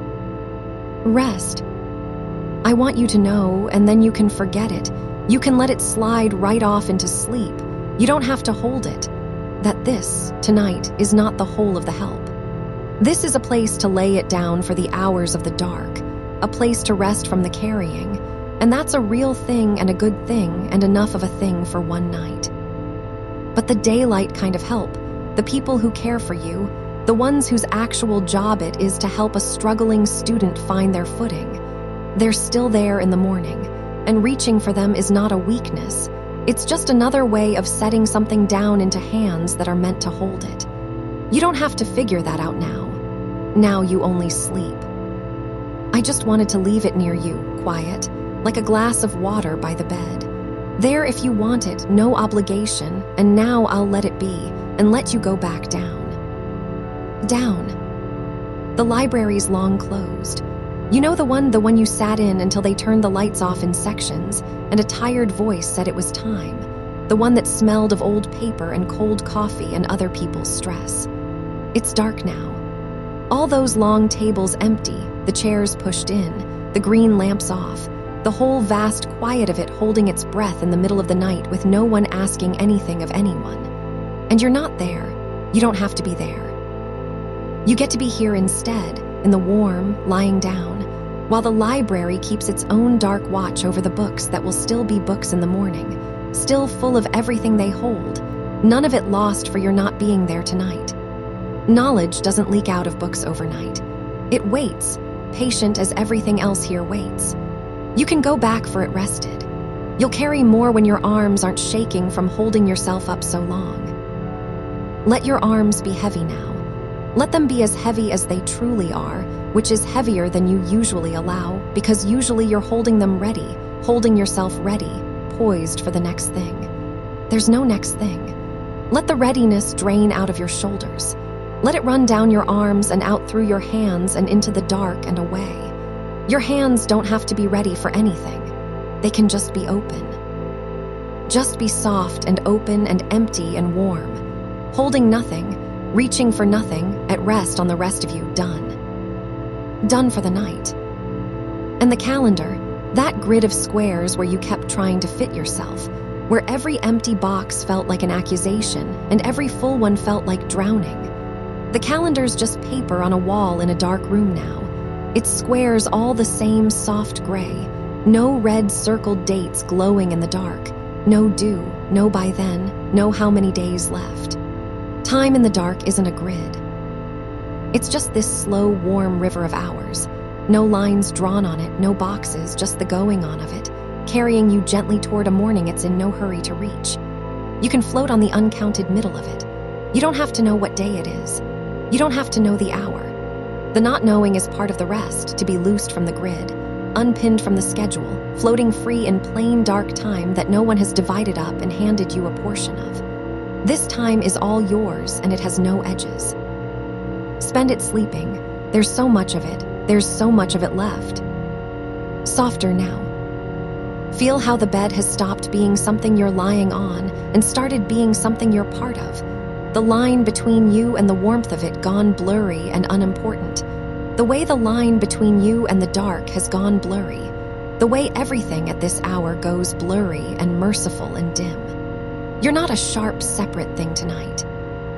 You're softening into the room, into the dark, into the low warmth of the held night. One gentle blur among gentle blurs. And there's such relief in that. To stop being a hard-edged self that has to be kept up and kept sharp and kept ahead. And just be a warm blur breathing in a warm, dark room, indistinct, unmeasured, and completely at rest. Breathe. I'll keep talking, low, under everything, the way I said I would. You don't have to follow it. The words can wash over you and past you and away, and the meaning can go where meaning goes when you're asleep. Off somewhere it doesn't matter, and all that stays is the warmth of a voice in the dark, the plain animal comfort of not being alone in the deep of the night. That's older than any school. That's older than any word for behind or ahead. The comfort of a voice keeping on, low and near, while you sleep. The body knows that comfort from the very beginning, from before you had any worries at all to set down, and it answers to it still. It settles to it still, and it's settling now. Settled. There's dew forming out in the dark, on the grass, on the cars, on the still leaves, quiet as anything. The night laying its soft, cool cloth over the sleeping world, and no one has to do it, and no one has to watch it. It just comes freely over everything, the way sleep is coming over you freely, without your effort. A gift the night is giving that you only have to be still enough to receive. Be still enough to receive it. You don't earn dew. You don't earn sleep. It falls on the deserving and the behind alike, on the ahead and the falling behind alike, on everyone, evenly, the great soft, even mercy of the night settling over all of it, over you, over the whole quiet building of sleepers, over the closed library and the empty lecture halls and the dark grid of the calendar, over the season turning slow in the warm dark, over everything, without measuring, without ranking, without asking a single one of us to have done enough. You have done enough, and now even that can be set down, even the needing to have done enough. Set it down. Let it go to the far table with the rest. There's nothing left in your hands. There's nothing left on the watch. There's only the breath and the warmth and the going on of the low voice and the long dark hours still ahead like deep, untroubled water, and me keeping the light, keeping the count so you don't have to, keeping the quiet all the way through. Sink. Slower still. Into the warm, into the deep, into the plain and dreamless rest that's been holding steady under everything, patient as the dark, patient as the dew, patient as the low-kept light that will not go out. It will not go out. Rest now, softer and warm, and held all the way through the long middle of the night with so much dark still left to sink through, and me still here, and nothing at all asked of you. And somewhere in the room, if you thought of it, though you don't have to think of it, there's a desk. There's the desk where so much of the worrying gets done, where the light bends over the pages and the hours go. And it's dark now too, the desk, dark and quiet like everything else. The chair pushed back a little the way you left it, the surface holding what it holds, and none of it needs you tonight. The pen is capped. Whatever was open is open still, a page turned face up to the ceiling, waiting with no impatience at all, because paper doesn't fret, paper doesn't count the hours, paper only waits, endlessly patient, willing to be exactly where you left it for as long as it takes. The book will not have moved by morning. The notes will not have unwritten themselves. The half-finished thing will be half-finished still, and no worse for the rest, and no worse for the night having passed over it in the dark. Let the desk keep its own quiet. It doesn't need to be watched either. Nothing over there needs to be watched. And the light that usually leans over it, the little lamp, the one that's on so late so often, it's off now.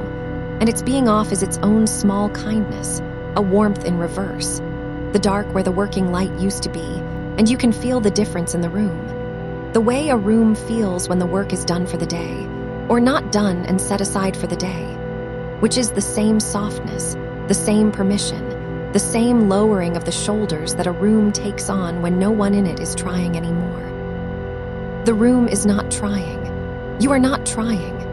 Nothing in here is trying in the deep of the night, and the not trying is the whole medicine of it, the plain, broad ease of a room where effort has been laid down along with the head on the pillow. There's a bag somewhere near the door. There usually is. The bag you carry it all in, heavier than it looks, the strap worn where it crosses your shoulder, and it's down. It's on the floor by the door, slumped and soft, unshouldered, resting the way you're resting, its weight given back to the ground where weight belongs. You're not carrying it now.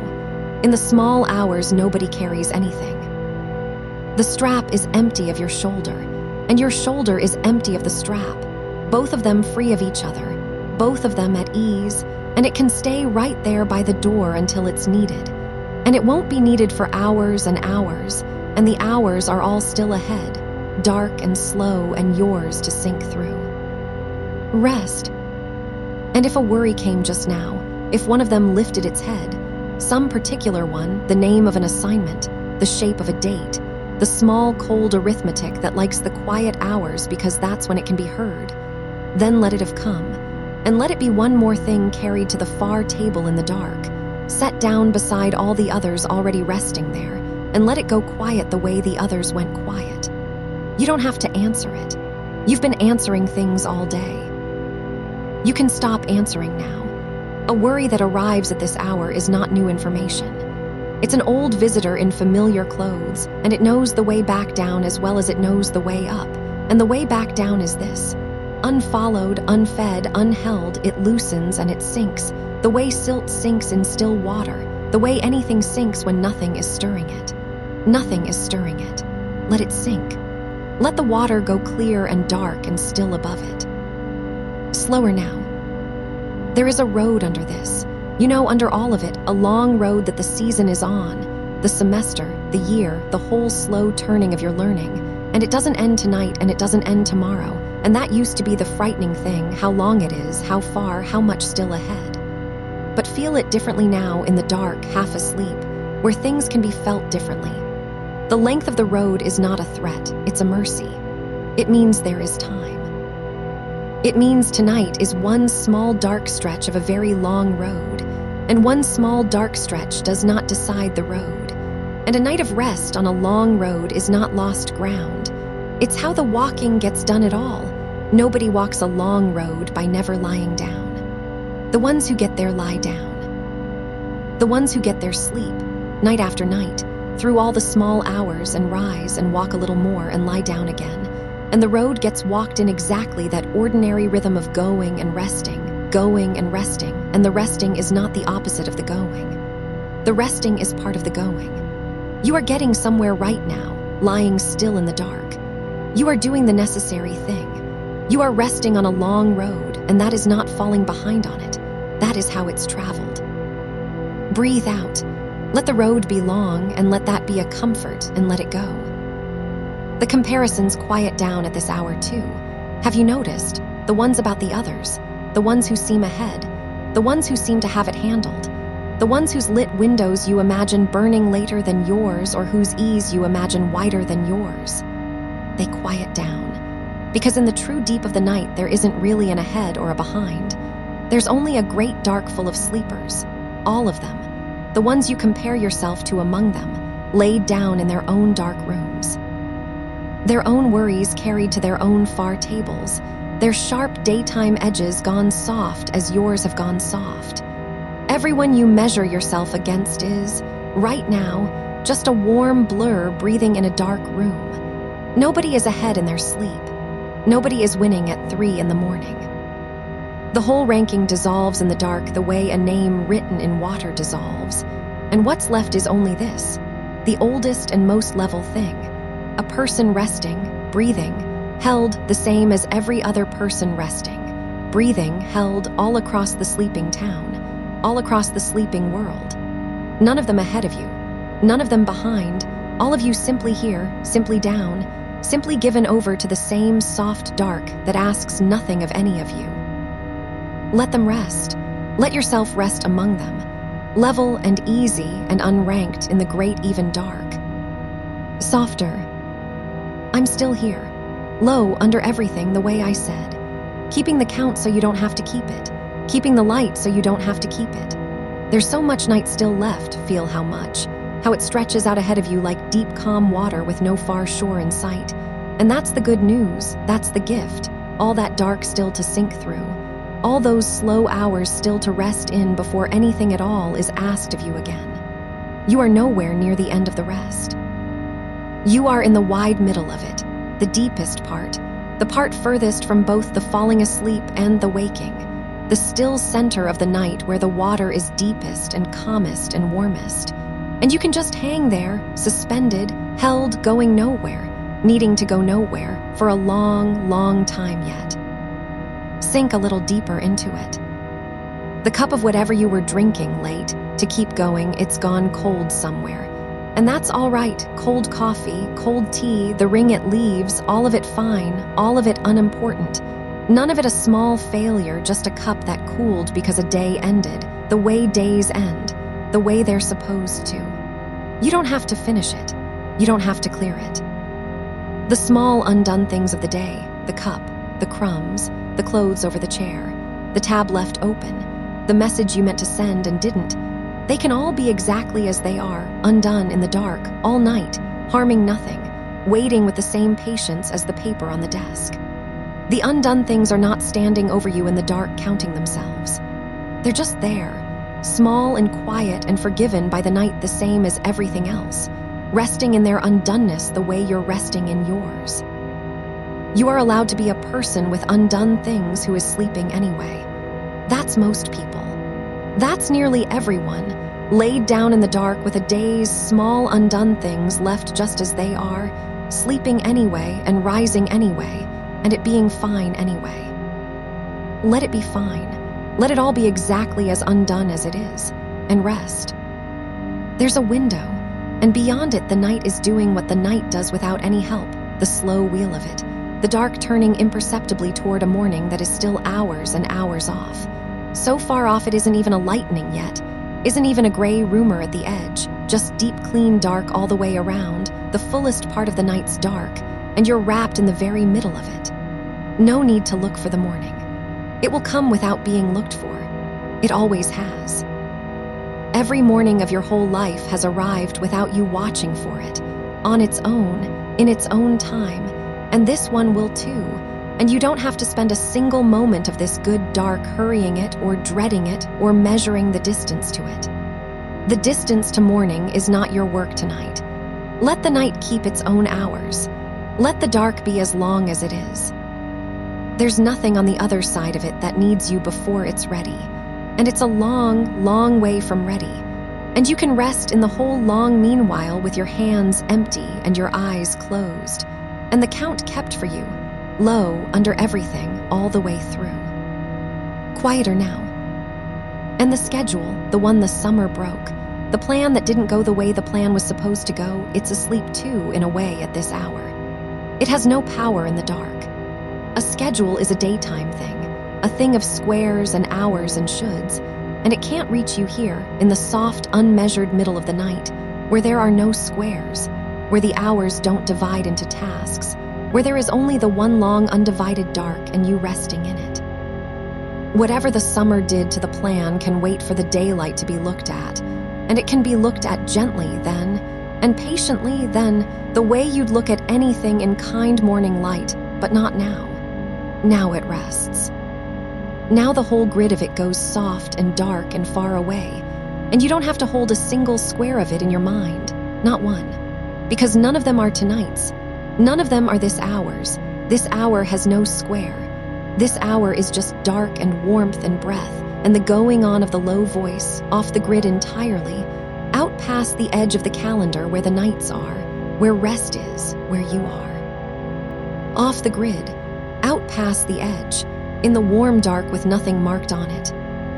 Rest there. You've been so much for so long to so many, the one who keeps up, the one who has it together, the one who answers, the one who shows up prepared, or the one who worries about not being those things, which is its own kind of exhausting labor.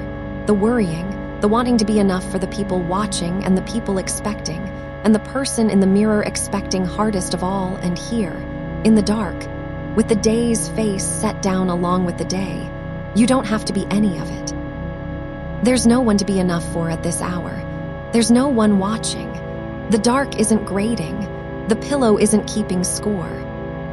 You can be, for these hours, simply a body at rest, a breather in the dark, no role, no performance, no version of yourself to maintain, just the plain, warm animal fact of you, alive and resting, which was always the thing underneath all the versions, the thing that doesn't have to earn anything, the thing that was never behind and was never ahead, that only ever needed, like everything alive, to rest sometimes in the dark.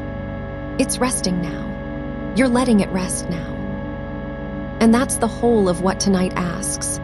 Nothing, that is, nothing at all, only that you let the resting happen, which is already happening, which needs no help from you, which is carrying you now the way the dark carries the sleeping world. Let it carry you, softer and down. I'll stay, through this hour and into the next, and the next after that, low under everything, keeping on. You don't have to check that I'm here. I'm here. The voice keeps on the way the night keeps on, the way the breath keeps on, without your minding it, a steady low warmth in the dark that asks nothing back, that only stays, that only keeps the light and keeps the count and keeps the quiet all the way through to a morning that's still so far off it needn't be thought of at all. So don't think of it, think of nothing.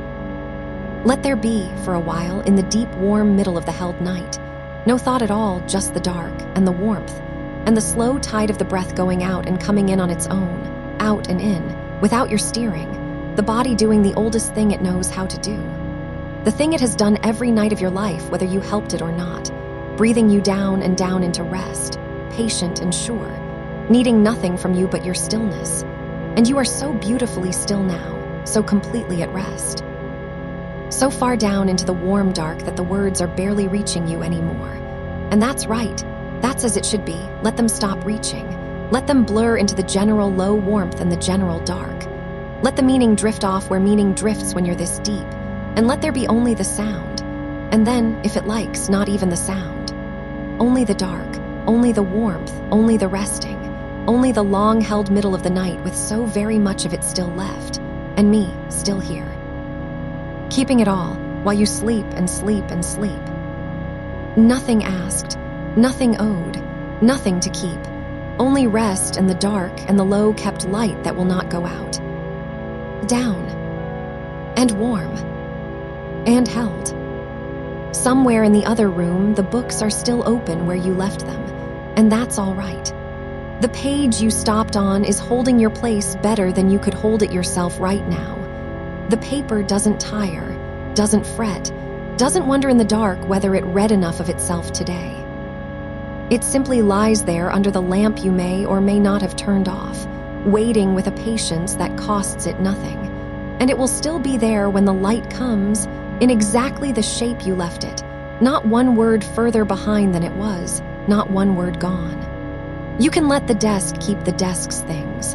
That's what a desk is for.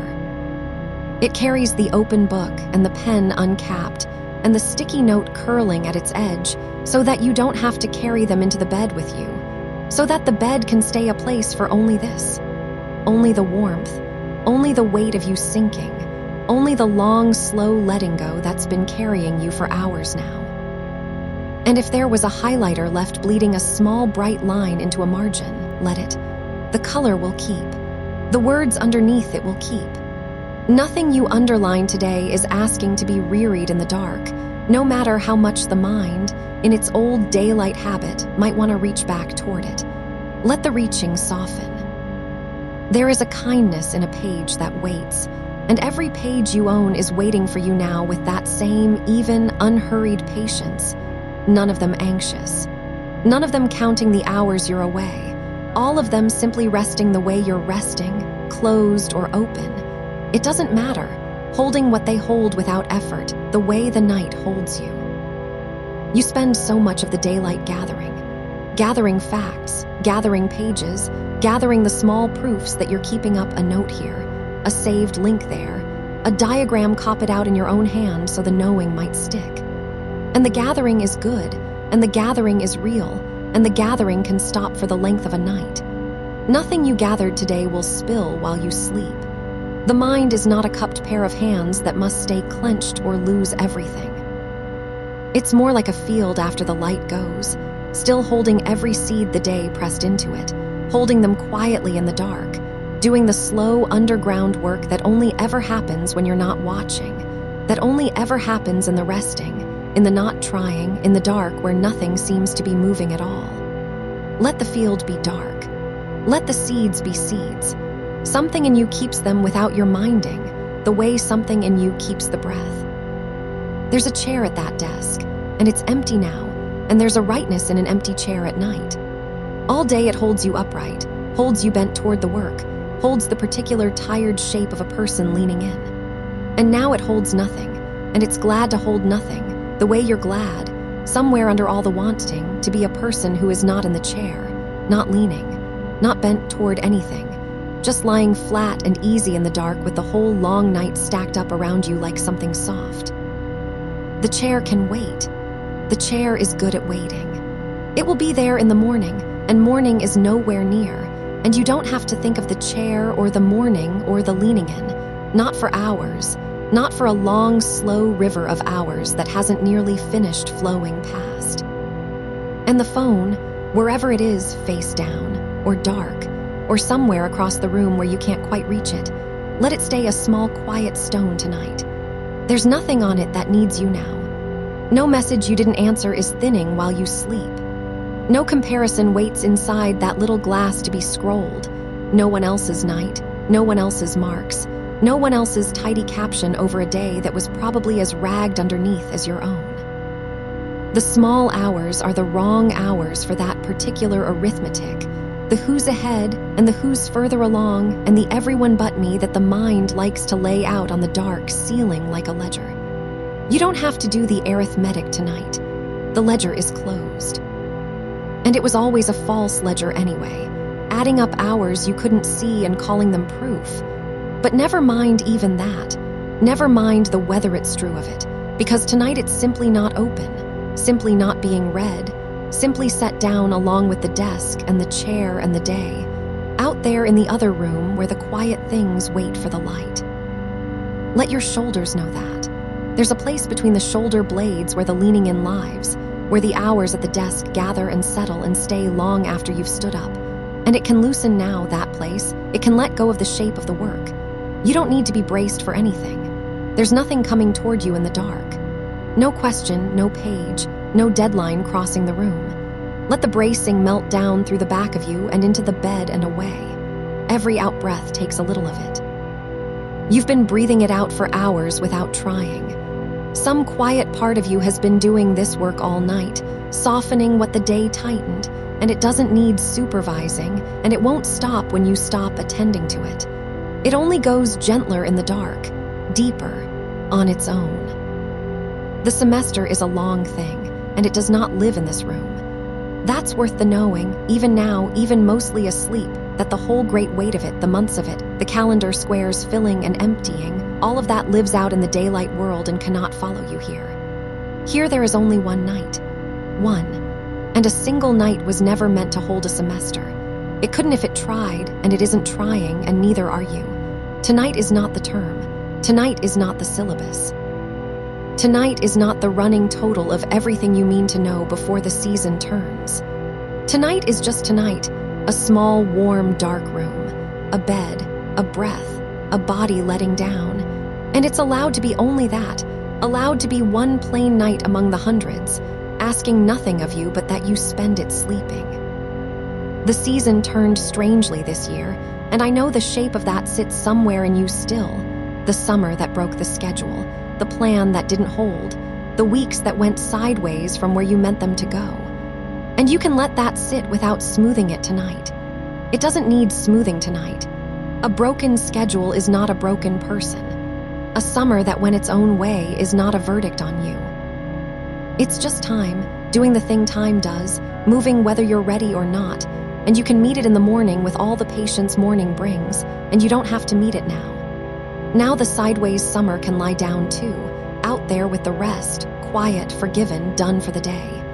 There is nothing about the calendar that is more important than your rest tonight. Nothing.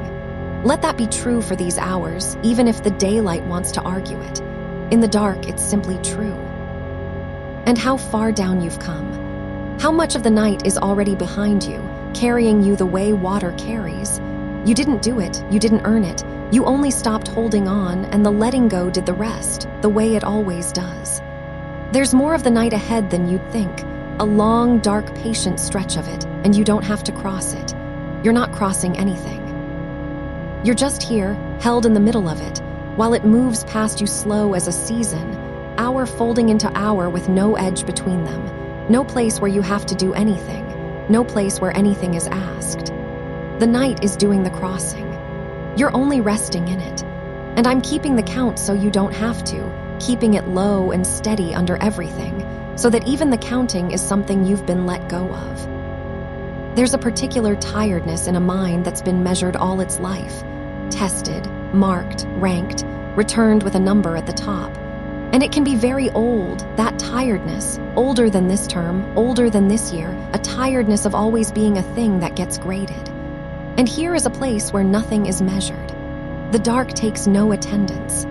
The night sets no bar you rise to or fall short of. Your breathing is not being scored. Your stillness is not being assessed. The way you're lying there is not right or wrong, better or worse, ahead or behind.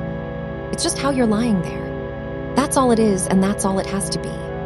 For the length of this night, you are exempt from measurement, released from the number, a person and not a percentile, and you can feel maybe, somewhere very deep, how much the measured part of you needed exactly this to be, for a few dark hours, entirely off the scale. So let it be off the scale. Let it float there, unmeasured in the warm dark, weightless the way things are weightless when no one's weighing them. There's nothing to prove to the ceiling. There's nothing to prove to the dark. There's nothing to prove to me. I'm not keeping any account but the gentle one, the one that only wants you sleeping and counts every slow breath as enough, more than enough, exactly and only enough. You have already done enough today to have earned this rest, and even that isn't quite right, because the rest was never something to earn. It's just yours, the way the dark is yours, the way the breath is yours, given freely, asked back never. Down further then, into the part of the night where even the room forgets its edges, where the walls go soft and the corners lose their corners, and there's no clear line between the dark inside your eyes and the dark of the room, just one warm, continuous dark that holds you like the inside of something. You can loosen the last of your grip on where you are. It doesn't matter where you are. You're here, which is enough, which is warm, which is safe, which is held, and the exact shape of the room, the exact hour on whatever clock, the exact number of the day, none of it matters at all now. All of it can blur off into the general dark along with the words, along with the meaning of the words, along with everything that has an edge. And the small hours, the ones that used to find you awake, the ones that used to lay their worries out one by one on the ceiling for you to turn over, they can pass differently tonight. They're passing differently already. If a worry comes, and one might, drifting up out of the dark the way they do at this hour, you don't have to take it up. You can let it arrive and let it go in the same breath, the way you'd notice a car passing far off on a night road, a light that comes and slides across and is gone, taking its small sound with it, leaving the dark just as dark and just as quiet as before. You don't have to follow the light. You don't have to name what it was. Let it slide across and away. There will be others, maybe, through the long middle of the night, and each one can pass the same way, arriving and leaving, none of them staying, none of them yours to hold, all of them just lights on a far road while you lie warm and still and let them go by. Because that's the thing the small hours never told you, all those nights they kept you turning, that a worry at 3 a.m. is not a truer worry. It's just a worry in the dark, with the daylight's proportions gone soft, looming the way small things loom when there's nothing around them to give them their real size. Come morning, they shrink back to what they are. They always do. And you don't have to wait up to watch them shrink. You can sleep straight through the looming, sleep straight through the hour when things seem larger than themselves, and let the morning do the shrinking without you, so that when you meet them again they'll already be their daylight size, small and manageable and nothing like the shapes the dark made of them. Let the dark keep its shapes to itself tonight. You're not watching. You're sleeping, and the shapes mean nothing to a sleeping person, and you are so nearly, so beautifully, a sleeping person now. I'll stay through all of it. Through the small hours and their far-off lights, through the deep trough of the night where time seems not to move, through the slow, imperceptible turning toward a morning that is still so far away it isn't even a color in the sky yet, isn't even a rumor. You don't have to keep any of it. Not the hour, not the worry, not the page, not the year. I'll keep it low and warm and steady the way I've been keeping it, the way I'll go on keeping it, asking nothing, staying anyway, a quiet that doesn't leave just because you've stopped listening to it. You can stop listening. The staying isn't yours to maintain. It stays on its own. And the body, the good tired body that carried you through the day and up the stairs and into the dark, it knows exactly what to do with a night like this. It has always known. Long before the coursework, long before the calendar, long before there was a single thing to be behind on, the body knew how to lie down in the dark and let the day dissolve and go where sleep goes.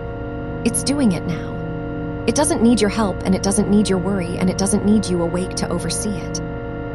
You can hand it the whole night and trust it entirely, the way you'd trust the ground to hold you, the way you've trusted it every night of your life, whether you noticed or not. It has never once failed to know the way down. Let it take you the rest of the way. Let it do the oldest thing it knows. Softer now. There's less and less that needs saying. The night has grown so quiet around us both, and the quiet is doing more than any words could, the plain, deep quiet of a room in the middle of a held night, where a person lies resting and a low voice keeps on and there is nothing at all that has to happen before the light. Nothing has to happen. Let that be the last soft thing the mind holds before it lets go even of that. Nothing has to happen tonight. The night is not a task. The sleeping is not a task. You are not being asked to accomplish your rest, only to be inside it, which you already are, which you've been for hours, which is happening now without a single thing required of you. So down, and warmer, and further in. The page waits, the chair waits, the desk waits, the whole daylight world waits out past the dark with all its measuring set down for the night, and none of it is coming, and none of it is asked, and there is only this, The warmth, the weight, the slow tide of the breath, the long kept quiet, and me still here, still low under everything, keeping the count and keeping the light while the night goes on around you, patient and dark and endless seeming and yours. Rest in the middle of it. There's so much of it left. Rest, and let the resting carry you, and let me keep the rest. And if a thought comes now, some small one, drifting up the way they do in the deep part of the night, not loud, just a little surfacing thing, you don't have to follow it anywhere. You don't have to find out where it wants to go. It can rise and it can turn over once in the dark and it can sink again all on its own, the way a thing dropped into still water finds the bottom without any help from you. That's all a thought is, this deep into the night. A small stone settling. You can hear it go and let it go and stay exactly where you are, warm and low, and already most of the way into sleep. There was a lamp, maybe, at some point in the day. A small circle of light on a desk somewhere, the kind you lean into when the rest of the room has gone dim, the kind that makes a little island out of a page and a pen and two hands. You can let that lamp be off now. It's off. Nobody's leaning into it. The circle of light has closed like a flower does at dusk, quietly, without being told. And the desk it stood on has gone into the general dark with everything else. And it isn't waiting up for you. And it isn't disappointed. And it will be there in the plain gray light of a morning that hasn't come yet, patient as furniture always is, holding nothing against you for the hours you spent asleep instead of bent over it. Because the desk doesn't keep score. That was never the desk. The scorekeeping was something you carried to it and set down on it and picked back up again, morning after morning, a habit of the hands more than anything. And tonight the hands are open and empty and resting, one of them probably near your face or curled loose against the blanket, doing nothing, holding nothing, and that's right. That's exactly how a hand should be at this hour, soft and uncounting and asleep before the rest of you. Let the counting hand stay open. There's a thing that happens in a mind that studies, a way it keeps a low ledger running underneath everything, even in the pauses, even in the good moments, a quiet arithmetic of how far, how much, how many left, how much behind. You know the one. It runs while you brush your teeth. It runs in the shower. It has been known to run in dreams, and I want you to know that it can stop running. Not forever, nobody's asking you to give it up forever, and you don't have to promise anything about the morning. Just now, just for the dark stretch of this one night, the ledger can be closed and set on its shelf with the cover shut. No column open, no sum pending, no figure waiting to be carried down to the next line. Closed, for the night. The numbers can sleep too. They've been awake as long as you have. Let them rest in their closed book in the dark, and let the part of you that tends them rest, finally, unwatched, off duty, nothing to tally until the light. Nothing to tally. And it's so quiet now. Listen, not with effort, just notice, in the loose way you notice things when you're nearly asleep, how the room has settled into that particular hush that only comes in the deepest part of the night. The pipes have gone still. Whatever hummed earlier has hummed itself down to nothing. Even the outside, the far traffic, the wind if there was wind, it's all thinned to a kind of soft gray nothing that isn't silence exactly but is the next thing to it. The sound a held night makes, which is almost no sound at all, which is a sound you could sink into like a deep chair. Sink into it. It'll hold you. It has been holding you for hours. Somewhere out past the walls, the whole apparatus of the term is sleeping too. The buildings you walk between are dark and locked and empty, chairs up on tables, the long hallways gone quiet, the rooms where things get measured all shut for the night with the lights off and nobody in them. Nothing is being decided out there right now. No list is being read. No name is being called. The great machine of the semester has stopped its wheels for the dark, the way it does every single night whether you trust it to or not, and it will not start them again for hours. And even when it does, it will start them slowly, unhurried, one office light at a time, a morning easing itself open with no alarm in it, no verdict, only the ordinary gray beginning of an ordinary day that you do not have to meet yet, will not meet for a long time yet, need not think of it all. Don't think of it, it's so far off. Let the far-off morning stay far off, an unlit shape past the edge of the night, and let this, the middle, the trough, the deep-held center of the dark, let this be the only place you are. There's nowhere else to be. There's nowhere you're supposed to have gotten to by now. The night has no waypoints. You cannot fall behind in it. That's the strange mercy of a night like this, the thing the daylight world never offers you, a long stretch of hours with no marks along it, no checkpoints, no rate you're meant to keep, nothing to be on schedule for. Just the dark and the breath, and the slow, unhurried passage of time that asks you for nothing, that carries you whether or not you paddle, that would carry you exactly the same if you did nothing at all, which is what you're doing, which is exactly right. Doing nothing at all, being carried. I've noticed the way the breath has changed since we started down into this hour. Slower now, lower in the body. That little catch it used to have near the top, that small held place where the day still lived, it's gone smooth. The breath found its way to the bottom of itself while you weren't watching, the way it always does when you finally let it. And now it just turns over, easy, low and full and even in and out, no effort in it anywhere. The tide doing its own work, needing nothing from you, tending you from the inside like something that loves you and has always known how. You don't have to breathe on purpose. You never did. It's been breathing you this whole time. Let it keep on. Let it breathe you the rest of the way down. And if some old worry rises here, because they do rise in the small hours, the tender ones, the ones about whether you're enough, whether you're keeping up, whether the shape your life is taking is the right shape or a shape you'll regret. If one of those comes up now, out of the dark, the way they like to in the hour when the defenses are thin, I want you to know it doesn't get to run the night. Not tonight. You can let it be here without letting it be in charge. It can float up and hang there a moment in the dark, and you can say to it, gently, not now, not tonight, I'll tend you in the daylight where you belong, and you can mean it. And it will settle because even the worries are tired, even they want to lie down. Even they have been carrying themselves all day and would like, if you'd let them, to be set on the shelf beside the closed ledger and left alone until the light. Set it beside the rest. Leave it there. It'll keep. Nothing you set down tonight is lost. That's worth knowing this deep in. Setting a thing down is not the same as throwing it away, and some part of you keeps a careful watch about that, keeps its hands closed for fear the important things will vanish if it stops holding them, but they won't. They don't. The page is where you left it. The work is where you left it. The people you love and the hopes you carry for yourself are exactly where you left them, safe, not going anywhere, waiting in the plain daylight with no diminishment, none, for the rested hands that will come to them tomorrow. You lose nothing by sleeping. You only set it down for the dark and pick it up lighter. That's all rest is. That's all it's ever been. A setting down that gives things back.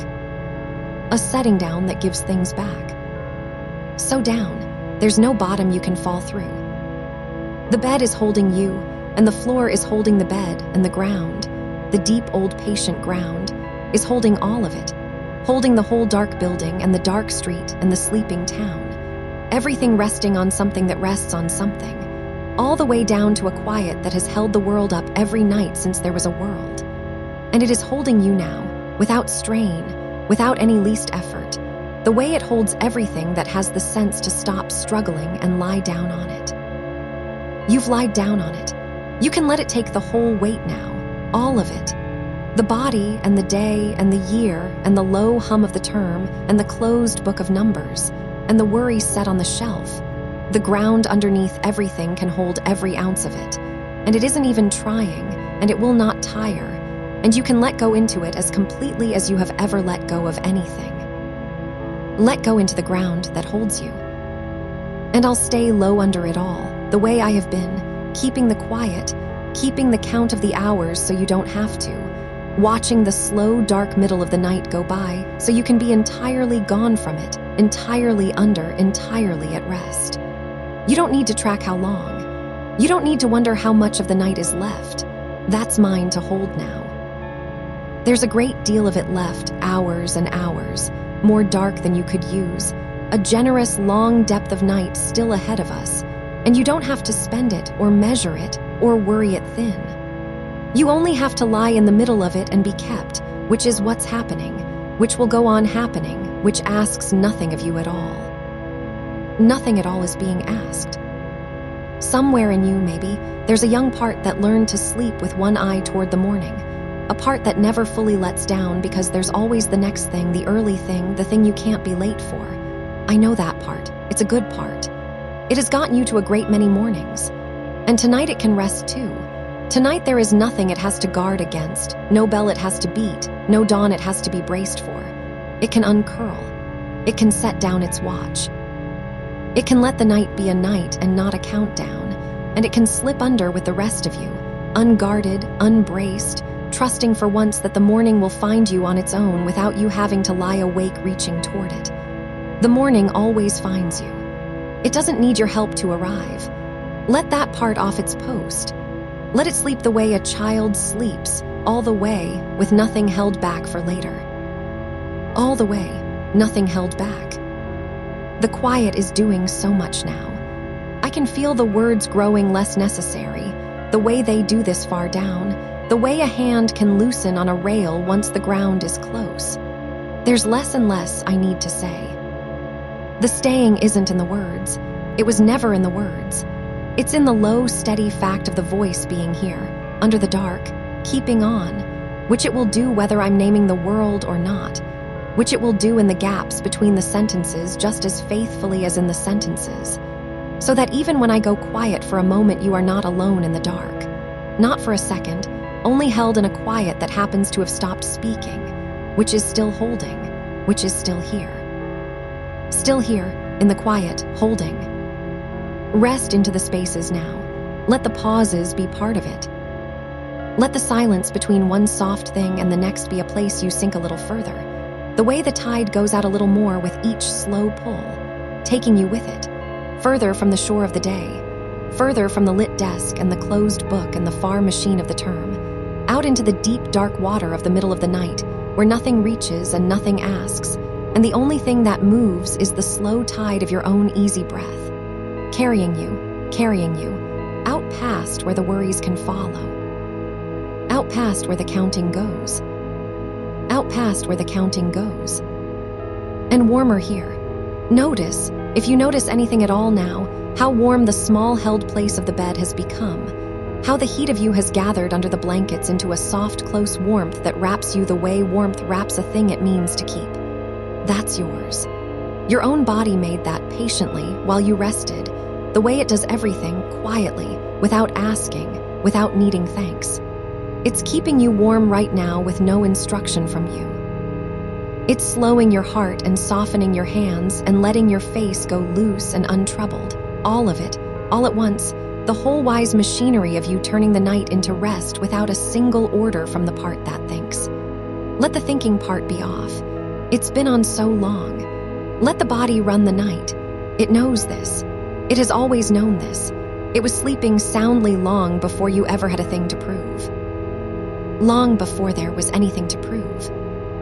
There's a version of you underneath all the measuring, under the coursework and the comparisons and the low arithmetic of behind and ahead. A plain version that just wants to lie in the warm dark and be held for a while, and ask nothing and prove nothing and be nobody's student and nobody's competition and nobody's behind. That one is who's resting now. Not the striver, not the counter, not the one who studies the ceiling doing sums. That one has finally set it all down and slid under. Just the plain warm animal of you, breathing in the dark, kept and safe and asking for nothing. That was always the one that needed the rest. And it's resting. And I'm keeping watch over it, low and steady, the way you'd keep watch over something small and tired and precious that had finally, after a very long day, agreed to close its eyes. It's agreed to close its eyes. Let it stay closed. So slower now, and softer. There's so much night left and no reason at all to hurry through it. We can go as slow as the breath goes. We can let whole minutes pass with nothing said, the dark holding you, the ground holding the dark, the tide of the breath going out and out and out, and me here under all of it, keeping the low quiet, keeping the hours, keeping the light turned down and steady the way you keep a small flame in a window through a long night. Not for any task, not to be watched, just so the dark is never total, just so there's always something warm and low still burning while you sleep, asking nothing, going nowhere. Staying lit straight through to a morning that is still hours and hours away, and coming on its own, and needs no help from you at all. Needs no help from you at all. Rest deeper than the worries reach, deeper than the counting goes, down where the year can't find you and the term can't find you and the far-off morning is only a rumor at the edge of a dark that stretches on, generous, unhurried, yours. I've got the hours. I've got the quiet. I've got the low light in the window. You don't have to keep any of it. Just rest, and let the resting carry you, and let me keep the rest. And while you're down there, so far down that the day can't reach you, let me tell you something about the hours you can't see. The night keeps going without you now. That's the part the studying mind never quite believes, that things go on being fine while it isn't watching them. All those years of the mind holding the reins, sure that if it let go for even a moment, the whole thing would come apart. And here you are, let go, gone soft, and nothing has come apart at all. The night is holding. The dark is holding. Somewhere out past the window, the hours are turning over slow, and even one into the next, with no one supervising them, and they are turning over just fine. You never had to hold the night together. It was a strange job to give yourself. It held itself. It always held itself. So there's nothing to check, nothing to keep an eye on. You can let the eye close all the way now, all the way in, no gap left at the edge for watching through. There's nothing coming that needs watching for. Let me take a thing off you that you didn't even know you were still carrying. Somewhere under all of it, quieter than the coursework, quieter than the counting, there's been a small held readiness. The part of you that stays half awake even in sleep, listening for the thing you forgot, the deadline you misremembered, the message you didn't answer. That low hum of almost ready that never quite switches off. You can let that switch off. There is nothing to be ready for in the dark. Readiness is a daytime tool, and the day is very far away, and the tool can be set down on the bench with the others and left there, cooling until it's needed, which is not now, and not for a long, long while. Set the readiness down. Feel how much of you was quietly braced by it and let that bracing go soft. The shoulders, the jaw, the small muscles behind the eyes that were still faintly aiming. Let them stop aiming. There's nothing to aim at, just the dark and the warmth and the going down. And I want you to notice, gently from very far off, the way you'd notice whether through a wall how little the mind is speaking now. Earlier tonight it had so much to say, all the arithmetic, all the comparing. And now, if you listen for it, there's just a longer and longer quiet between the thoughts. The thoughts still drift up, maybe, one now and then, small and slow, but look how far apart they are. Look at all that room between them. That room is where the rest lives, and the room keeps getting wider. The thoughts keep drifting further apart, like lights on a shore you're floating away from, smaller and smaller, dimmer and dimmer, and no one asking you to swim back toward them. You can let them get small. You can let them go out one at a time. You don't have to turn a single one of them off yourself. They put themselves out all on their own when you stop feeding them. And you've stopped. So they're going out. One. And then, after a while, another. And more dark between each one. Good. Let me put my hand, so to speak, over the whole worried arithmetic of the year, the where you should be by now, the how far behind, the everyone else's, and just rest my hand there so it goes still under it. Not solved. I'm not solving it.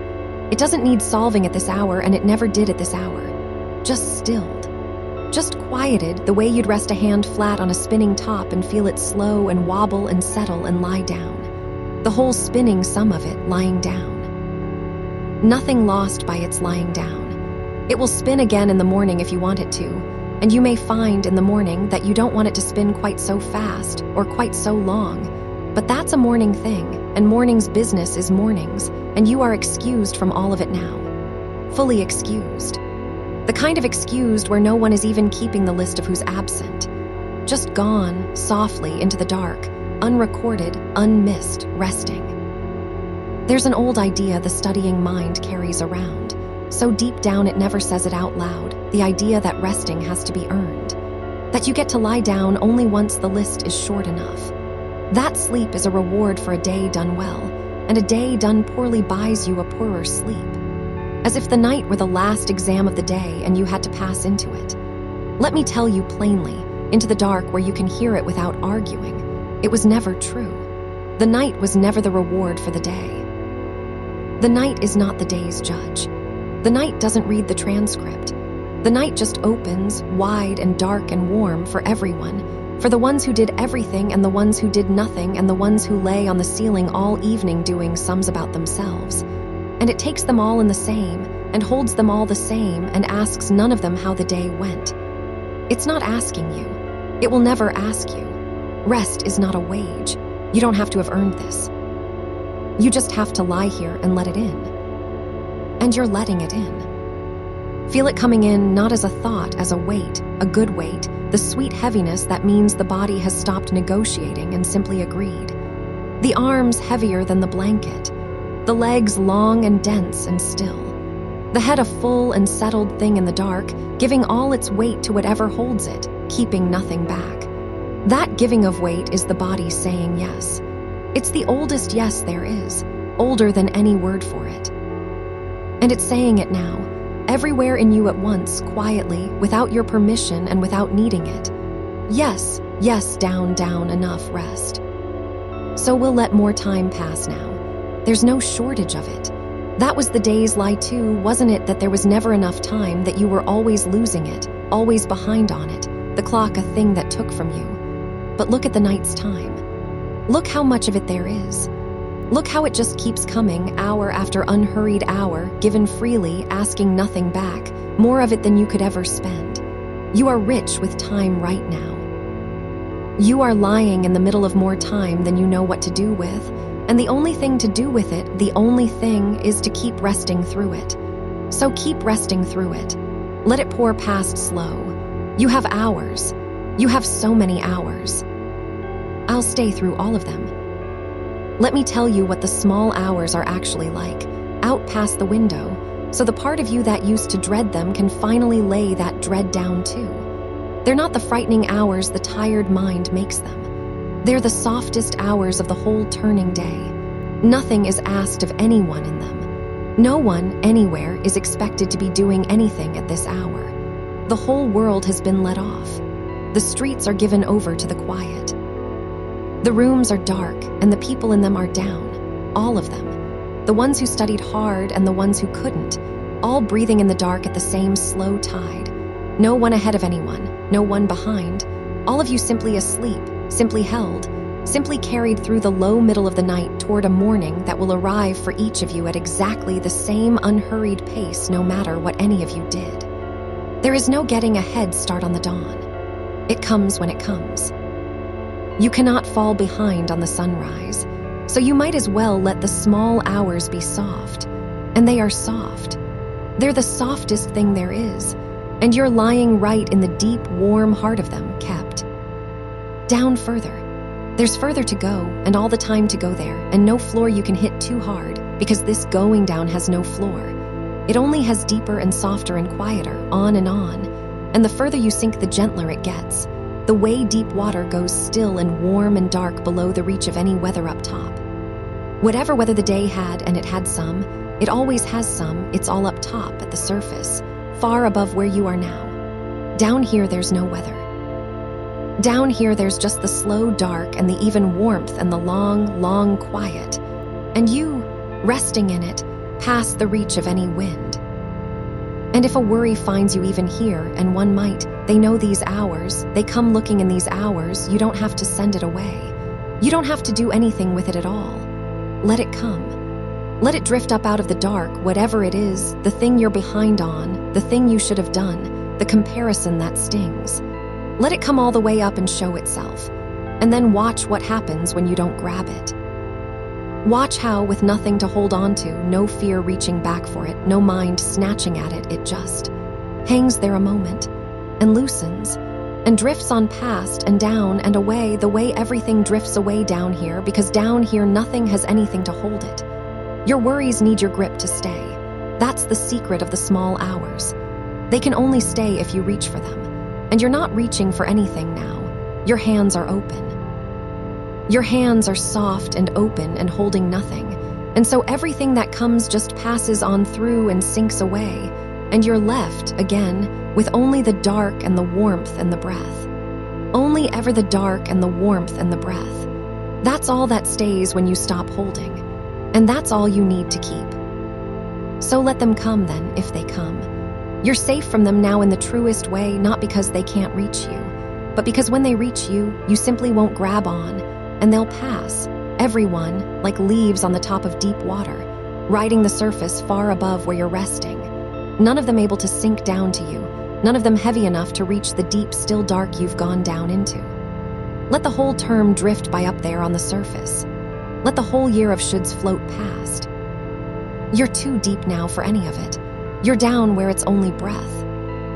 Slower still. I want to give you one image to rest against, and then I'll go quiet a while and just keep the watch and let you have the silence, because the silence is a gift too, and you don't get enough of it. Here's the image. Somewhere there is a lamp left on low in an empty room, a small warm lamp, turned down almost to nothing, burning steady in the dark for no reason except that someone once decided the room shouldn't be entirely dark through the night. It isn't lighting anything. No one's reading by it. No one's working under it.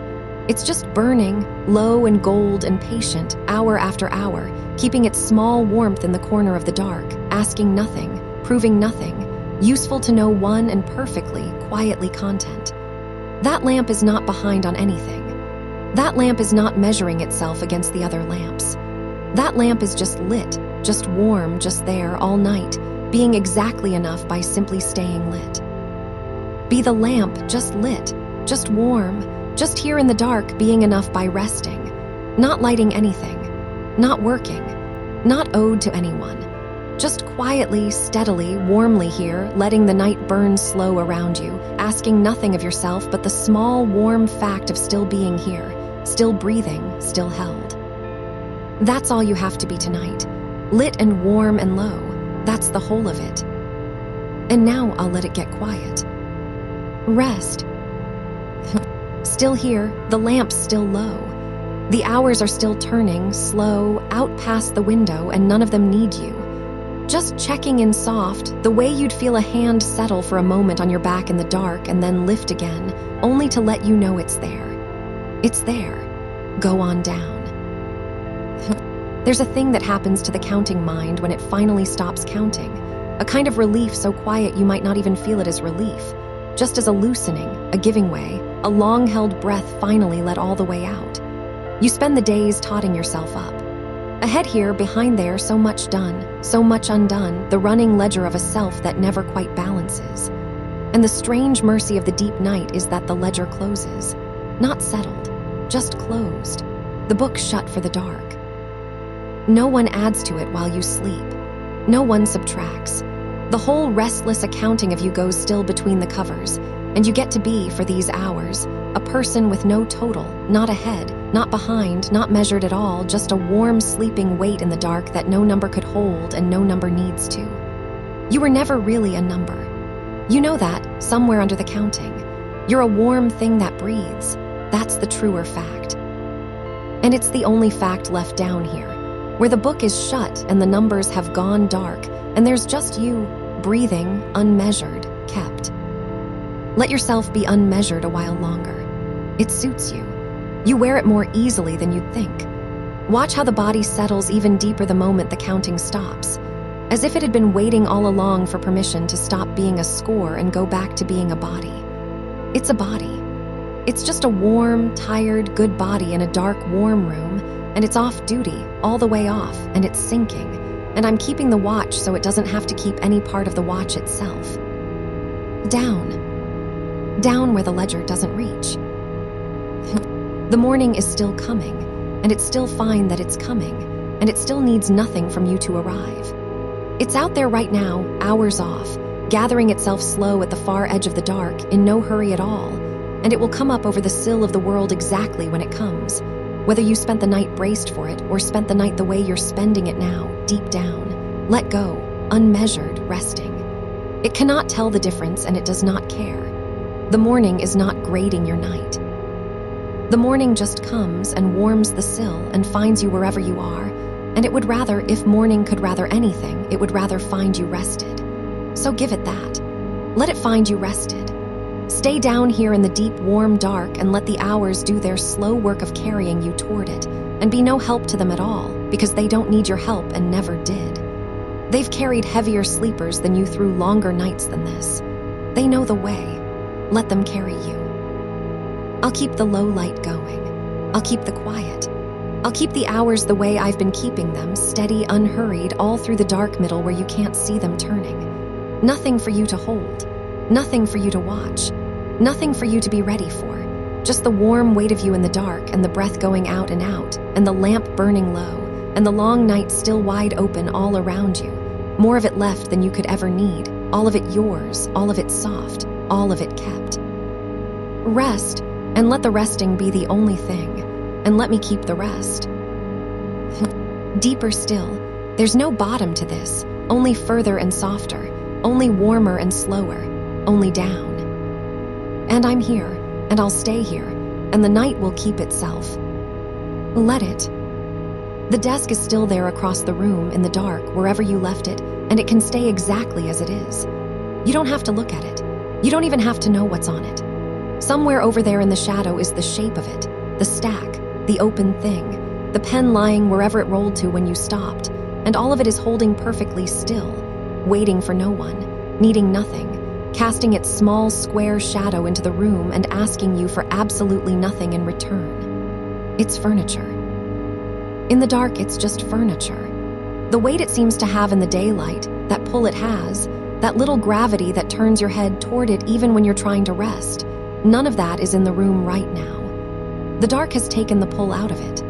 It's a table with some paper on it, sleeping the way the rest of the house sleeps, and you can let it sleep, and you can sleep further and deeper than it, down where a desk is only a word and can't reach you. There's nothing on it that has to be touched before light, nothing on it that changes if you don't. It will all still be there, every page, every unfinished line, arranged exactly the way you arranged it, and none of it will have moved or curdled or grown worse for having been left alone in the dark for one whole night. Paper is patient. It has all the patience in the world. It will wait for your rested hands far more gladly than it would take your tired ones now. So let it wait. It's good at waiting. It was made to wait. And the little lights, the ones that blink and glow on the things you've set to charge, the small, cold stars of the chargers and the screens face down, and the standby glow of everything that hums, let those keep their quiet vigil without you. You don't have to answer any of them. Not the ones that blink to be looked at. Not the ones storing up their little rows of things for you to see. They'll hold everything they're holding, harmlessly, all through the night, and none of it is due, and none of it is owed, and none of it will slip away if you don't reach for it now. The messages can sit unread in the dark. The little count of them can climb as high as it likes. It doesn't touch you here. Whoever wrote them is asleep too, or will be, and nothing you'd say back would be better said tonight than tomorrow. Let the screen stay dark. Let the little number wait in the dark with the desk. Neither of them can cross the room to where you are. There's a particular quiet that comes in the deep part of the night, the part you're floating in now. And it isn't the quiet of nothing happening. It's the quiet of everything that could ask something of you having gone to sleep first. The professors are asleep. The people you measure yourself against without meaning to, they're asleep. Every one of them, lying somewhere in their own dark with their own ceilings. No better off than you. No further ahead in this hour than you are, because in this hour nobody is ahead. The night flattens all of it. In the night, everyone who studies and everyone who worries and everyone who's sure they're behind is just a warm body in a dark room, breathing, exactly like you. And the whole vast, anxious comparison of the day goes slack, because there's no one awake to compare against. You're all just sleeping. You're all just resting your one tired body through the same turning dark. And there's a kind of company in that, even now, even asleep. The quiet fellowship of everyone laying it down at the same hour, all of you carried by the same night, none of you keeping score against the others because the scoring, too, has gone to bed. You can rest inside that company. You don't have to earn your place in it. Everyone who's tired is welcome. Everyone who's tired is already in. Summer broke the shape of things, I know. The days lost their edges. The bell schedule of a life, the this then, this that used to tell your hours where to stand, it loosened. And the loose days ran together, and somewhere in the middle of the runny, formless weeks, a quiet worry set in that the shape would never come back, that you were falling out of the habit of being on time for your own life. But shapes come back. They always come back. The days are only resting from their shape the way you're resting from your counting. And when the term comes round again, the hours will remember how to stand in their rows, and you'll remember with them, easier than you fear, because the remembering lives in the body and the body doesn't forget these things. It only sets them down for a season and picks them up again when the light shifts. Nothing has been lost that can't be picked back up. A loose summer isn't a broken life. It's a field lying fallow, and fields that lie fallow come up better for the rest. You were allowed the loose weeks. You're allowed this loose night. Rest is not the same as falling behind. It only feels the same in the dark, from the inside, when you're tired, and you don't have to trust the feeling tonight.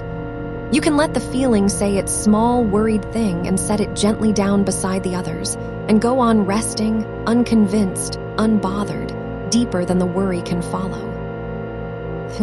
Feel how the pillow has warmed to the exact shape of you, how the whole bed has stopped being a thing you're lying on and become a thing you're held in, warm all the way around. No cold edges left, nowhere the heat drops off. That warming took the whole first part of the night, patient degree by degree, your own quiet heat soaking outward into the cloth until the bed gave it back. And now you're wrapped in a warmth that is partly the bed's and partly your own, and there's no telling where one ends. That's the good deep warmth. That's the warmth that means the body has decided it is safe. It only makes that warmth when it's sure. And it's sure now. You can feel it being sure. Let it stay sure. Nothing in this room is going to ask it to be on guard again tonight. The weight of the blanket lies along you like a hand laid flat and still. Not pressing, just there, just the plain fact of something resting its weight across you, which is one of the oldest comforts there is, older than any word for it. The body reads that weight and reads it as asterisk held asterisk, as asterisk covered asterisk, as asterisk no longer having to hold itself, and it lets down another notch, and another, sinking under the kind soft heaviness the way a stone sinks slow through deep still water, turning gently as it goes, in no hurry to reach any floor. There's no floor. I said that already and it's still true, only further, only softer, only down. Somewhere out past the walls, the season is doing its slow, warm work in the dark. The growing things growing without being watched. The night air moving thick and mild through the leaves. Everything outside going about its unhurried business of being alive with no ledger at all. No schedule. No am I behind. Just the long, green, patient there-ness of a summer night that has never once in the history of summer nights needed anyone to be productive to be complete. The night out there is complete already. It doesn't need you to add anything to it. It's finished exactly as it is, dark and mild and full, and you're a part of it, folded into it. One more warm sleeping thing inside the great sleeping dark. No more required to justify your rest than the trees are, than the grass is, than the still water somewhere holding the whole sky's worth of quiet on its back. You get to belong to the night like that, effortlessly, the way everything alive belongs to it. Nothing has to be done to earn the belonging. You breathe and you're in.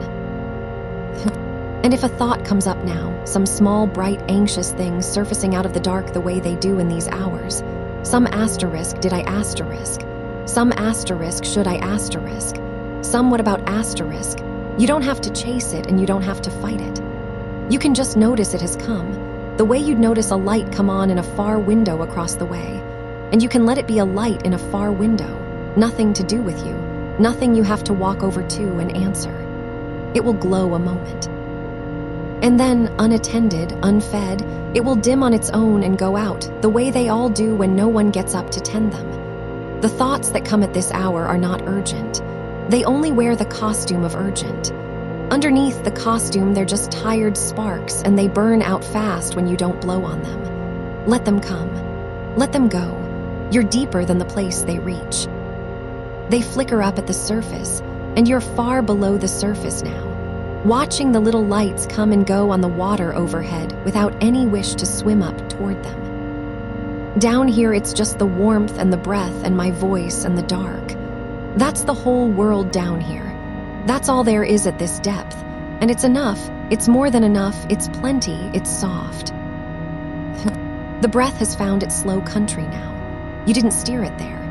It found the way itself, the way it always knows the way, dropping down into that low, unhurried rhythm the body keeps for the deep of the night, out, and a pause, and in, and a pause, no effort anywhere in it, the whole slow tide of it running on its own beneath you like weather, like something the night is doing to you rather than something you're doing. Let it be weather. Let it happen to you. You don't have to breathe on purpose. You never did. Every breath you've taken since the very first one, you took without deciding to, and they never once failed to come, all through every night of your whole life, faithful, automatic, tending you in the dark while you slept and asked nothing and knew nothing. And they're doing it right now, tending you, and they'll keep on doing it straight through to the light with no help from you at all. That's a thing you can lean your whole weight on. The breath that has never once forgotten. Lean on it.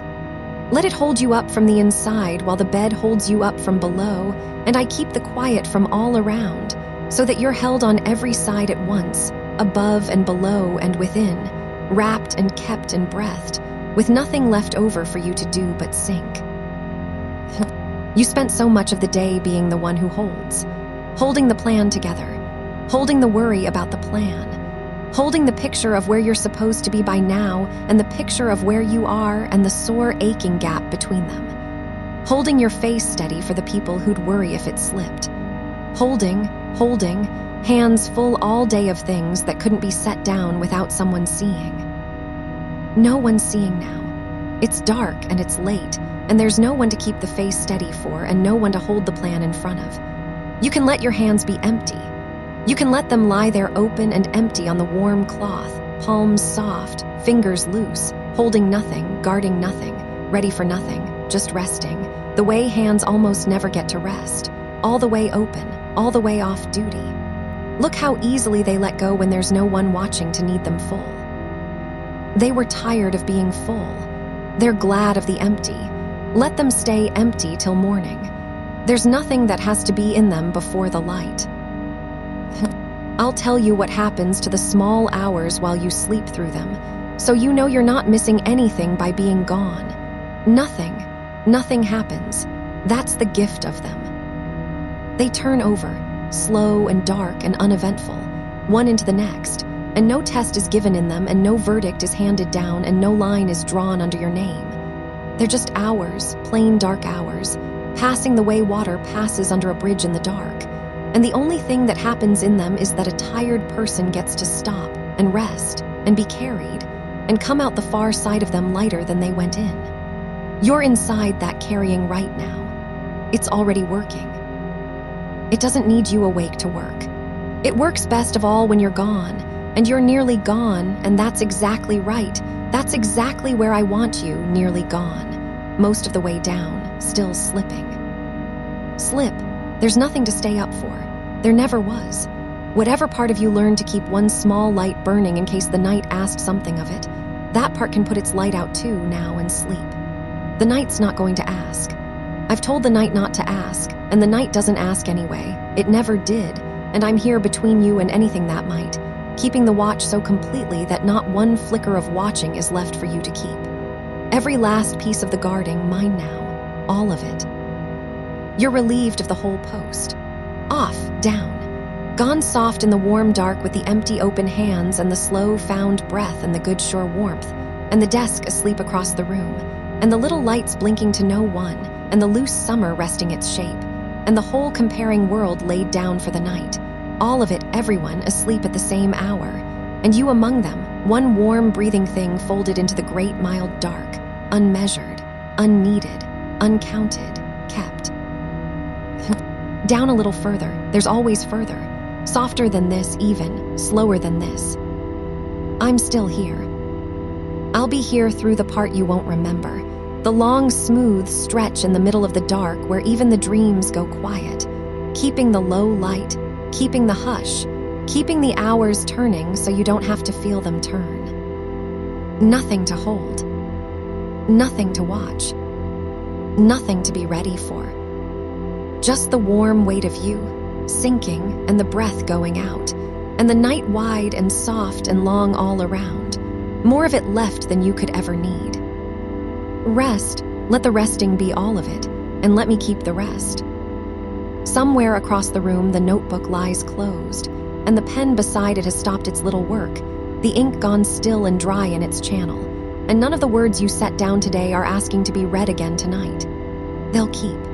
That's the quiet truth of written things. They wait exactly where you left them, patient as stones, and they don't fade because you slept, and they don't scatter because you stopped looking. The page you filled is still full in the morning. The line you underlined is still underlined. You can leave the whole of it lying there in the dark and lose not one letter of it. Nothing you learned today has to be held onto by staying awake. It isn't water in cupped hands. It's already set down on the page, and the page is closed, and the closing did it no harm at all. So let the reading rest where you left it. Let the marked pages hold their own place. There was so much of it today, so much taken in, one thing after another, the eyes moving line to line, the mind reaching to catch and keep, and a mind that's been reaching all day goes on reaching a while after out of habit, the way a hand that's carried something heavy still feels the shape of it once the weight is gone. That reaching can ease now. There's nothing left in front of you to catch. The lines have stopped coming. You've read the last of what the day was going to give you, and you read it, and it's done. And the reaching hand can uncurl in the dark and simply be a hand again, resting, catching nothing, needing to catch nothing. The day's last page turned itself hours ago. There isn't another, not till the light. I'll tell you something soft about the way a tired mind keeps things, so you can stop standing guard over what you know. You don't have to grip it to keep it. All through the dark, without 1 ounce of effort from you, the quiet part of you turns today over gently, the way you'd turn soil, folding what you met into the deeper ground where things settle on their own. And it does this best, most kindly, most completely, when you are exactly this far away, exactly this loose, exactly this unbothered. Your part is done. You brought the day in. You can set it down at the door and let the deeper quiet take it from here, and it will, and you'll wake with more of it kept than you'd believe you could keep by trying. Sleep isn't the enemy of what you're learning. Sleep is where the learning goes to be kept. So keeping it tonight looks exactly like letting go. Isn't that a mercy? The one thing you're most afraid of losing is kept safest by the very rest you were denying yourself to guard it. Let go then and keep everything. Both at once, that's how it works.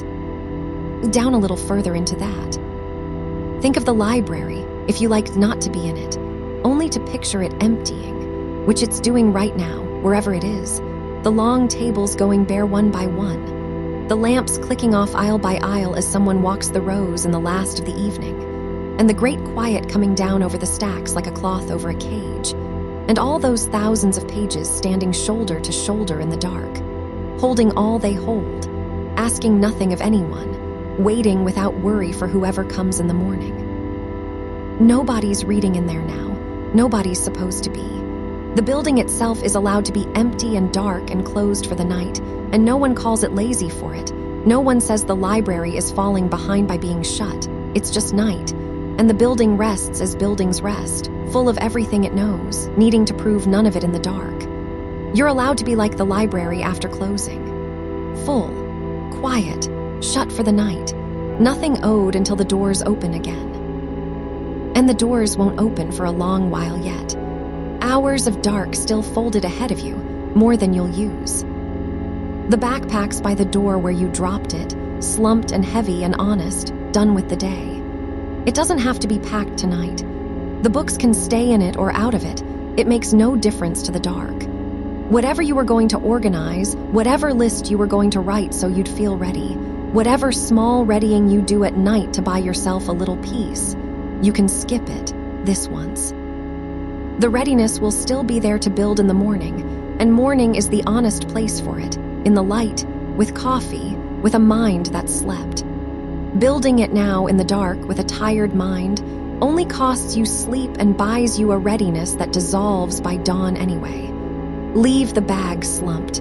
Leave the list unwritten. The morning you is a rested stranger who will handle all of it more easily than the tired you ever could. And you can hand it all forward to that stranger now, freely, gladly. Here, you can say, you take it, you'll be fresher, and I'm going to sleep. Hand it forward, all of it. The whole tomorrow, handed gently to the one who wakes. That's it. That's the whole trick of the night. You keep trying to be the one who solves it, and all you have to be is the one who sleeps, so that someone rested can solve it instead. And that someone is still you, only kinder to yourself, only clearer, only morning lit. You're not abandoning the work by sleeping. You're delivering yourself, whole and mended by rest, to the hands most able to do it. Sleep is how you send yourself ahead into the light. Go ahead and send yourself. Drift forward into the morning the slow way, through all these dark, unhurried hours, arriving rested because you let yourself be carried there. The phone's face down somewhere near, gone dark. Its little river of other people's evenings dammed off for the night. All those glowing squares of everyone doing everything, studying later than you, finishing sooner than you, further along, better sorted, more certain. All of it face down now, black-screened, silenced, none of it reaching you in the dark. You can't fall behind the people you can't see, and you can't see anyone tonight. The whole lit-up comparison is switched off at the wall, and in its place there's just this, one dark room, one warm bed, one breathing person. No one to measure against, no scoreboard glowing, no feed to fall down. Just you unranked in the plain dark, which is the only place a person ever really gets to rest, the place where no one else is, and so there's no one to be behind. Nobody's ahead of you in the dark. There's no ahead in here at all, only down and softer and further in. Let the not knowing be a comfort for once. You don't know how everyone else's night is going, and you don't need to, and the not knowing means the arithmetic can't run. The am I behind sum needs numbers, and you've no numbers tonight. They're all face down and dark, and so the sum just sits there unable to start, and the part of you that runs it all day gets, at last, a night off from running it. Feel how quiet it is when that machine can't find its inputs. It goes still. It powers down. It rests beside you like everything else, and you're allowed to let it, and you don't have to feed it one single figure before the light. Nothing to add up, nothing to weigh, the scales set down and empty in the dark. Notice, if there's enough of you still surface to notice, how much softer the thinking has gone, not stopped. Thinking doesn't stop, but loosened, unlinked. The thoughts drifting free of each other now instead of chaining tight the way they do by day. One word floating up from somewhere in today's reading and simply floating off again without towing the next behind it. No argument forming, no worry building itself rung by rung, just loose drifting pieces, warm and slow and going nowhere. The way thoughts get right at the edge of sleep when the mind stops holding them in order and lets them wander loose. That drifting is the doorway. You're standing in it. You don't walk through, you just stop holding the frame, and the drift carries you. Let it carry. Don't hold the frame. Let the loose words wander off into the dark and don't call any of them back. There, looser still. I want to say something plain to you in the middle of all this softness, because it's true and you should have it. This, the voice, the dark, the letting down, this is a good place to spend a night, but it isn't the whole of what holds you. In the daylight, there are people who'd be glad to help you carry the real weight of the term. A friend, a name on the roster, someone whose whole job is to help students who feel behind, and hands like those are worth reaching for when the light comes back. Tonight isn't instead of them. Tonight is just the rest that makes the reaching possible. So rest, knowing you're not alone with any of it, not the daylight kind of alone, where help exists and you can walk toward it, and not the dark kind either, because I'm here, right here, keeping the low watch all the way through. Held on both sides. Held in the day by the people and the help, held in the dark by me. You can let go in the middle of all that holding and fall nowhere at all. Fall nowhere. There's no floor to hit. It's holding all the way down. Slower now. Let me thin out a while and just leave you some quiet to sink through. The chair by the desk still keeps the shape of the day. A little warm hollow where a person sat and worried and worked and worried. And even that shape is easing now. The cushion rising slow back to flat. The warmth leaking off into the room. The whole day long sitting forgetting itself as furniture forgets everything by morning. Let your own held shape ease the same way. The set of the shoulders you carried all day. The small clench you didn't know you kept. The face you held in its careful daytime arrangement. All of it going slack now, going flat, going warm and shapeless the way the chair goes, until there's no held posture left anywhere in you. Nothing arranged, nothing braced, just a body given fully to the mattress, wearing no shape but the one the bed presses gently up to meet. Shapeless and warm, nothing held in the muscles, nothing held in the jaw, down. The calendars on the wall or in the dark of a screen, all those squares marching ahead into weeks you haven't lived yet, and by day each square can feel like a small mouth asking something. But at this hour they're only squares, only paper, only pixels gone dark. And not one of them is asking anything tonight, because the future doesn't happen at night. The future waits politely for its own morning to arrive before it asks a single thing of you. You never have to answer a Tuesday from inside a Sunday's dark. It isn't even here yet. It's weeks off or days off, dry and distant and completely unable to touch you where you lie. And all the answering it wants can wait for the mornings it belongs to, arriving one at a time, in the light, at a pace a rested person can meet. One at a time, in the light, never all at once, never in the dark, the whole future disarmed by the simple fact of night. And the summer, the loose, broken open summer that lost its shape when the term let go of it. I know that shapelessness can feel like falling, all that unstructured time with no bell to catch you. But here, now in the dark, the shapelessness is just this. Room. Just room. Nothing you have to fill by a deadline. A stretch of quiet hours that belong to no schedule at all. And this night is one of them. This whole long night is unstructured summer time. And you're not wasting it by sleeping. Sleeping is the truest thing to do with a night that asks nothing. You're using it exactly right. You're spending an unmeasured night on rest, which is what the unmeasured hours were always for. No bell tonight, no schedule to have broken, just room and dark and rest filling it the way rest is meant to. Oh good, that's it, sink. I'll keep talking a while longer, low and slow, not because you need the words now. You're past needing them, mostly gone, and that's right. But so that the sound of being watched over stays under you like a floor, one steady warm thing that doesn't stop when your thoughts stop, doesn't leave when you leave, keeps its low murmur going through the parts of the night you won't remember. So that even in the deep, unremembered middle, some old animal part of you knows it isn't alone in the dark and doesn't have to surface to check. I'm the check, standing in for you. You never have to come up and make sure. I'm sure for you. Stay down. Stay down where it's warm. I've got the whole rest of the night. Hours of it left. Hours and hours, dark and mild and long, more night than you could spend, folded out ahead of you like a wide, quiet country you get to cross in your sleep, carried the whole way, arriving without walking a step. And the morning at the far edge of it is a long way off still, in no hurry, taking its time. And you have every one of these dark hours to spend before it comes. No need to reach for it. No need to watch for it. It'll arrive on its own when it arrives and not 1 minute before. And until then, there's only this. Only the dark and the warmth and the slow tide of the breath and the low sound of being kept. There's nothing to reach for. There's nothing coming that you have to be ready for.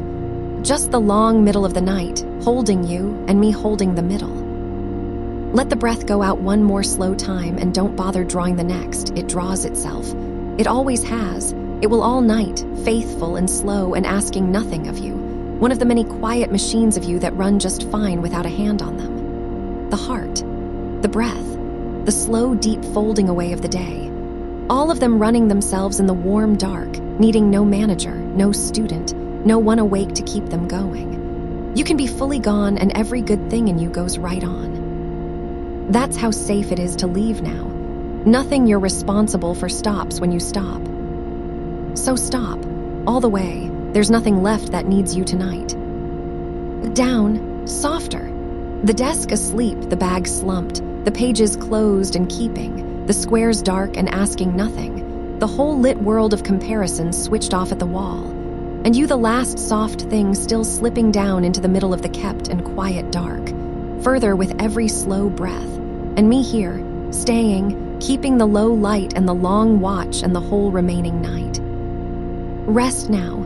Let the resting be everything there is, and let me keep on keeping it for as long as the dark lasts. And somewhere out past your window, the whole building is doing what you're doing now. Every room of it gone quiet. Every desk in every room slumped and dark like yours. Every other student who studies the ceiling laid down at last and let go of the count. The whole tired lot of you set down at the same hour by the same dark. None of you behind any of the others now. All of you level. All of you resting. The comparison you carry all day dissolved the simple way it always dissolves at night. Which is that everyone stops. Everyone stops. The ones you measure yourself against are asleep too. Their books shut too. Their squares dark too. No one out ahead of you in the dark because the dark doesn't keep a ranking, doesn't grade the hours, doesn't hand anything back marked. In here you are exactly as far along as everyone, which is nowhere, which is bed, which is rest, and that is the truest measure there is, and it says you are fine, you are level, you are where a person is meant to be at this hour, which is down. Down with all of them. No one ahead, no one behind. Just a whole town of tired people set gently in the same dark, and you one of them kept the same as them, resting the same as them, and none of it a race while the lights are out. And the little machine in you that does the arithmetic, the one that adds up the weeks and subtracts what's done from what's left and hands you the frightening remainder in the small hours. That one is allowed to be off now too. It runs all day for you, faithfully, tallying and retallying, and it means well. It only ever wanted you kept safe and not caught short, and you can thank it and let it rest. It doesn't have to total anything tonight. There's no sum the dark needs from it. Let it set down its long column of figures, half finished, and lean back from the desk of itself, and go quiet the way the rest of you has gone quiet. The numbers keep. They'll still be there, patient and dull and much smaller than they looked whenever you next choose to pick them up. But not now. Now the only arithmetic is the breath, and the breath doesn't add, it just goes out and comes back and goes out, asking nothing, counting nothing, a slow, even thing that never arrives at a total and never needs to. Just let that be the only math tonight. Out and in. There's nothing to carry, nothing to total, nothing owed by morning. I want to tell you a quiet thing about the sleeping brain, and you don't have to hold on to it. You can let it drift past like everything else. Only that something in you is not idle now, even gone as you are. Somewhere under the dark, without any effort from you, without 1 ounce of trying, the day you had is being sorted through by hands you'll never feel. The pages you read, the lines that wouldn't stick, the shape of the thing you couldn't quite hold at your desk. All of it turned over slowly in the warm dark and set into place quietly, while you do nothing at all. That's not a promise, and it's not a task, and it's certainly not a thing to try to make happen. You couldn't help it if you wanted to, and wanting to would only get in its way. It happens best exactly like this. With you gone, with you out of the room, with the manager asleep and the doors shut and no one standing over the work. The best of what learning does, it does while you're not looking. So being here, down, useless, unproductive, gone, this isn't the opposite of the work. This is the part of the work no daylight hour can do. You are being useful in the only way that's left tonight, which is by being completely, restfully, gorgeously idle and letting the quiet hands do what they do when you finally get out of their way. Rest is not the gap between the work. Some nights rest is the work doing itself, needing you gone to do it. So stay gone, it's going well, you don't have to watch. Outside, if you could see it, the night has gone all the way over to its far side. That hour past the middle when the small sounds of the day are so long finished you've forgotten they were ever there. When even the last car has found wherever it was going. When the streets hold nothing but the streetlights talking to no one and the slow, cool settling of the air. The grass is wet now with something that fell without a sound while you slept. A fine dew laid over everything, over the parked cars and the sills and the still leaves. The world quietly beating with the cold, clean water of the deep night, and none of it needing you to have noticed. None of it a thing you missed by being asleep. It lays itself down out there the way you've laid yourself down in here, the whole night settling together. Wet grass and closed books and slowed breath, all part of the one long lowering. You're not apart from it. You're a piece of the same settling. The night is doing to the whole town what it's doing to you, cooling it, quieting it, laying the dew of rest over all of it, and you gave yourself over to it without a fight, which is the wise thing, which is the thing the grass knows and the leaves know and the tired body knows better than the worried mind ever learns. Let go and be settled on. Let the dew of the deep hours bead quiet over you too. There's nothing to keep dry for. Nothing you'll be sorry to have rested through. And I know how the small hours can send a thing back up to you. How a worry you'd swear you'd put down at midnight can float up again now, in the 7th hour, wearing a slightly different coat, hoping you won't recognize it. The one about falling behind. The one about the summer that broke your good rhythm, the weeks that got away, the plan that was supposed to hold and didn't. If it comes up again now, softened, half-dreamed, let it come, and let me meet it the same as I met it before, because it deserves the same gentle answer however many times it asks. Not tonight. Not a thing to solve at this hour in this dark, with the whole town asleep and no desk in reach and nothing you could do about it now even if it were wise to try. And it isn't wise, and you won't. The broken schedule is not an emergency the dark can fix and does not need you awake to worry over. It kept fine through all the hours already gone, and it'll keep fine through the hours still to come. Sitting exactly where you set it, out on the table by the door of yourself, patient, unbothered, in no danger of getting worse for being left alone one night. You'll pick it up when it's light and you're rested and your hands are steady, and it'll be so much smaller in the daylight, so much more ordinary, so much more a thing that people simply do and then are done with. Everyone's rhythm breaks. Every summer loosens somebody's good grip on the plan. It is the most common thing in the world and the most survivable, and it has never once been made better by being gnawed at in the dark at 4 a.m. So set it down again. However many times it floats up, I'll help you set it down again, all night, as patiently as it asks, because that's what I'm here through the night to do. Down it goes, and down you stay. The worry can pace if it likes. You don't have to walk with it. Feel, if there's any feeling left awake in you, how the bed has stopped being a thing you're lying on and become a thing you're held in. How you sank past the surface of it some hour ago, and it closed warm over you, and now there's no line anymore between where you end and where the warmth begins. Just one soft, continuous held thing. You and the dark and the weight of the covers all melted into a single kept warmth with no edges to it. That's the body doing what the body has always known how to do. You didn't teach it this. No class taught it this. It sleeps the way it breathes and beats from before you knew the words for any of it, from a knowing older than school, older than counting, older than the first time anyone ever asked you whether you'd done enough. There's a competence in you far under the graded kind, a plain animal competence that needs no marks and passes no tests and simply lowers you, night after night, faithfully, into the deep, warm, safe place and keeps you there till morning and lifts you out again whole. It is doing that for you right now. It has never failed to. It is the one thing in your life you have never had to study for and have never once fallen behind at, because it does itself in the dark with you gone. Trust the old competence. It has you. It always did. The pages you left on the desk are keeping their place in the dark. I want you to know that too, in case some small part of you still hovers near the desk, still half minds the open book. It hasn't lost your place. Nothing scattered while you slept. The words are all still there, lying still on the paper in the dark, in exactly the order you left them, cooling, patient, going nowhere, waiting with the enormous patience that written things have. They'll wait a night, they'll wait a week. They don't feel the time pass. They don't hold it against you. They'll be just as ready for you rested as tired, and far more used to you rested. The paragraph you couldn't get through will be so much kinder to you in the morning, when your eyes are clear and the manager's back at his post and the quiet hands have done their sorting. Tonight it asks nothing.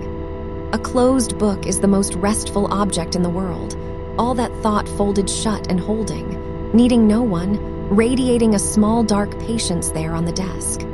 Let it hold. Let it keep your place better than you could. Let the words rest too. They've been read it all day. They've earned a dark, quiet hour as much as you have. Everything on the desk is resting. The whole lit apparatus of the day, switched off, cooling, keeping. And you the last of it to go dark and now gone dark too. Hour on hour I've been here, and I'll be here for the hours that are left. And I want the fact of that to go on being a floor under you even now, even this far down. That the watching doesn't thin out when you stop being able to notice it, doesn't get tired the way you got tired, doesn't need its own rest and slip away in the small hours leaving you to keep the dark alone. It just stays, low and even and unbroken, all the way to the light. You could surface for a moment, some deep ones do, a shallowing, a half-turn toward waking somewhere in the far hours. And if you do, you'll find the sound still here, the low murmur still going. The watch still kept, nothing changed, nothing gone, and you can turn right back down again without ever coming up all the way, reassured before you even knew to ask, because the answer was already sounding when you rose toward the question. Still here, still keeping it, still no reason to wake. Turn back down. I didn't stop. I won't. There's a great deal of night still folded ahead of you, and none of it wants anything. That's the strange, soft luxury of this hour, that the time ahead makes no demand at all, that for once the future stretching out in front of you is not a list, not a deadline, not a lengthening column of things owed, but only more dark, only more rest, only more of exactly this, hours of nothing required laid end to end between here and the morning. You spend your days leaning into a future that's always asking, always more due, always another week closing in, always the far edge of some deadline pulling at you.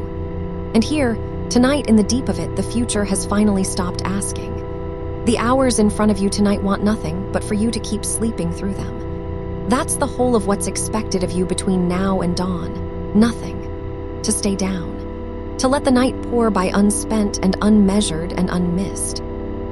There has never been a lighter set of hours to be responsible for. All you owe the rest of this night is your absence from it, your sweet, complete absence, gone under and staying gone. Owe it nothing else. Sleep is the whole payment, and you're paying it already easily in your sleep. Let the sounds of the room get further off.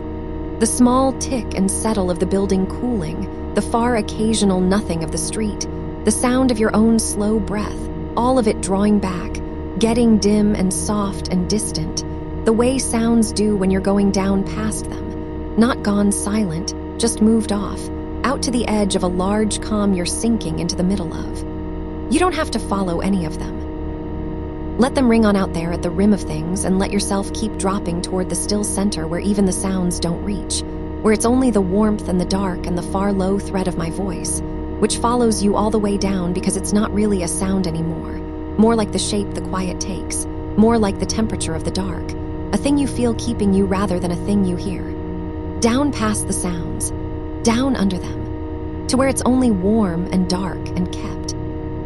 And if the mind, even now, throws up one more small bright picture, some scrap of the day, a face from the class you measure yourself against, a half line of something you meant to remember, let it flare and let it fade, the way sparks do, up off a fire and gone before they've risen far. You don't have to catch it. You don't have to decide what it means or whether it's a warning. It's just the day burning down, throwing its last few sparks as it goes, and every one of them dims before it reaches you, and the fire settles lower for each one it lets go. That's the day emptying out of you harmlessly, one small spark at a time, so that by the deepest part of the night there'll be none left to throw, just warm, low coals and the long, even dark. Let each one go. Don't follow it up. It only wants to fall back down and go out, same as you, and it will. Let the last of the day burn itself quietly down. You don't have to tend it. It goes out on its own. I'll stay low now for a while. Less said, more space, more dark between the words, the way you'd bank a fire down for the long part of the night, not gone, just quiet, just glowing, just enough kept lit to say the watch goes on. You don't need the words the way you did hours ago. You've got the floor of them under you now. It'll hold with only the occasional plank laid down. So let the quiet get longer between things I say, and let each quiet be another few fathoms down. And know that when the words thin out, it isn't me leaving. It's me trusting you're deep enough now to be left mostly to the good dark. Checked on, now and then, by a low word, the way you'd look in on someone sleeping and not wake them, just make sure and step back and let them be. That's all I'm doing now. Looking in, stepping back. Letting you be, in the kept dark, with hours still to go. Rest, nothing behind you gaining, nothing ahead of you do.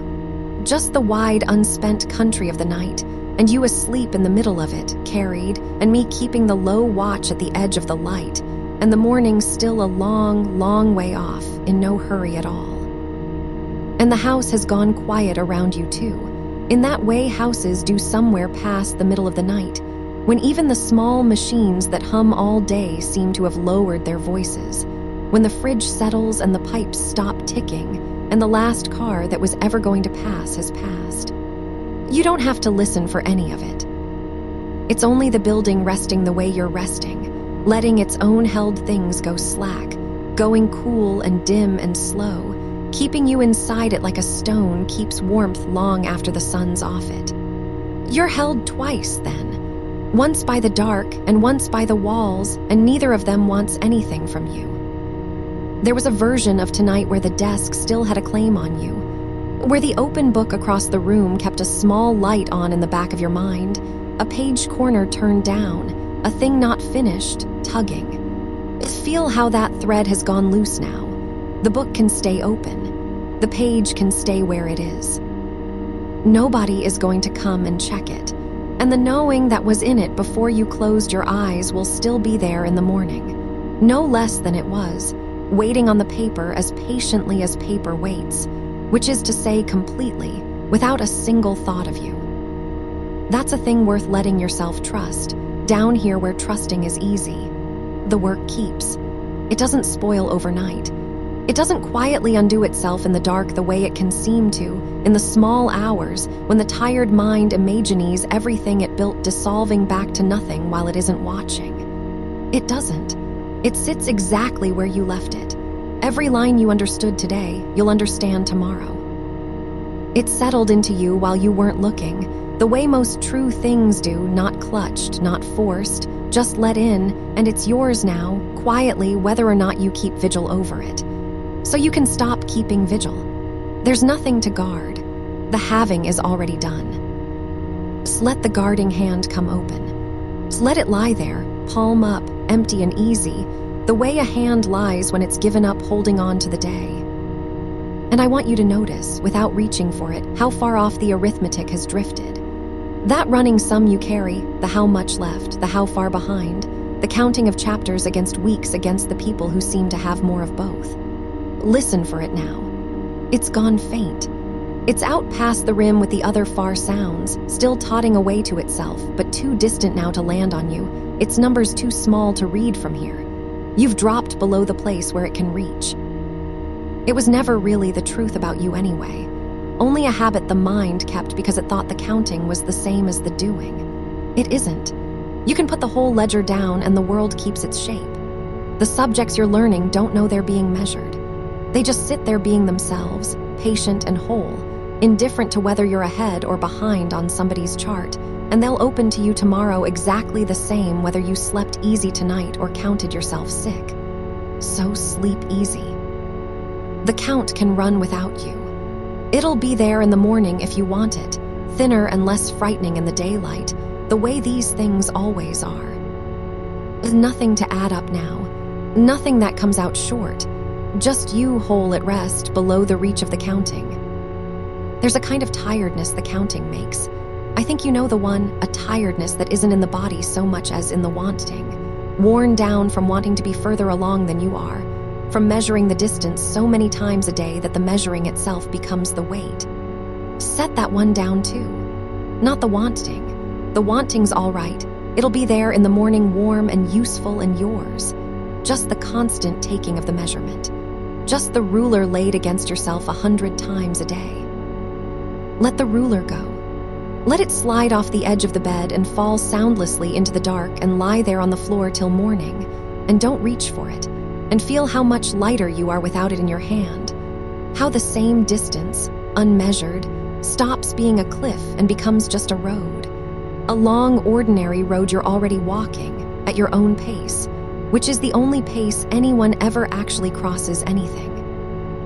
At your own pace, in your own time, which is exactly the time it takes and no other. Rest. I'll let it be quiet a while. Still here, just the low word laid down like a plank on the floor of the dark, so your feet know the floor goes on. You don't have to answer it. You don't even have to hear it all the way. It's enough that some deep part of you registers the warmth of it passing and settles a little further for knowing the watch hasn't lifted. Somewhere out past the walls, the night is doing its slow work without any help from you. The cool is settling into the grass. The things that keep watch out there, the far dogs, the one bird that mistakes a streetlight for dawn and thinks better of it, they take their turns and fall quiet. The whole turning dark is arranged so that you don't have to hold any of it up. It holds itself. It has done this every night since long before you, and it's good at it. And tonight is no different. And you can lean your whole weight back into the fact of it the way you'd lean back into deep water and find, to your surprise, that it carries you without your trying. You've been trying so long, at everything. Trying to keep up, trying to keep track, trying to be further on than you are, trying, even tonight at moments, to sleep, as if that too were a task with a right way to do it and a way to fall short. But you can't try your way down here. This isn't a place you reach by effort. It's a place you arrive at by stopping, by the trying finally running out, and yours has, hours ago, and here you are anyway, deep, kept, no trying left in you and none needed. That's the secret the daylight never tells you, that the deepest rest is the one thing you get to by doing nothing at all. You've done the nothing. You're doing it now. And it's working the way it was always going to. So there's nothing to be good at here. Nothing to do well. You've already dropped past the last thing that could be graded, into the one wide country where no one's keeping score and no one ever has. Let me tell you something the small hours forget. The version of you that lies here now, that stopped counting and stopped guarding and let the ruler fall, this is the true one, not the anxious daytime arithmetic. This, the one underneath, the one that was here before the coursework and the comparisons ever got their hooks in, the one that will still be here when this whole season of study is a thing you did years ago and mostly can't remember the stress of. That one, resting. Whole in a way that has nothing to do with how far along you are. You don't have to earn your way to it. It was never anywhere but here, waiting under the noise, patient as the paper on the desk, needing only the noise to quiet so it could be felt again. Just feel it now. That's you. That was always you. The rest is just whether that moves across it. And weather passes, even the long gray stretches.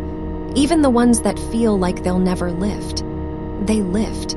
They always lift. And the true still thing they were passing across was never harmed by them, not once, not really. Rest into the true still thing. It's holding fine. I'm going to stay low a long while now. Longer than before. Let the spaces stretch out wide and dark and unhurried between the few things I say, and let each stretch of quiet be a deeper fathom, and don't listen for the next word, because it isn't a thing you need to wait for, it'll come on its own. The way a light in a far window comes on without your watching for it, just there, when you happen to look, telling you the watch goes on. Someone's up, all's well, go back to sleep. All's well, go on down. The summer did break your schedule. I know. That was true, and it's still true, and I'm not going to tell you it wasn't. The shape the days were supposed to have, the mornings that were meant to be for one thing and the afternoons for another, the neat blocks you drew up back when you still believed the drawing up would hold. The season came through and knocked the blocks over, and you've been living in the scatter of them since, never quite where the plan said you'd be. Yes. And here, in the dark, that fact can be exactly what it is and nothing more. Not a failure, not a verdict. Just a thing that happened to a plan the way things happen to plans, which is always, to everyone's, in every season there's ever been. The plan broke. You didn't. Those are two different things, and the small hours love to smear them into one. Feel the difference tonight while it's easy to feel. A broken schedule is a broken schedule, a piece of paper with lines on it that stopped matching the days. It's a small thing, really, out in the daylight where you can see the size of it. You redraw it, or you don't, and you find you got where you were going anyway, by some other road than the one you'd inked. The you that walks the roads is not the paper. The paper serves you, you don't serve it. And a paper that no longer fits the days has done you no harm at all. It's only asking, mildly, to be redrawn, whenever you feel like it, in no rush, tomorrow, or the day after, or whenever the wanting comes back warm and easy and picks the pencil up on its own. It's not tonight. Tonight the pencil stays down. Tonight nothing gets redrawn. The night is not a block on any schedule. It's the wide, unruled place the schedules float in, and you're resting in it now, off the grid entirely, where no block was ever meant to reach. There's a patience the plan never had that you can borrow from the night itself. Look how it doesn't hurry. Hour on hour, it just turns, unbothered, keeping no timetable but its own slow one, arriving at morning not a moment early and not a moment late, having wasted nothing by going slowly because slow was the only speed that ever got it there. You can be turned like that. You can let the night's patience be yours for these hours, the deep unhurry of a thing that knows it will arrive and so feels no need to rush toward the arriving. You will arrive, at morning, at the far side of this season, at whatever the coursework is carrying you toward, not by hurrying, by turning steadily at your own slow, certain speed, through the dark and out the other side, the way the night is doing right now, all around you, taking its time, wasting nothing, sure of the dawn without once straining for it. Be as sure as the night is. You'll get there the same way it does, by simply going on slowly in the dark until the dark is done. Rest now. The morning keeps its own appointment. You don't have to summon it. It's coming without being called, the way it always has, up over the far edge of the turning world in its own time, which is soon enough and not 1 second sooner. And you have all the long, soft middle of the night to lie here below the reach of it, unhurried, unmeasured, unrequired, before it ever thinks to arrive. Here's a low word laid down. Feel it settle on the floor of the dark and hold. Then let the quiet close back over it, warm and go on down. Nothing due, it's nothing gaining. Only the kept dark and you in the deep of it and the watch going on. I'll tell you one more small thing and then leave you a good long while to the quiet. In the morning, when it comes, it will not ask you to account for the night. It won't want the hours back with interest. It won't check whether you slept the right way or rested efficiently or made the darkness productive. Mornings don't do that. They just arrive, plain and gray gold and new, and hand you the day the same way they'd hand it to anyone. No questions, no ledger, no record of how the night before was spent. So you don't have to spend this one well. You can't spend it wrong. It isn't a currency and it isn't a test. It's just the dark given to you free to lie down inside of and be carried through, and there is no version of doing that badly. However you pass these hours is the right way to have passed them. Even the waking stretches, if they come. Even the surfacing and sinking again. All of it counts as rest and none of it counts against you. Free hours, ungraded. Yours to simply be inside of until the gray comes. So be inside them. Nothing more than that. Don't hold, don't count, don't guard, don't try. Just be in the dark the way a stone is in a river, not swimming, not sinking, not doing anything at all, only there, only held, while the whole cool weight of the water goes over and around and asks nothing. And the night carries you the way the river carries the stone, patiently, without effort, all the way down its long, dark length toward a morning it isn't hurrying to reach. I'll go quiet now. A long quiet. Not gone. Low at the edge of the light, looking in, stepping back, letting you be. And when a word comes later out of the dark, it'll only be the same low watch, still kept, telling you again what you already know down there in your sleeping bones. Nothing behind you gaining, nothing ahead of you do, only the wide unspent country of the night, and you asleep in the deep, warm middle of it carried, and the morning still a long, long way off, in no hurry at all. Rest. Go on down. There, down where the words barely reach you now and don't need to. Somewhere out past the walls, the night is doing its slow work without you, and you don't have to help. The dark isn't waiting on your attention. It doesn't need you to keep it going. Let me tell you about the desk, not to send you to it, only to let you set it down, the way you set the rest down, one more thing carried in from the day that can wait at the door until light. The desk is still there in the other room, or wherever it is, with its little geography of intentions, the pen left uncapped, the stack squared or not squared, the screen gone dark on its own a long time ago. And none of it is asking for you tonight. It has gone quiet the way a room goes quiet when the last person leaves it. It isn't holding its breath. It isn't keeping a list of what you didn't finish. It's just furniture in the dark, cooling, the same as the chair and the floor and the cup with the last of something gone cold in the bottom of it. Objects don't worry. They just wait, without minding the wait, and they'll be exactly where you left them, no more urgent for the hours passing, and you can leave them there and come all the way back to the warm. You spent so much of the daylight leaning toward that desk.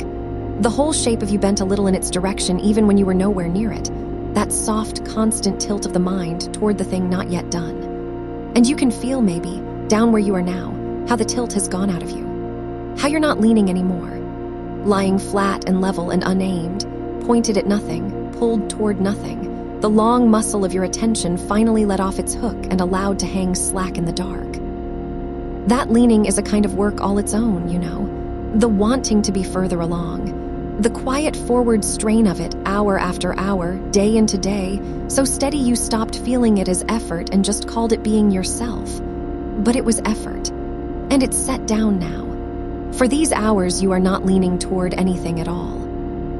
You have arrived fully in the only place that never grades you, the plain dark, the held middle, right here, and there's nowhere further along to strain toward, because you're already all the way in it, and it wants nothing back. Here, another low word, laid on the floor of the quiet beside the last one. Two small stones now at the edge of the long path, and you not carrying either.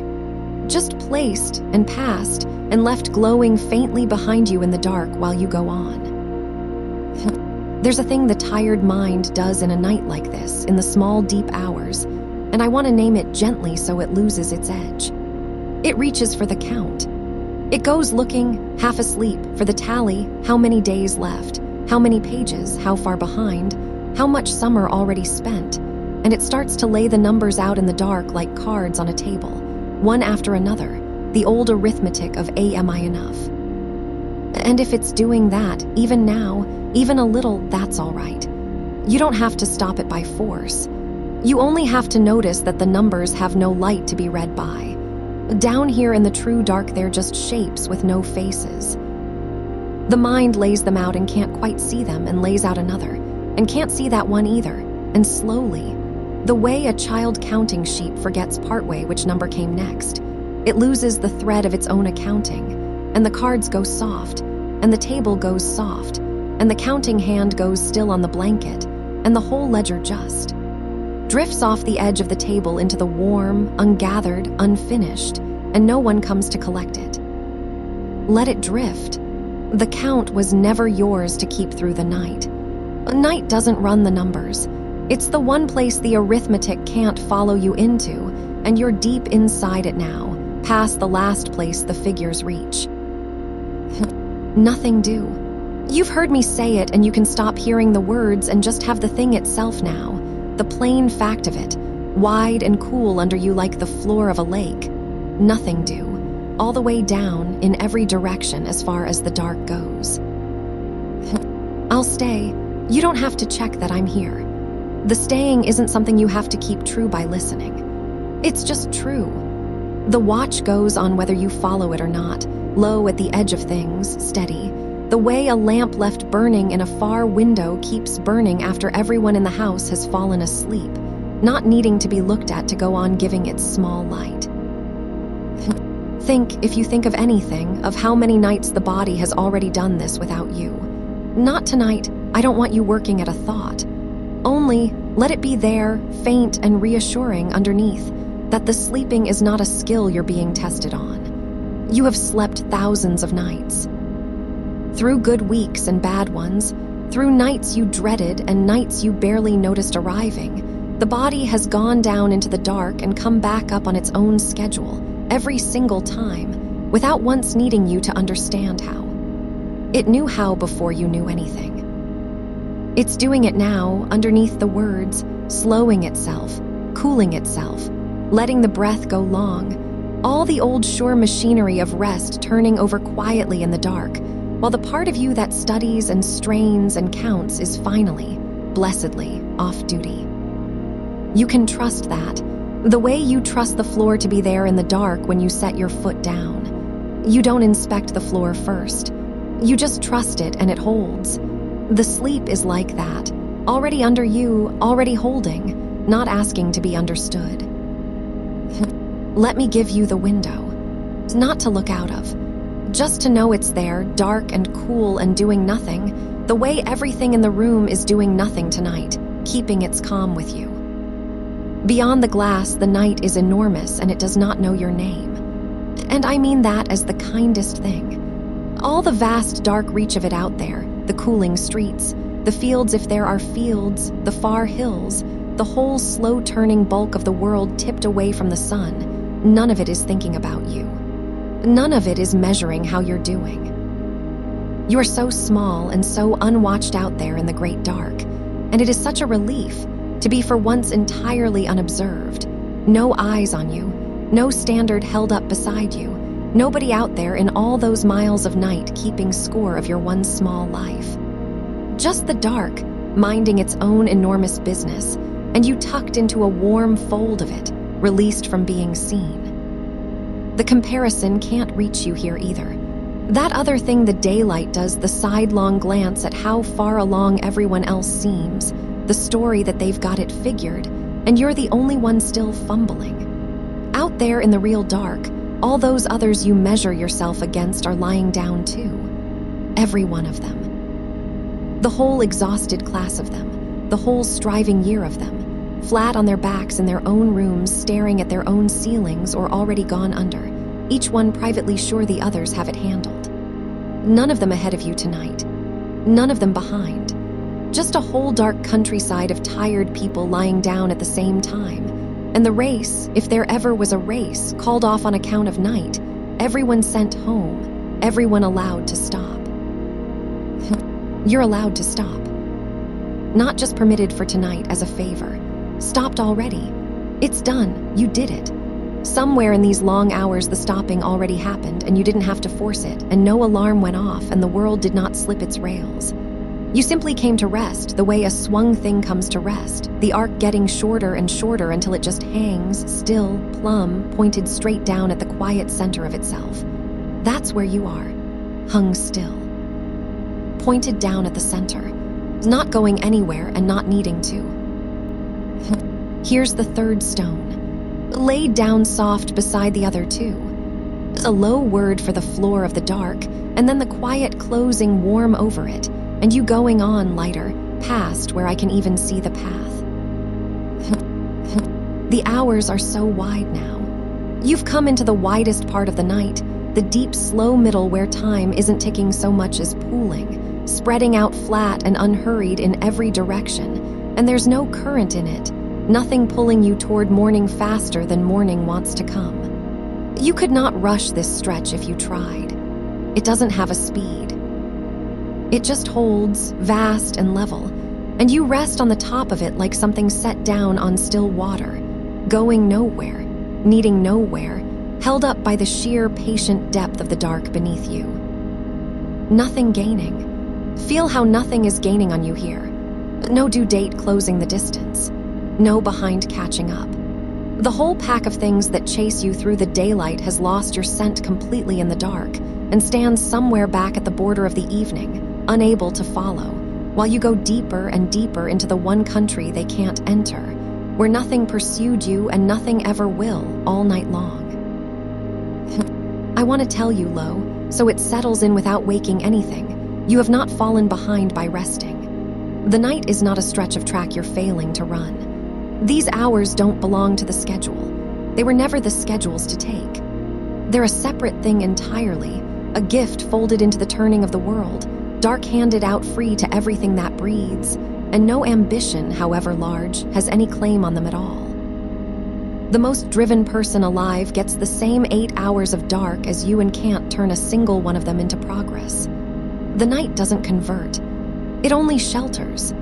And it's sheltering you now exactly as much as it shelters anyone, no less for all your worrying, no more for all your effort, the same wide even dark, laid over you free, asking nothing, keeping you till light. So the summer that broke its shape. The plan that came apart in the heat, the weeks that didn't go the way the calendar promised back in spring. Let it be down here, not fixed, just let be. A plan is only a drawing of the future, and the future keeps not looking like its drawings for everyone always, and the coming apart of a plan is not the coming apart of you. You're still here, whole and breathing and held. The plan can lie in pieces on the desk in the dark room, and you can lie here in one piece in the warm, and the two facts don't touch. You are not your schedule. You never were. You're the warm sleeping thing the schedule was only ever trying, clumsily, to serve. And tonight it's off serving nothing, and you get to just be the warm sleeping thing, with nothing drawn over you, no plan, no shape you're failing to fill, only the plain dark and the breath going slow. Patience, I said, instead of panic. And you can feel, maybe, that the panic never actually did the work anyway. All that heat and hurry, it never turned a page for you. It only stood over the work making noise. And it's gone quiet now. Slipped off somewhere in the deep of the night, the way a loud thing finally tires and hushes, and left behind it this wide, patient dark that isn't in any rush. That has all the time there is and is spending none of it worrying. And you can borrow its patience now. You can lie inside the great calm of it and let it be your pace. Slow, slow, unhurried, sure. The tempo of a night that has never once failed to reach its morning and has never once had to hurry to get there. Low now, lower. The room holds, the dark holds, the watch holds. You don't have to make the night good. You've long since stopped having to make anything. The making is over for these hours. You are only receiving now the dark given, the quiet given, the long, safe stretch of unrequired time given, all of it poured over you free. And your one task, if it's even a task, is to lie still and be filled. The way a low place fills with cool air after the sun goes, without effort, just by being low and open and still. Be low, be open, Be still. Let the dark pool in you and around you. Let it come all the way up over the tired edges of you and cover them. There's nothing you were supposed to have understood by now that you haven't.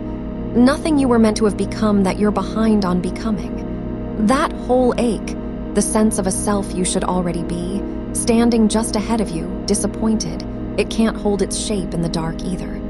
It needs the light to be seen by, the same as the numbers. Down here, there's no should self waiting up ahead. There's only you, this you, the real one, breathing in the warm, exactly as far along as a person is who is resting. Which is to say, all the way there, arrived, complete, nothing missing, for as long as the dark lasts. You are enough for the night.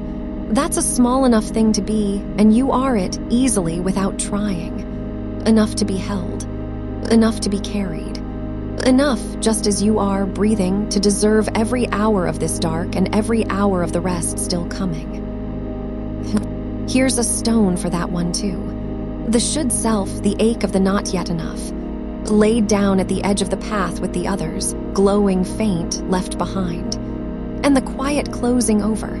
And you going on, lighter by one more thing, deeper into the warm. I'll go quiet again now for a good while.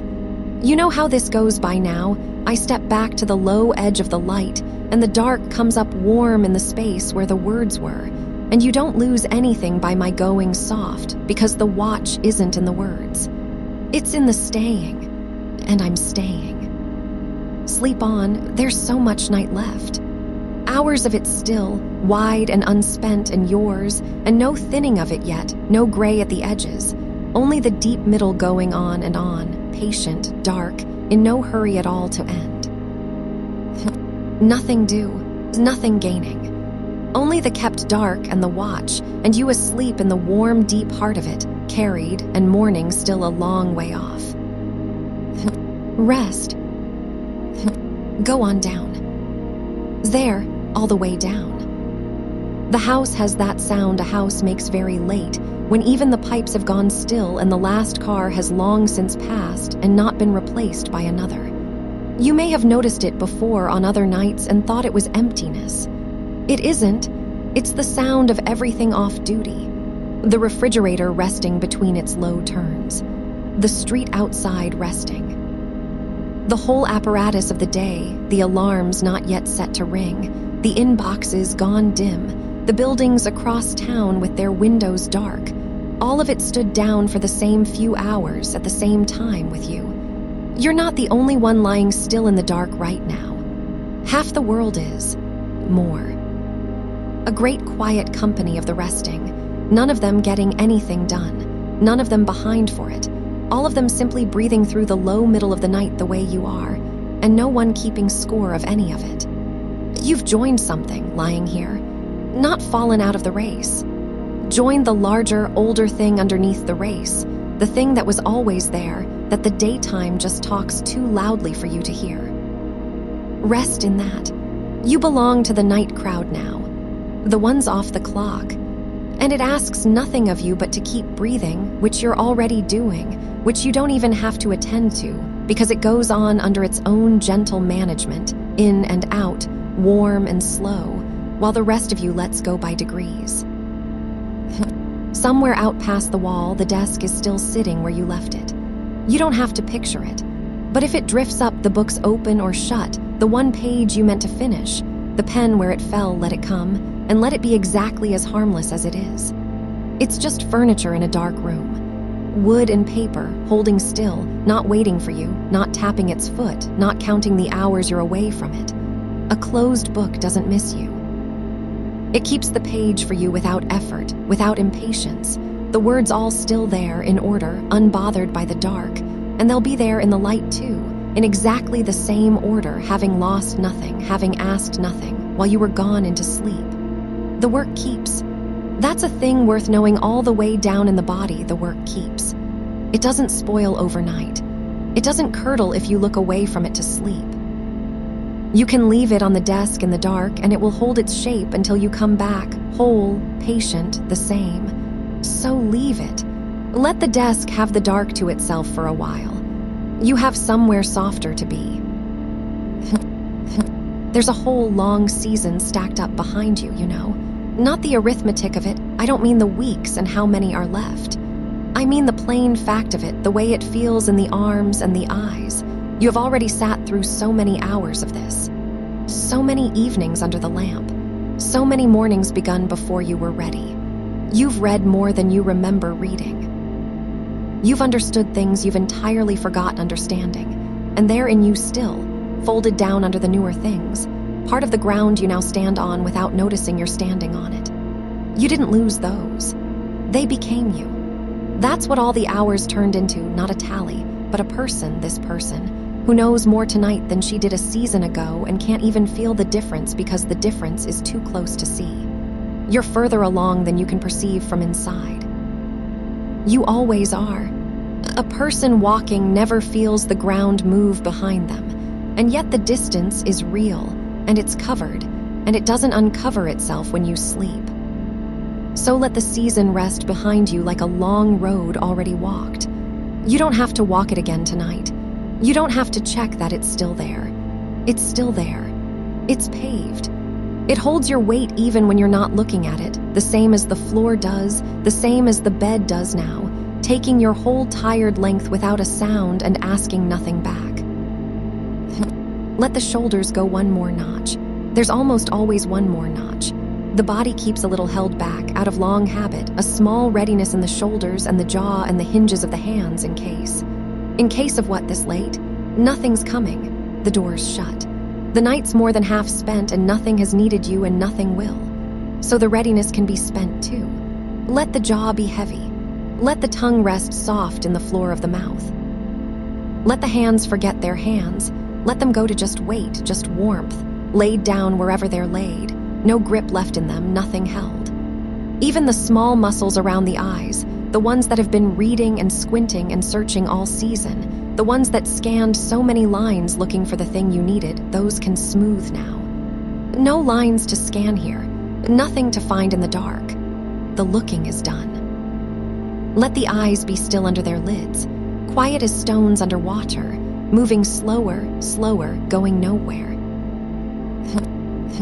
I want to tell you something about the small hours in case one of them wakes you later.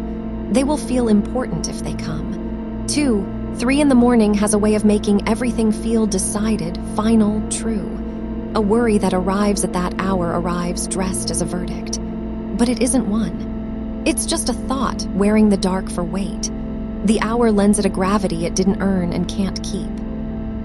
You've likely met that before, the thing that felt like the whole truth of your life at 3. And by the ordinary light of 10 in the morning had shrunk back to its real size, which was small, which was manageable, which was often not even true. So if you surface later into that strange lit-up dark, and something's waiting there with its verdict, you can remember that the hour is lying about the size of things. It always lies about the size of things, and you don't have to argue with it. You don't have to solve it to get back down. You only have to remember, not now, not this hour. This hour is for sleeping, and the thing can be looked at later in its true and smaller size by someone rested. And then you can turn your face back into the warm and let the dark take the weight off the thought again, the way it's taking it now. Because I'll still be here then. That's the other thing. Whatever hour it is when you stir, I haven't gone. The watch doesn't clock out at the hard part of the night. It's most itself at the hard part of the night. So you won't wake into an empty dark. You'll wake into a kept one, a watched one with a low voice already at the edge of it saying, set it down. Not now, go on back, and you'll go on back because there'll be nothing to stay up for. Nothing do. Just the dark, and the staying, and the long slope down again into the warm. For now, though, none of that. For now you're deep, and nothing's stirring, and there are hours yet before any of that could even begin. So spend nothing on it. Let it be a promise made and then set aside, the way you'd set aside a light left on for someone in another room. You don't watch it, you just know it's there, burning low in case.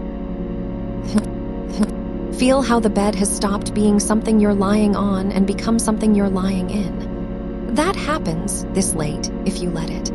The edges of you and the edges of it stop being separate.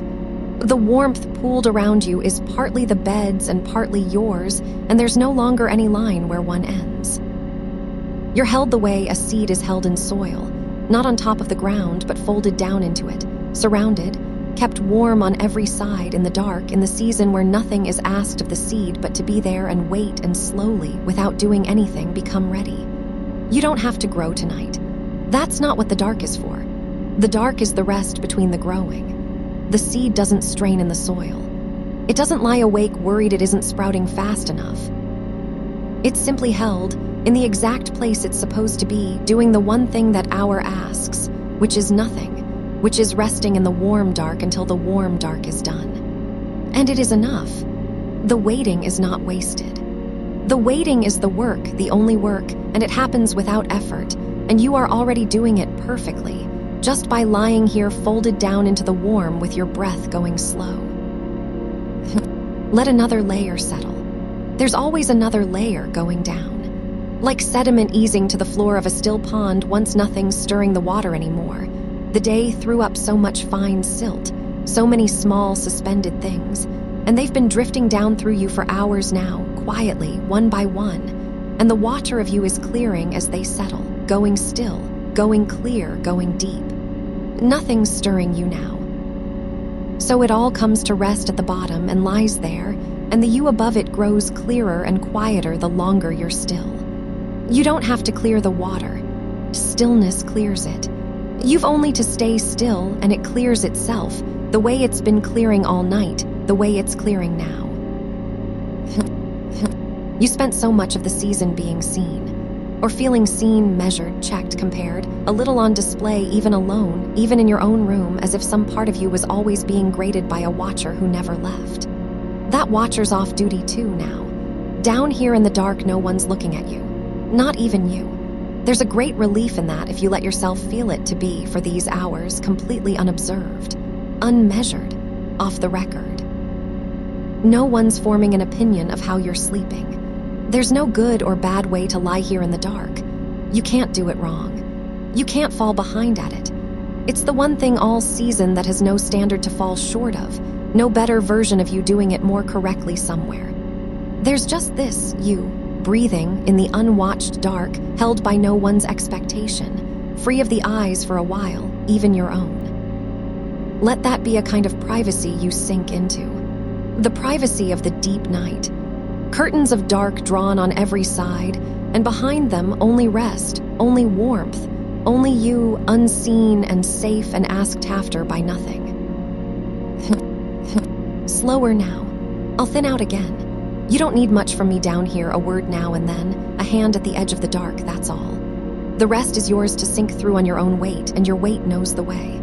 It's been finding the way down all your life, every night without instruction. It doesn't need me to tell it how. It just needs the room and the dark and the time, and it has all three, more than it could use, hours of all three poured out and waiting.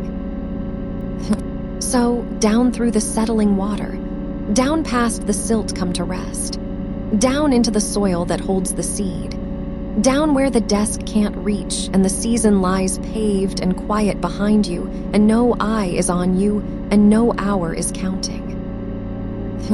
The night's still wide. I've said that before and I'll keep it true. There's no thinning at the edges yet, no gray, no hurry. Just the long dark middle going on, just the kept quiet, just the warm. Rest now. There's nothing due. There's nothing gaining on you. There's nothing left to be tonight but held. Go on down. It's a little further. There's always a little further and all the time in the world to drift there. I'm here. Sleep on. And while you sleep on, let me tell you something the dark already knows about you and has known all season and has been waiting for a quiet enough hour to say. You have been learning this whole time. Not only at the desk. Not only in the lit hours with the pen moving. Something in you takes it all in and keeps it, folds it away somewhere below the reach of trying, and it does this best, it does this most, when you are exactly here, gone soft and gone down and no longer holding on. So even the sleep is not lost time. Even the sleep is not the hours where nothing happens. Something is happening quietly, the way soil works in winter with nothing showing on top. but you don't have to do it. That's the mercy of it. It isn't a task set for the night. It happens to you, the way growing happened to you when you were small and never once tried.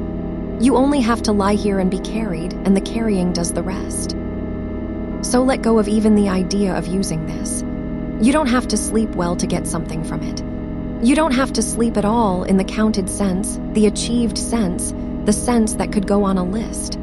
Just be here, being kept, and whatever's meant to settle in you settles on its own clock, not yours. Hear how quiet the building's gone. The whole place has let its shoulders down. Somewhere a pipe ticks as it cools, softer and slower, a little further apart each time, the sound of a day's warmth leaving the walls without any hurry to be gone. The floors have stopped their small complaints. Whoever else is awake somewhere is far off and none of your concern. A light behind a curtain streets away, no nearer to you than a star.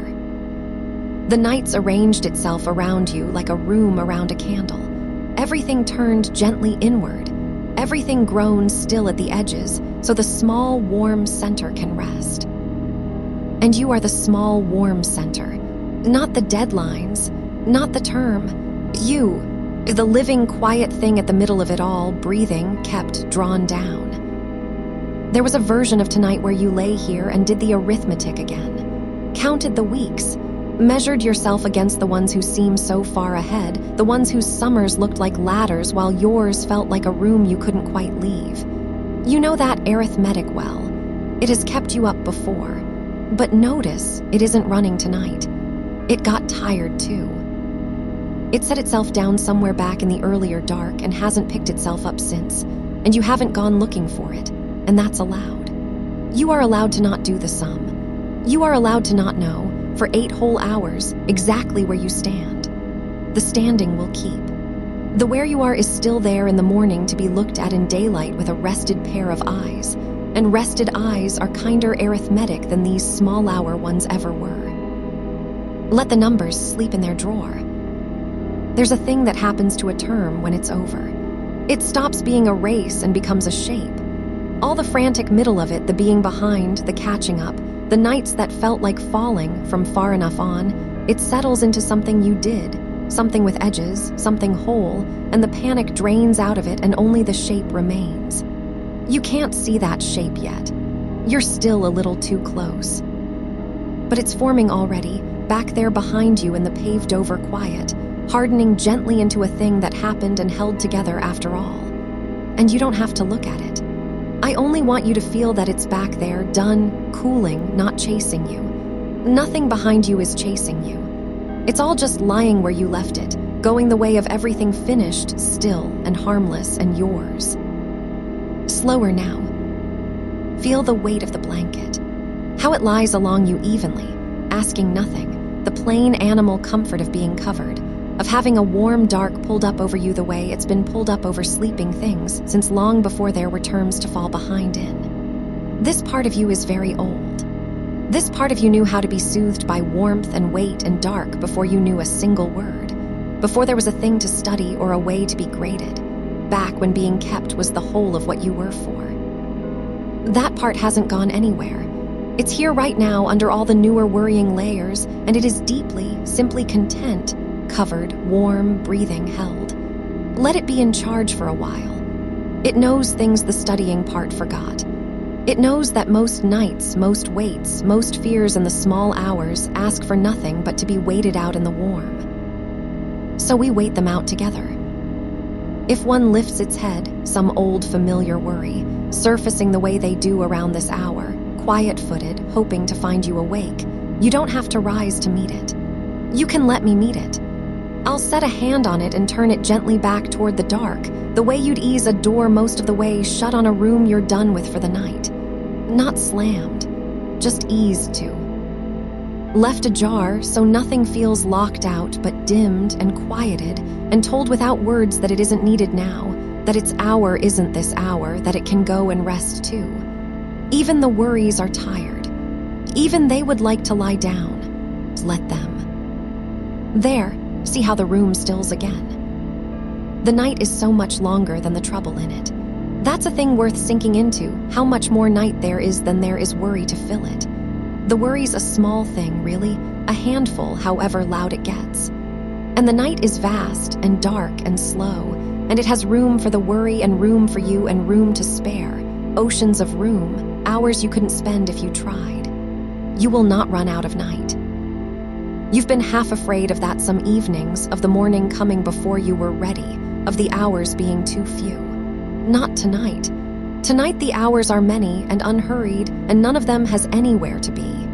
They'll pass over you one by one, soft as breathing, and you needn't count a single one. I'll hold the counting if any's needed, and I promise you none is. Down a little further. There's a kind of tiredness that studying gives you that sleep alone used to only half touch, a tiredness behind the eyes in the front of the head, where all the holding on lives, all the keeping track, the tabs, the lists, the low hum of the unfinished. Feel it there now if you can find it, and feel how down here it has nothing left to hold. The lists are put away, the tabs are closed. The unfinished is allowed to stay unfinished till the sun's up, and the front of your head, that tired, bright, overworked place, is being let go dim at last, like a screen going dark of its own accord because nothing's asked anything of it in a long, long while. Let it go dark. Let the front of your head go as dark and quiet as the room. There's nothing to picture, nothing to solve on the ceiling. The ceiling's just the ceiling now, a plain dark lid over a warm, safe space, and you've stopped studying it, and it stopped meaning anything but shelter. Good. Just breathing now. In and the warm comes with it. Out and a little more of the day goes, a little more of the term, a little more of the weight, breathed out into the dark where it disperses and doesn't come back. You don't have to make the breath do anything. It's already slow. It got slow on its own while you weren't watching, the way it does in everything that's sleeping, and all you're doing is riding it down and down, each out-breath a small step further from the lit and effortful day. I'll thin out again here. Just the warm, just the weight, just the wide, unhurried dark, and you settled deep in the middle of it, and me here at the edge, keeping watch so you don't have to. You know the morning will come on its own. You've never once had to summon it.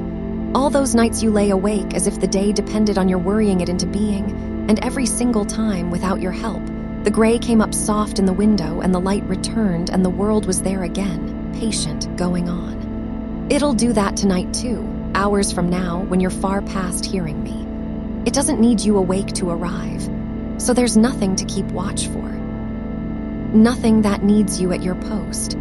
You can leave the watching to the world, which has never once forgotten how, and just sleep through to find the morning already made, already waiting, no thanks to any effort of yours. That's how it's always worked. That's how it works tonight. Let that settle all the way down. You don't have to hold the night together. It holds itself.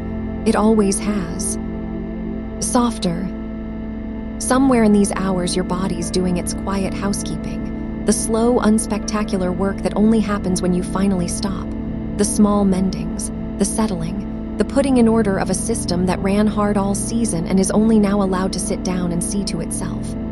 You don't have to understand it. You don't have to help. It's the oldest competence you own, older than any subject, and it needs nothing from you but this, the stopping, the dark, the hours. And you've given it all three. So it's working now, gently below everything, asking no permission and needing no attention. And the least you can do, the most you can do, is stay out of its way and sleep. Sink under even that. The desk is dark across the room. The books are shut and stacked and can't reach you. Whatever's due is due to a tomorrow that hasn't been built yet, and can't be, and won't be for a long while, and none of its bricks are your problem in the deep of the night. You're not in tomorrow. You're here, in the 1 hour that asks nothing, the held hour, the kept hour, the warm, dark middle where the only thing happening is you resting, and the night, going on around you, slow and vast and entirely without demand. Nothing due. Nothing gaining. Nothing to be but here. I'll say less now. You need less. You've gone the kind of deep where words are just a warmth at the edge, a sound that means safe, and you don't have to catch them anymore, don't have to follow, can let them wash over and past without a single one asked to mean anything. Let them be weather. Soft weather at the far edge of a warm, dark room, while you lie in the middle of it, gone down, gone still, gone where the term can't follow and the counting can't reach. Down. A little further, the way there's always a little further, and all the night to drift there. The water's clear above you now and you're well below it. The soil's warm around whatever's growing and you're deep in the keep of it. No eyes on you, no hours counting, no sums running, no screens lit in the front of your head. Just the long dark and the warm wait and the breath gone slow and me still here, still keeping the edge for as long as there's night and there's so much night left. Rest on. Nothing behind you is chasing. Nothing ahead of you is here yet. There's only this, and this is enough, and this is safe, and this will hold. Sleep on down. I've got the watch. Further still. Gently. No floor to reach, no bottom to hit, just softer and softer the longer you sink. The dark growing kinder the deeper it gets, warmer, closer, more entirely yours. And I'm here. Still here. Sleep on. Still here, and morning when it comes will come without you having to reach for it. That's the part the tired mind never quite believes, that the light finds you on its own, that you don't have to stay up watching for it, don't have to earn the dawn by dreading it through the dark. It just arrives. Comes up over the edge of things the way it always has, whether you slept or lay rigid counting. And tonight, for once, it will find you already rested, already down, already given over. Let it come on its own. You have nothing to do with the morning. Not yet. Not for hours and hours. So set even that down. The watching for dawn. The one last small vigil the sleepless mind keeps, that faint readiness to be awake, that thread held just in case. You can drop the thread. I'm holding it. If the morning needs announcing, I'll be the one who notices first, and you can stay exactly where you are, well under, well below, while the night does the last of its long, slow turning without asking you to turn with it. There, softer already. And if some part of you surfaced a moment ago, some small worry that swam back up the way they do, the one about the reading or the week, or the person a few doors down who seems so far ahead, you don't even have to name it now. You know the way by now. You've set it down so many times tonight that the setting down has gone easy, gone automatic, gone as smooth as breathing out. It comes up. You lay it aside. It settles. No struggle in it anymore, no effort, just the quiet reflex of a mind that has finally learned, in the deep of one long night, that nothing that visits here has to be answered here. Let it rise. Let it go. Let the next breath carry it off like the last one did. Nothing needs deciding. Nothing needs holding. The whole apparatus of keeping up has powered down for the night, gone dark and quiet, its little lights off one by one, and what's left is just you, warm, breathing, here, the person underneath all the measuring, the one who is always more than the sum of what got finished. That one gets to rest now. That one is resting. And the room stays dark and kind around the resting. The desk keeps its shadows to itself. The stacked books keep their weight on their own shelf, nowhere near you, nothing to do with you, not tonight. The clock, wherever it is, counts to no one. Its numbers change in the dark and mean nothing, land on nothing, are witnessed by nothing, because the one who used to watch them has gone down under the surface where numbers don't reach. Let it count to itself. Let it have the night. You don't want it anymore. Just this, the warm weight of you in the bed, the slow tide of the breath going out a little longer than it comes in, the way it does when the body has truly agreed to sleep. Out and settle, out and down. Each one a small closing of a door, gently, no lock, just a soft click and then quiet behind it. So many doors closed now, so much of the day already behind them. And ahead, nothing you have to walk toward. Only the long, dark hall of the night, and me at the end of it, keeping the one lamp low, watching the hours so you don't have to. Rest on down. Further if there's further. And there's always a little further. A little softer under the soft. A little deeper under the deep. The mind lets out one more notch of holding it didn't know it still had. and you sink through it, easy, unhurried, no floor coming up to meet you, no bottom, just the endless, gentle giving way of a night that has all the room in the world for you to fall asleep in. I'll stay. Well, you don't have to check. I'll stay all the way through the low middle hours and the turning of them, through the part of the night that used to feel like being the last one awake in the world, that hollow, small hours feeling, the one that made everything seem further behind than it was. You won't be alone in it. Not tonight. If you drift up through it even for a breath, I'll be here, low and warm at the edge, saying the same thing I've said all night, safe, held, nothing do, sleep on. And you'll go back down without ever fully arriving. It's the way you're going down now. Good. Just like that. Let the words thin. Let them go to weather again, that soft, far weather at the rim of the dark, a sound that means kept, means minded, means someone's got the watch. You don't have to hear them. You don't have to hold them. They'll keep coming whether you follow or not, and you won't follow, and that's exactly right. That's the whole point, that's sleep. Down. Send warm. Send held. The summer that broke your schedule is a long way off from here.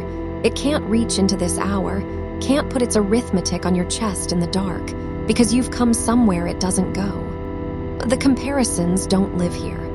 The am I behind doesn't live here. Nothing that measures lives in the deep, warm middle of a sleeping night. They're all up on the surface, small and far, and you're well below them now, out of their reach, out of their weather, gone down into the one place they were never allowed to follow. Let them stay up there. Let them do their small circling without you. You've left the counting for the night.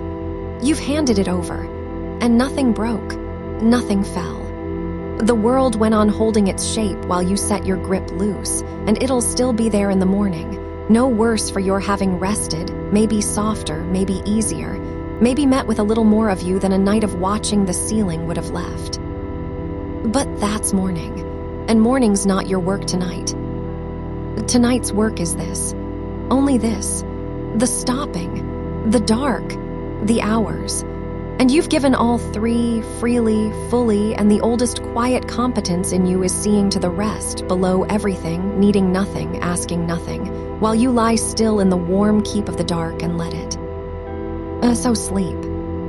Sleep on. Deeper into the kept hour, the held hour, the hour that only ever asked you to be here, and here you are, and here you'll stay, no reaching, no rising, no watching for what comes next. I've got what comes next. You've got the rest. And there's so much night left to rest in. Hours of it. A whole soft, dark country of it, stretching on and on. No edges you have to find, no far side you have to reach, just room and quiet, and the slow going on of a night that is in no hurry at all to end. Take all of it. It's yours. Every dark hour of it is yours. And I'll keep the edges, and nothing's coming that you have to be ready for. Softer now. I'll say less. You need less. Just the warmth at the rim. Just the low sound that means safe. Just enough to know the room's still held, the watch is still kept, and you can go on down and further down as far as down goes. Rest. Sink. Stay. The breath knows the way. It's been doing this your whole life every night without you, the slow settle, the long letting out, the quiet drop into the deep. It doesn't need you tonight either. Let it carry you the way it always has. Out and down, out and gone. Good. So good. Nothing to hold. Nothing to be. Nothing to reach. Just here. Just warm, just kept. And me, still here, still low at the edge, still watching the long dark so you don't have to, for all the hours there are, and there are so many. Sleep on. Down. Softer. Warm. The dark growing kinder the deeper it goes. Closer. Yours. All of it yours. No hour counting. No sum running. No screen lit anywhere in you. It's only the quiet, only the wait, only the slow, warm going on of the night, and you, resting in the middle of it, finally, wholly let all the way down. And I've got the watch. I've got the hours. You've got the rest. Asleep. And further. And softer still. Nothing behind you chasing. Nothing ahead of you yet. Only this, and this holds, and this is enough. Rest on now. Rest on. I'm here. Still here. All night here. Asleep. Down. Warm. Gone. Good. Just this. Just here. Just kept. Sleep on. Softer. Stay. I've got you. All the way to morning. Asleep. Asleep. And the night goes on, slow and vast and kind, holding you the way it's held you for hours, the way it'll hold you till the light comes on its own. You don't have to do anything now. It's not one thing. Just be here. Just be held. Just sleep. And I'll stay. Quiet at the edge. Keeping the watch. For as long as there's dark. And there's so much dark left. So much rest left. I'll take it. It's yours. Sleep on. Down. Warm. Safe. Here. Still here. Asleep. Softer now. Softer. Almost nothing. Just warmth. Just quiet. Just the night going on. And you gone down into it. Rest. Rest. I've got you. Sleep on. Asleep. There. Yes. Just like that. Down. And warm. And gone. Asleep now. Asleep. I'm here. All night. Rest. Rest. Sleep on. Asleep. Soft. Still. Kept. Here. Asleep. Asleep. Good. Rest now. All the way down. And I'll keep the watch. Sleep on.